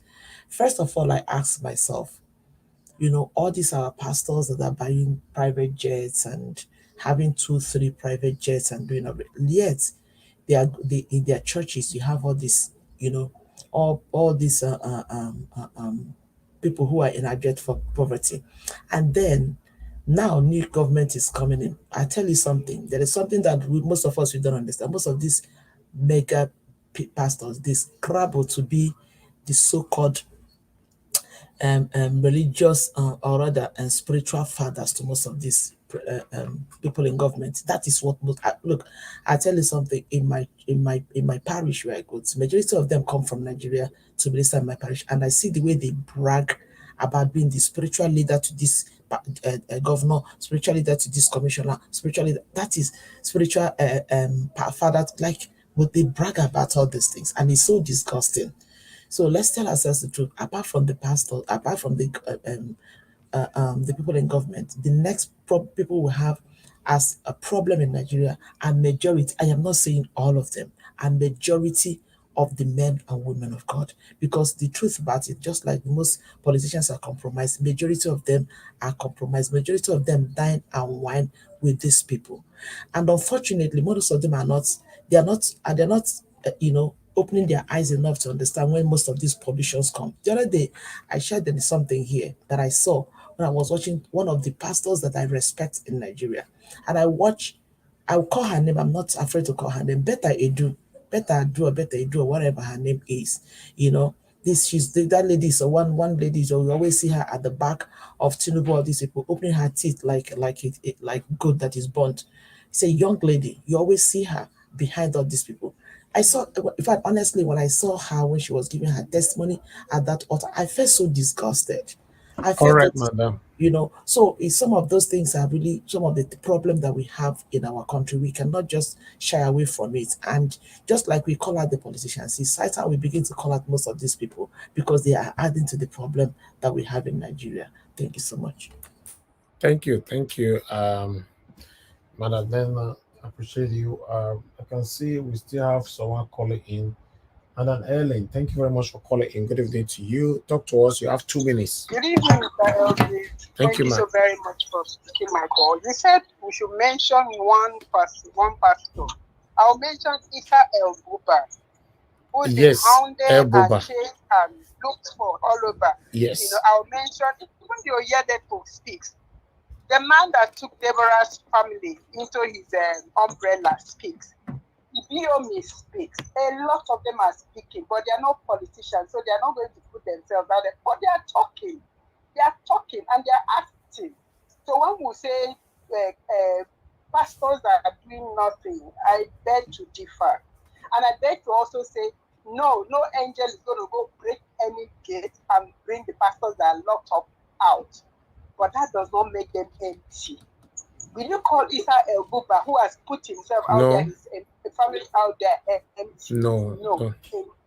Thank you so very much. Thank you, man. Thank you. El Buba have done well. Mona, know you're good there. El Buba even putting his life out there throughout the campaign till now. His life is out there. Saying before the campaign, Buhari would have put El Buba in prison, but that guy never relented.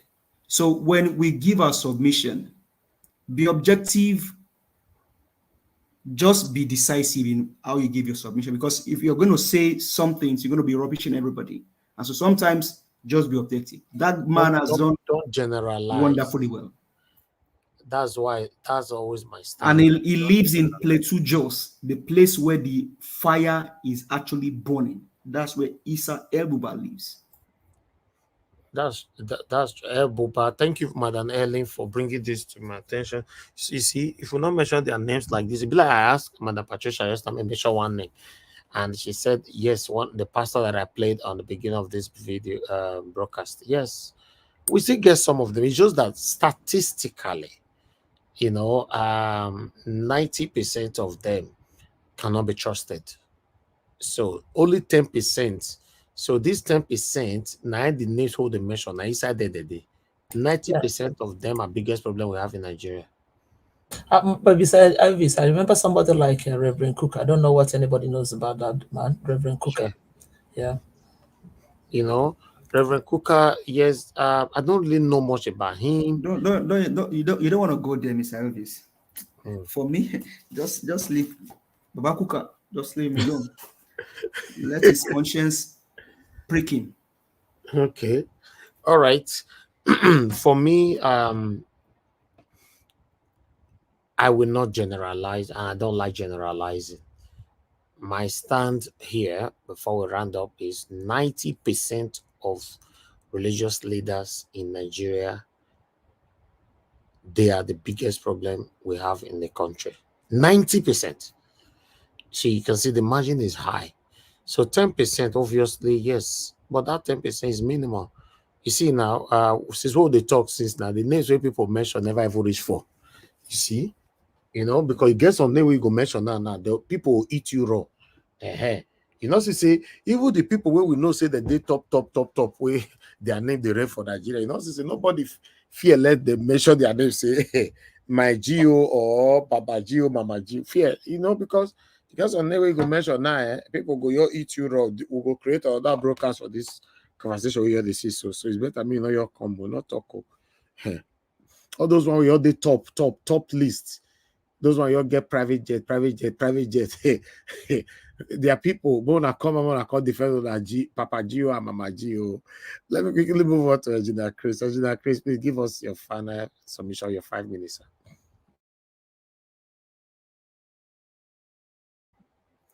Okay, Regina Chris, you're not there.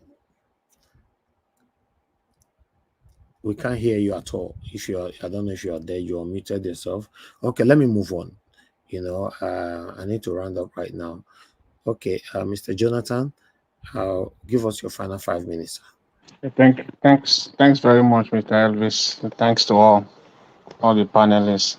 I want to start with just to conclude on 2 areas. The SERAP, that SERAP, I believe they are non-profit organization. I want to acknowledge what they have done. It's important to say that. However, they can do better. I believe they can do better. They don't need to wait until looting or lootings has been completed, thoroughly completed, before they start interrogating, seeking for facts, going to court. They don't need to wait for that. They can do that when the looting is ongoing. That will be a major way, an effective way to go about it and to save Nigeria. I just want to say that as far as SERAP is concerned. And I want to end on the judiciary. I want to close on them by saying that the judiciary, as it has been said, all eyes are on you, both internally and externally. All eyes are on you. Because the fact now that in fact, the judiciary has been so denigrated, their importance has been brought so low to the point where even the suggestion, just the mere suggestion of it, that a case of this magnitude should be taken to England What a low on the judiciary. That's an indictment to all you learned judges of the Nigerian judiciary. So reclaim your glory days, your glorious days. Reclaim it all. The days when you deliver judgment based on evidence, based on facts, and on past judicial, precedents, and not on any corrupt, stupid technicalities. Nigerians have voted. Nigerians have been called to vote. They voted. Their vote has been corruptly miscollated, shortchanged, and this case has been brought before you. So look into it. Look into the facts, the evidences that has been laid before you. Look into them. Examine them. Examine them thoroughly through the lens of the law. Know that your judgment will either place Nigeria on the pedestal of growth. That's what your judgment will do. It will either do that or bring Nigeria to a total collapse. The responsibility is all on your shoulders. You learned judges of the Presidential Election Petition Tribunal in particular. The responsibility is all on your shoulders to do what is right, and posterity will stand firmly and strongly on your side. Thank you very much, Mr. Elvis. Thanks to all the panelists. Thanks to you all. Mr. Jonathan Kingsley, God bless you, sir. I really appreciate you. Yes, you're right. I support your submission, though, because they should be ashamed of themselves. For any Nigerian at all to suggest or recommend a foreign judge or country to take over what's supposed to be your responsibility, that means they have directly or indirectly said it to your face that you are incapable, irresponsible, corrupt, and useless. That's what it means. That's what it means. Be like that's where you get wife for house. They look for wife with another wife where you want marry, or best way get husband for house. Your husband is very, very good in every area. You look for another man where you get money where you want leave your husband. Or best way you get one car. You want to go borrow money for bank where you want to go buy another car. You want to go borrow money. It will not be money where you work by yourself. Or you do office. You be manager. Your president, they promote person where they down to your position, may they demote you. You have to think. I'm just making an example. My examples might not fall in place, but I'm trying to let you know. Then you have to think twice to know that you are literally useless. Yeah, literally useless, man. You are just useless. Useless, totally useless. In fact, in totality. Now me talk on Bwala talk and say make we carry a pig go London. You know what that means? Although you are not completely useless yet. You are not completely useless. You can work it out. You can restore your name. You can restore your name. Yes, surely you can do that. You can restore it by doing the right thing. Then we all Nigerians all over the world will now start trusting you again. But if you want to do Odunga, say, not because I me, bo. I mean, they tell me make I refuse $1 billion. I bet me Nigerians go collect my money at the house. Now me spoil Nigeria, and I mean, can repair them. If you are one of those categories, don't worry. The future will tell. The future will tell. Many of now we don't thief. Even the Abacha loot owner, they reloot. So where Abacha today? That is not enough for you people to know.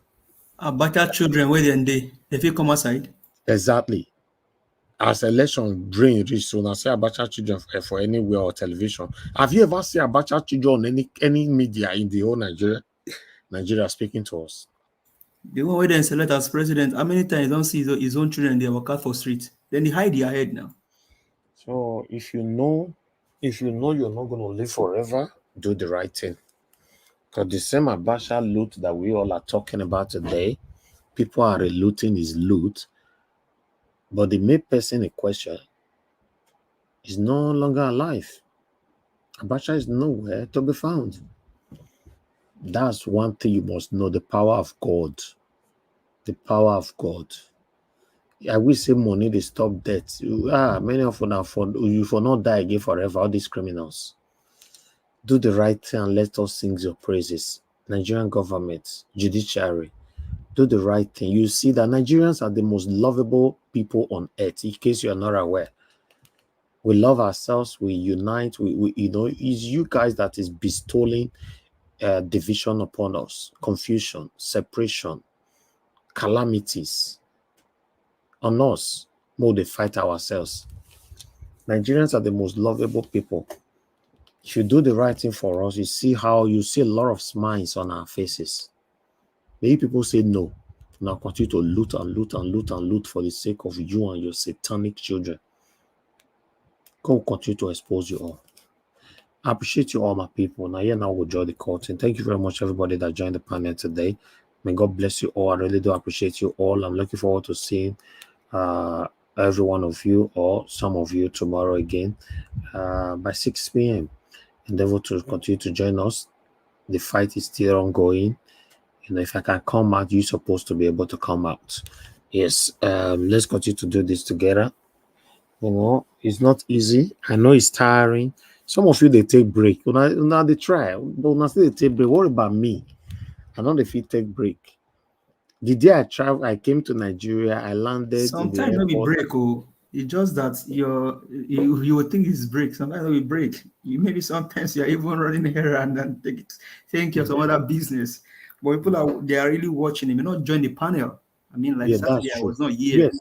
Yes. I know, you are right. I know.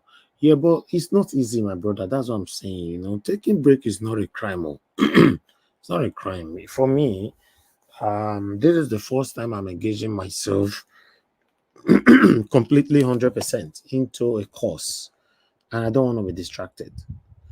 The day I came to Nigeria, I was so tired. That evening, I still came on air. So I want you guys to know, let everybody take this glory together. It's a collective effort. Let's take it together. Our children will remember this day, this dedication that we're putting in now. By God's grace, we will see grow old. Will come out. Our children will remember, say, my papa was among you people who fight for this. My mama was among. Yes, you never know. God forbid me, our children not all say my papa was among the people who go rob bank. My papa was among the people who thief Nigerian money. God forbid. It's not a good thing. Thank you very much, my people. Allow us to draw the curtain right here. Let me quickly go acknowledge the people that supported me today. The Progressive NG, Mr. Kim, my brother, thank you very much. Michael Oganemaro, thank you very much. I appreciate every one of you that supported me today. Dr. Alexander Gomez, Injedima, Amaka Fojibi, thank you very much. I'm a bright. Thank you, my people. Now God bless you now. While on the panel, people that are still with me on the panel, give us a mandate, Madanena, my brother, Mr. Alex, Mother Patricia, Engineer Chris, Mr. Jonathan, and Black Panther was here with us as well. Amayeskona was with us, and many more. Thank you very much, my people. I appreciate you all. I'm reading from my head. I know the right people name down, so in case I not mention your name, not to take offense. You know what? And this life, you know what? More the quarter, your quarter. Some of us we get a drive for our brain. What they store hatred, put people will offend you. They store them for day. It doesn't worth it. These things can lead to illness and all that. Sometimes with the verse, if you verse more, you'll still rest and move on. Not today. This life. Don't put things too serious and say this person lie. I'm not gonna talk to her again for my life. No. It doesn't worth it. Okay, let me come to the comment section. Mother of all, the greatest mother of all, Mommy Diaspora. Thank you very much, Mommy. We appreciate you and we love you. Gift R14. Thank you, Madam Origin. Thank you, Madam Origin. You not call in today. You not say that your submission. I they miss some all the time. And although I'm looking forward to your phone call tomorrow, to call into the show. Okay, Peggy Modi, thank you very much. Etunsa, thank you very much. Madam Patricia Tagujimi, I can see right there. Thank you. Peggy Modi, thank you. Madam Irene's Finest, thank you. You were with us earlier on. Thank you. Martina Abasu TV, you were with us earlier on as well. Thank you. Mr. Chris Dublin, thank you very much. Constant, thank you. I appreciate you all, my good people, and God will bless every one of you. Thank you. Yes, allow me to end the show. Gift, thank you. Now God will bless you. Now continue to press on the like button. Let me see. The only reason I go end this show if we reach that 600 though. I know they go anywhere. Like a day here with you now 585 a day. Now it must complete. I know they go anywhere. Press the like button, my people.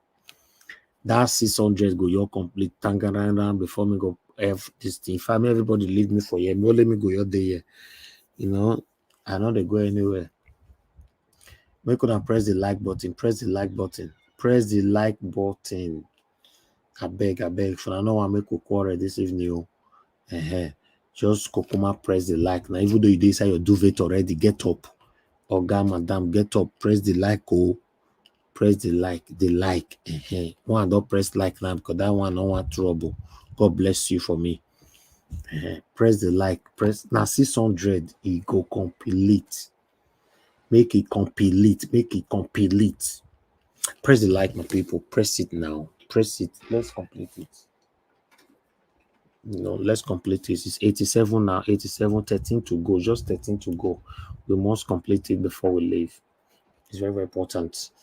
Press the like button now. If nothing say they go, I know they go anywhere if you not complete. Me and your follow on a day here. Just I know they go anywhere. Mona press and press the like button. Mona tell them they press the like button for them now. Oh, give us a mandate. Your wife never press them. Tell your wife me go press the like button.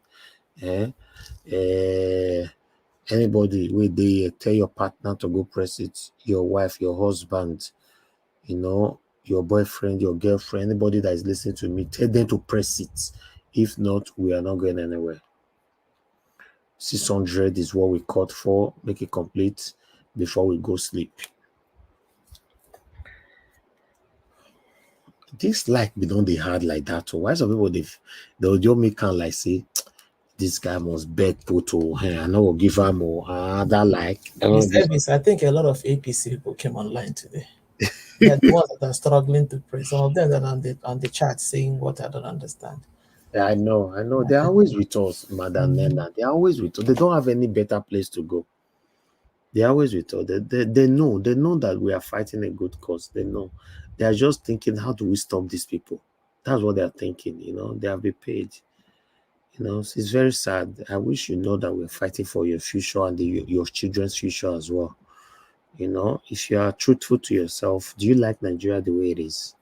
It's just that some of you choose to be blind. You don't want to be truthful. Do you like Nigeria the way? If you like Nigeria the way it is, especially those of you that support the APC and you live abroad, why did you just move your wife and children? Wanna come live for Nigeria now? Move them home. There are good schools here. And they can't live for here. Then make una press. Okay, 3 that remain. Only 3. We have 3 to go. Thank you very much, my wonderful people. I appreciate you all. I think we need to end the broadcast right now. Yes, 3 to go. Should I be patient to get the 3 or should I just leave? Come here, I don't tire. Make una press on now. Press on now. Yeah, I see some people they press thumbs down for here. Now APC people really be this so. Guess what? All these satanic APC supporters. Let me tell you what you don't know. Every day we get thumbs down, but guess what? If we get 1,000 likes, your thumbs down gonna be 35, 46. If you get 500 likes, like I will get 600 today. So as I speak to you right now, your thumbs down with day and now only 11.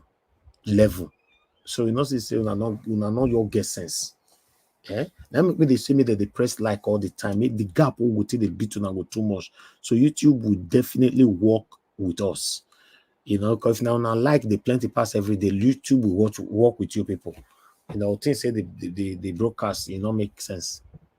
I bet only one remain. Let's say don't complain. God bless you all, my wonderful. Everybody inside that 600 and the people that will press it later on that will be playing back this video. May God bless you all. None of you will labor in vain. Everybody that are supporting me genuinely on this platform, financially, sharing my video, liking my video, joining my panel, joining my comment section, calling to my show, joining this wonderful cause for better Nigeria. May God bless every one of you in the mighty name of Lord Jesus Christ. I appreciate you all. Thank you very much, my good people. Now here now go join the court. Good night, my people. Take care, and I'll talk to you guys later. I know they do competition with anybody. If I offend you, forgive me. Show me love, go to biza. Kama bara walo ninu ife kan akanbi. I know they do competition with anybody. If I offend you, forgive me. Show me love, I go show you love. Kama bara walo ninu ife kan. But I know they do competition with anybody.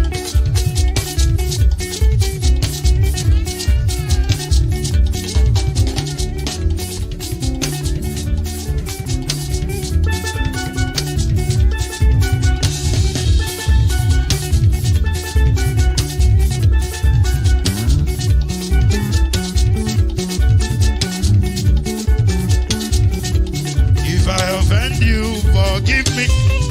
Show me love, I go show you love. Kama bara walo ninu ife kan. I know they do competition with anybody. If I offend you, forgive me. Show me love, I go show you love. Kama bara walo ninu ife kan.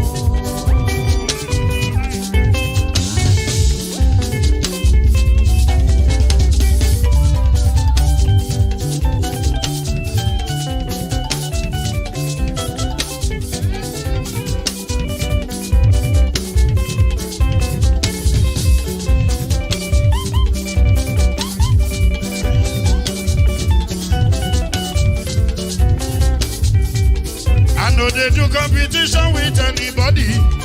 If I offend you, forgive me. Tó bá ti sanwó fún Ṣẹ́gun Nàbí o, ẹ fẹ́ jókù. Alákọ̀bí Ṣẹ́gun Nàbí. Alákọ̀bí Sábà Mẹ́la. Anybody? Any bo.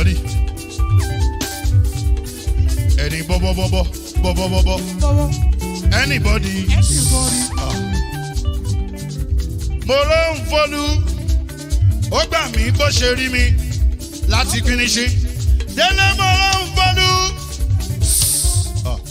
ẹ jẹ́ ń sọ̀rọ̀. Délé ó dé.